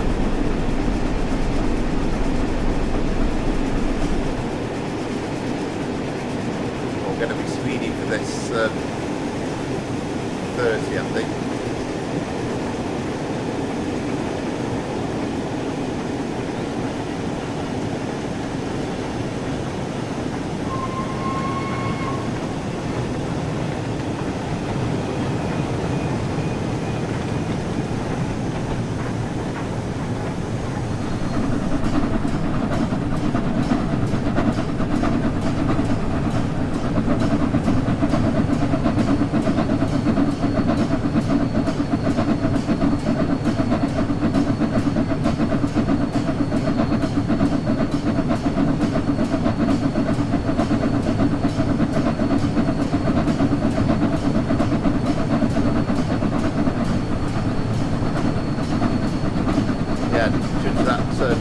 An hour, I think very well there.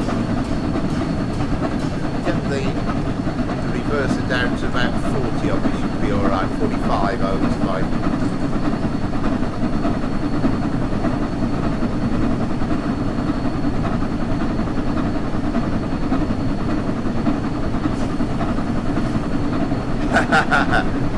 Yeah, well,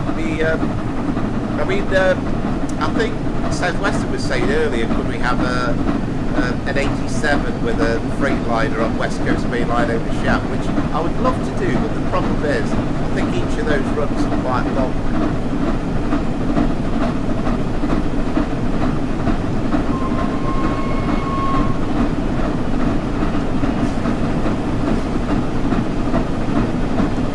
Yeah, it's not too difficult, is it? It's just judging the regulator, which is, basically the accelerator, and then the reverser. Just getting the balance between the two is pretty good.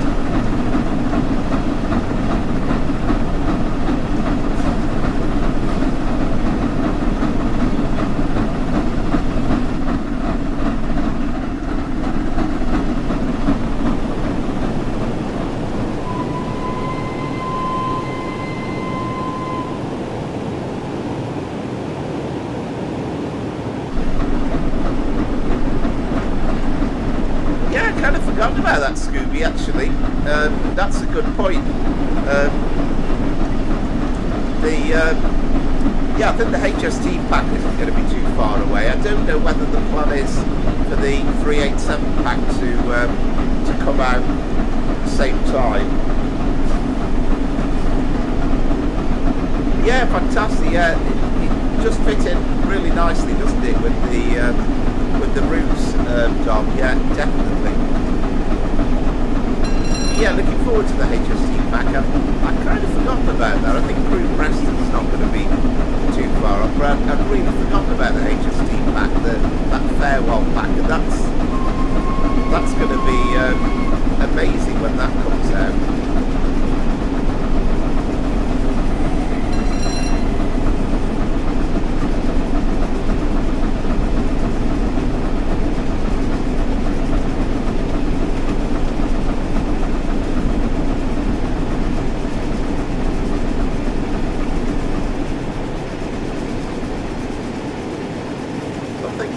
I don't think there's a date in yet for the road map, is there? But it's going to be after Easter, isn't it? It's probably going to be the week after next. And it took me ages to realise that the road map is generally not in the first week anyway. It's usually the second week of the month.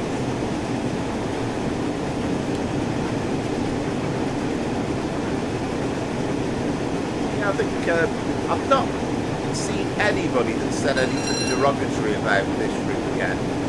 It's been really, really light.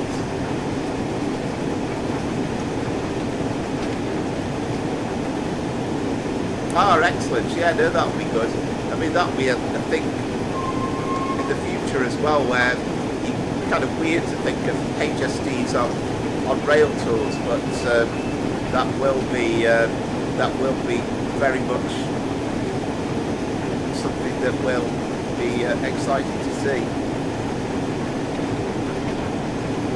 I mean, it'd be nice if we could have the plug doors on the HST, but I think that's probably asking a bit too much. I don't think they're intended to do that. It's just going to be liveries, I think.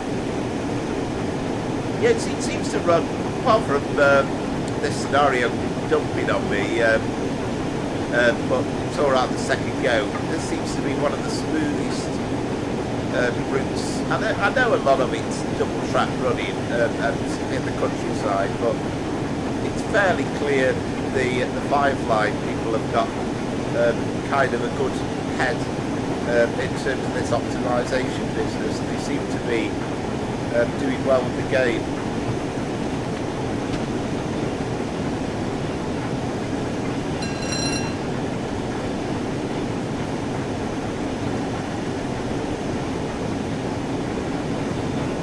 Yeah, what's just confirm, Andrew? What's your channel called? Is it exactly the same? Is it the Back Andrew on YouTube? And I must double check as well, make sure that I'm definitely subscribed, because I'd be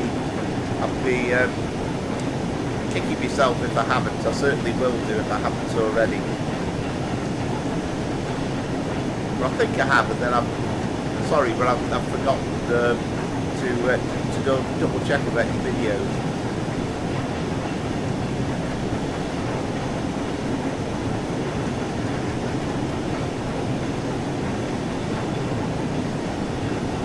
But this is going to be the first new release for an absolute age where there's no blurring.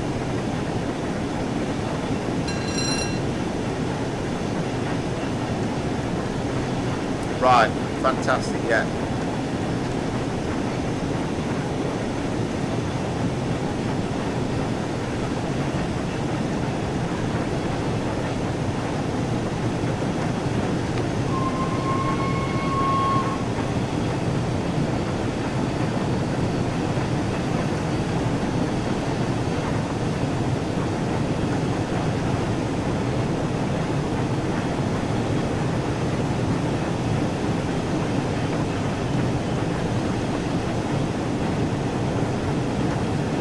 Oh, I see. I've only just realised, Scoob, you're off to bed, are you?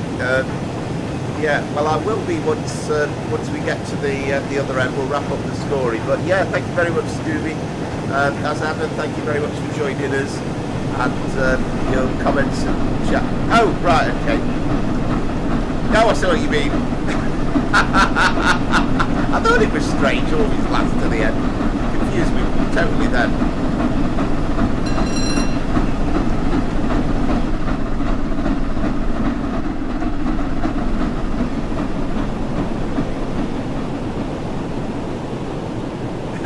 Confused me as well.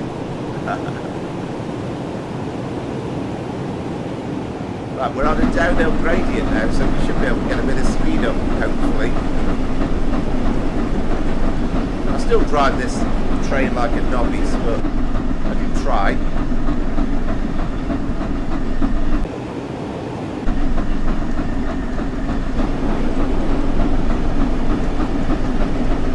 See if we can get a bit of speed up now, going down the slope. Oh, we've got a 30 coming up now, haven't we? Right, okay. Right, let's try and be a bit more clever with the braking this time.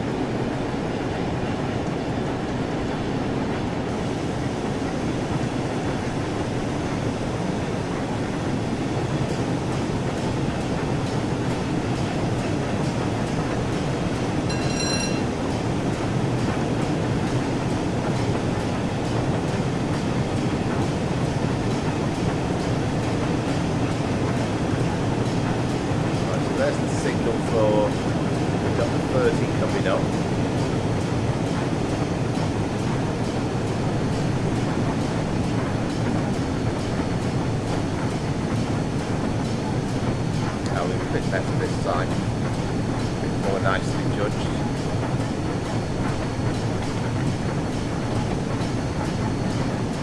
Oh, I see.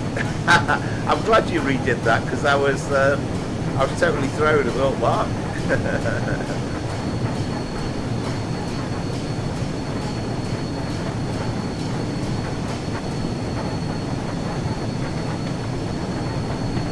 Right, so I know this is Maidstone, isn't it? That we're coming through now. Strange to think that are we going right through to Strood? I'm not totally sure. But even so, it's only 9 miles away.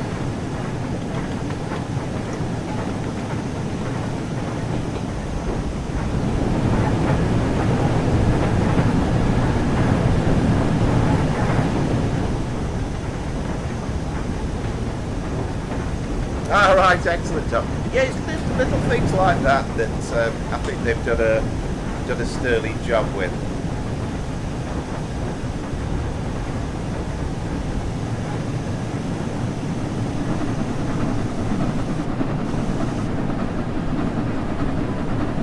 Yeah, we should be all right now. We're getting along at a decent rate of knots.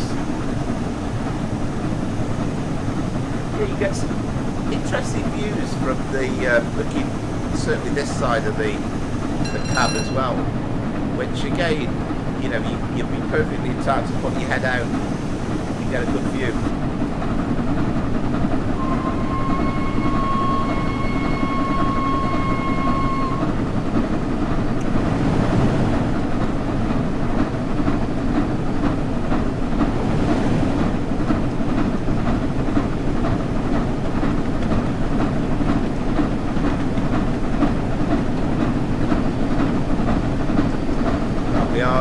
We are on a bit of a climb. Yeah, we'll have a look out for you as well, Andrew. So I can't make any promises because I think live streaming tomorrow night. Then I'm going to be really busy all week. It's going to be a really busy week building up to finishing on Thursday. So I'm looking forward to Thursday night. All right, Andy is in.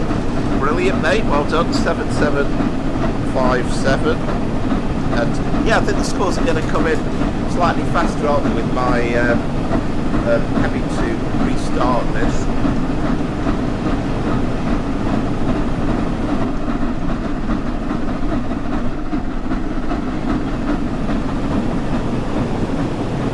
You know, have you seen your channel, Andy? Because Andrew, because you've got the tennis stuff on there as well, haven't you? I remember now.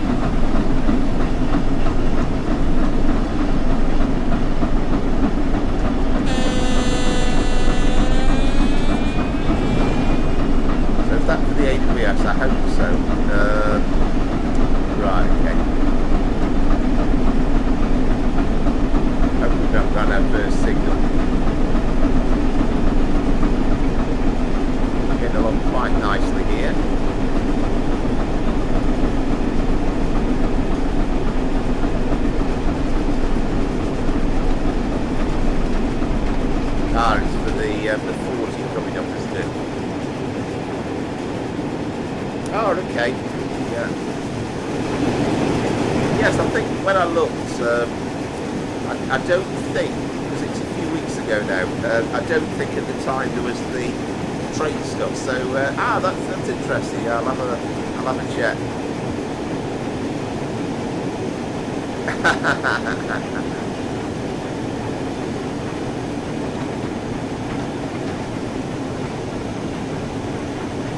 Yeah, it kind of feels right though somehow, and it's nice to drive a heavyweight steam loco such as this. I mean, Pete was commenting earlier about it being the easiest of the steam locos, but you feel as though you are you're in safe hands with this thing, and you really are going away at foot traffic. I mean, I think the thing is, if you were on the Heritage Line and you were going along slowly at 25 mile an hour, then it would be a slightly different experience.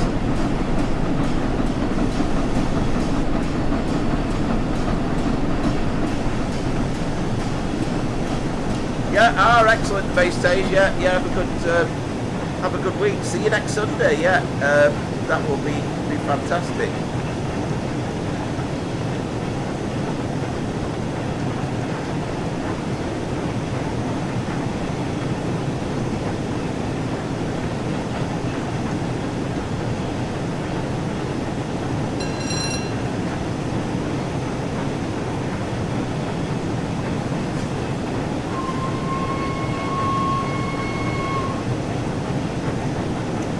Still got green, so that's okay.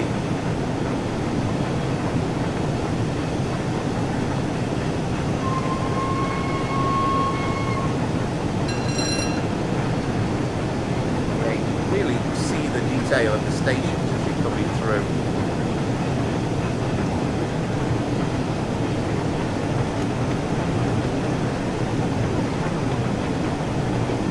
Back up to 60 again shortly.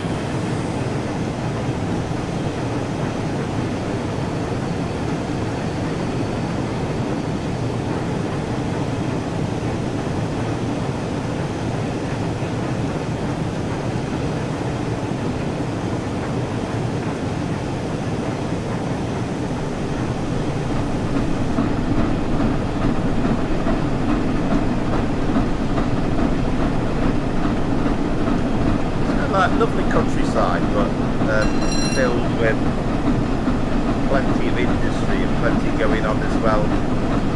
Line side all the way through, and that's kind of been their hallmark.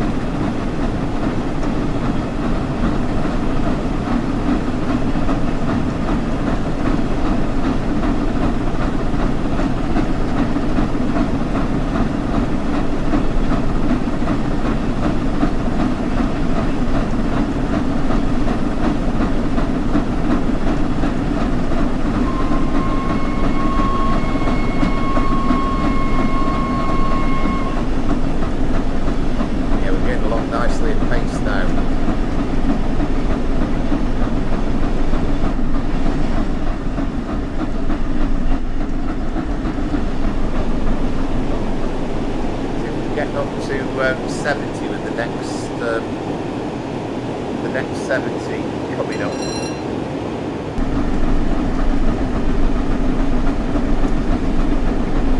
Feel as though you're going to get your head chopped off by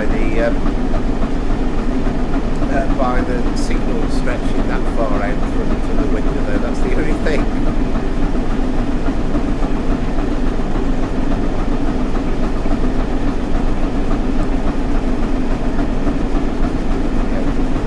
Now be able to, on full power, we should be able to hopefully get up to full speed.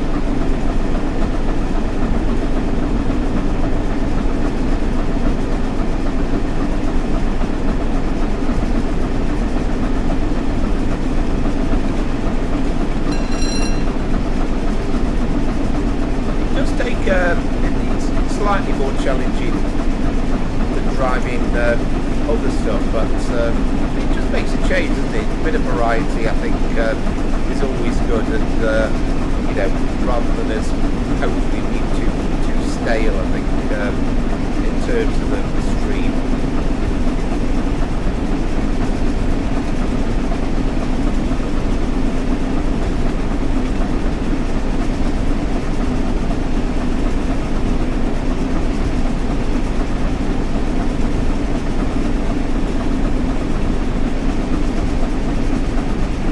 Hats off to the Firefly team, who've done an amazing job. And as I think I was half saying a bit earlier, I can't remember anybody making any adverse comments about it. I think everybody's been thrilled with this route, and best of all, as Scooby was saying, there's no blurred textures for anybody, I don't think. Right, Tom is in with 7.7 5-7. Oh, cracking. We've got an echo going on here. That's exactly the same score as Andy. Well done, Tom.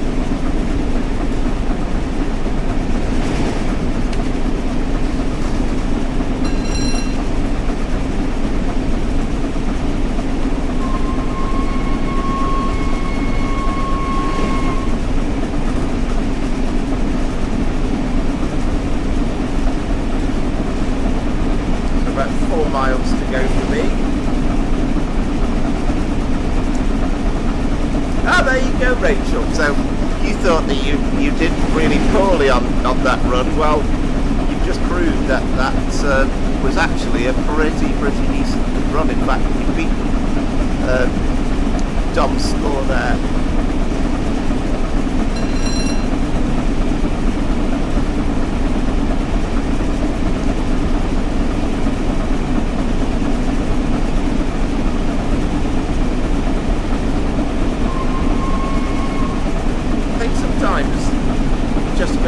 When perhaps you haven't driven it in ages, or I don't know, not at all, then it's kind of just getting the hang of it, because every loco's got a different characteristic, even steam,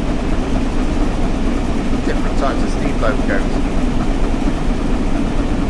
Yes, I think looks like Dom is the champion for this week, so the gap narrowing down to 5-4,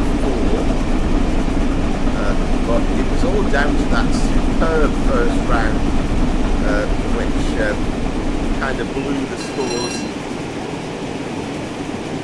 apart. So that was really good. So that got you off to a flyer, and it's been impossible, I think, for anybody else to catch up. He practiced score. Excellent.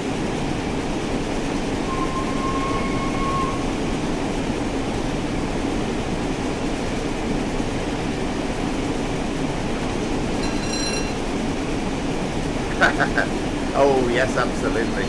And it's been due to virtually every week, to be honest.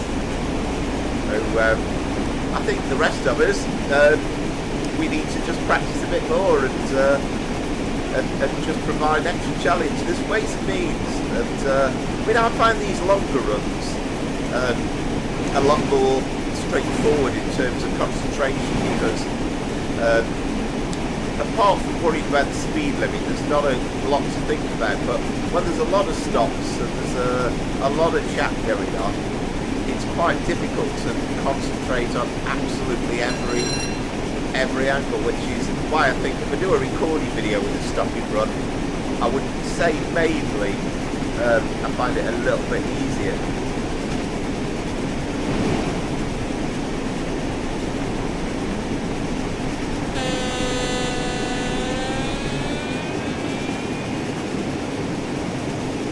Right, so we've got the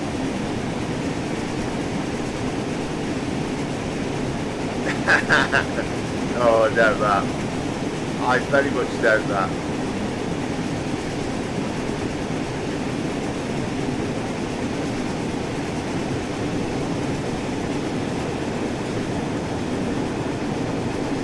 I mean, for a start off, it's unlikely I'm going to be on time.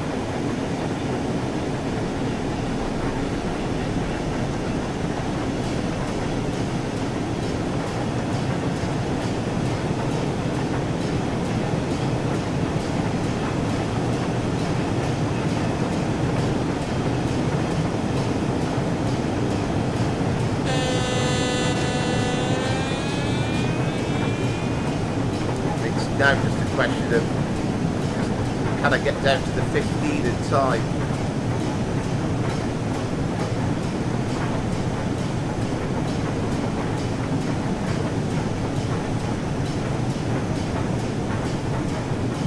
We're getting downhill as well, so it's actually quite a tight little thing to get right.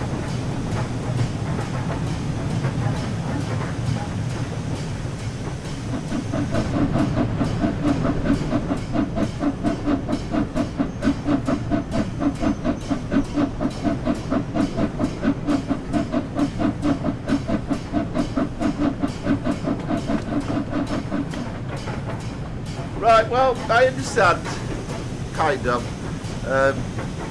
I honestly think the easiest way, if you get the chance, is to maybe have a chat with each other if you get the opportunity. Obviously, totally up to you. Fully understand.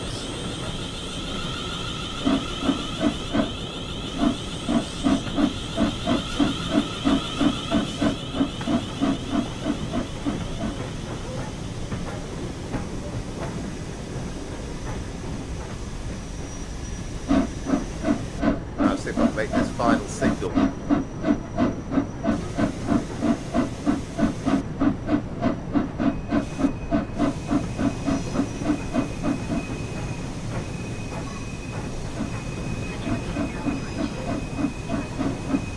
A bit late coming in here.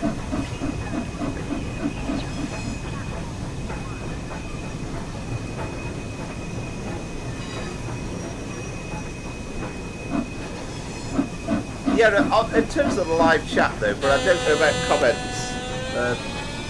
But you know, these things got to be possible in some way, I would have thought.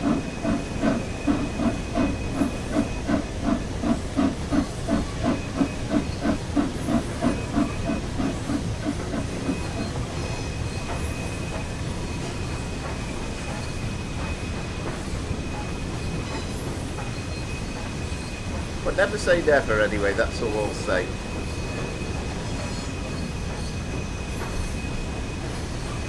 Oh, a nice little end there with the 66 coming in on the tanker.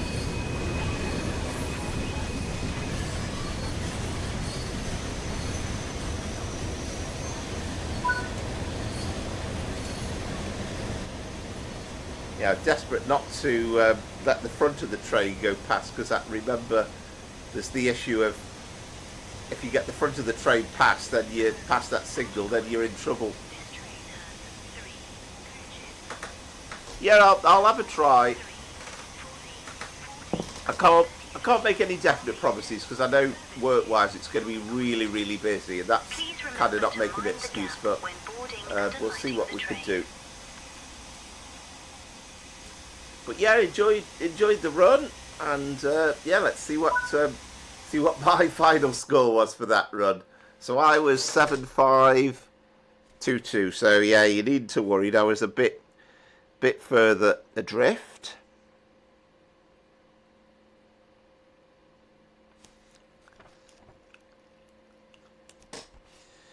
Where are we? So 7.522.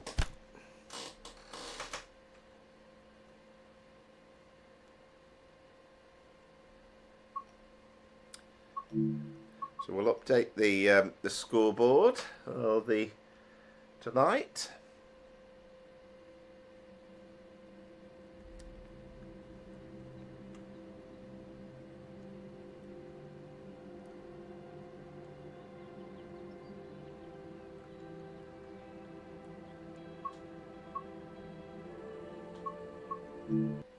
And where are we now? So scoreboard.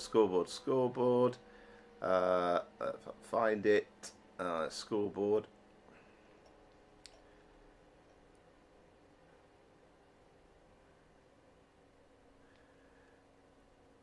Yeah, absolutely. And that's the thing that I've certainly always enjoyed. So I'd say never say never. It's these things can be sorted out sometimes. So let's just put the scores in for the final run then for now. So Andy, 7.57. Asa hasn't got that one. Tom was 7.757.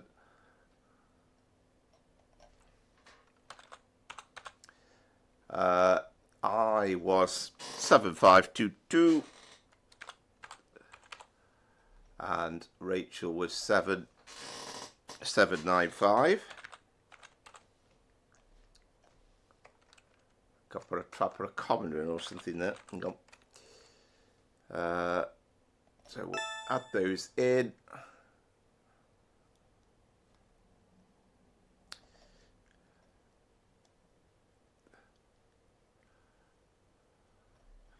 And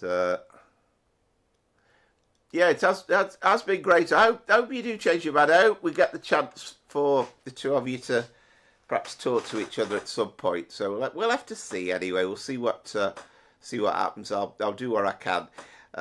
But just a quick check if there's any. Yeah, great, Andrew. Thank you very much. Yeah, just I can't remember if there's any more scores now. I think Brian, we haven't got the final score on. But yeah, Dominic's the champion. Yeah, you won the round. Not sure if Brian's still with us or not, but I can add that in at some point if need be. So the final reckoning then, Dom's won, and only Dom and Rachel were on 37,000. So, you know, not all that far off in the final reckoning when you're talking about 37,000 points. And Andy was in third, I was fourth. And say Azza wasn't able to take part in that one. And I'm not sure if Brian's still with us tonight or not. Oh, coming soon, right? Okay. Well, what I'll probably do then is I will look out for it, and if for any reason we've already gone and we've gone offline, then just pop it in the chat, and I'll post it in there at some point. So as ever, thank you very much for joining us. It's been a pleasure, and yeah, thank you, much appreciated. So join us tomorrow night, 7:30, hopefully, for the Class 90 stream, and we'll have a look at it on the North London line. We're going to do a run from Stratford to Milton Keynes, all very all being well, and we'll be back next Sunday for the Easter Sunday stream, which will be Freight Night. So hopefully we'll look forward to that. So thank you very much, everybody, and yeah, bye Rachel, and until next week. For now, thank you very much, and good night.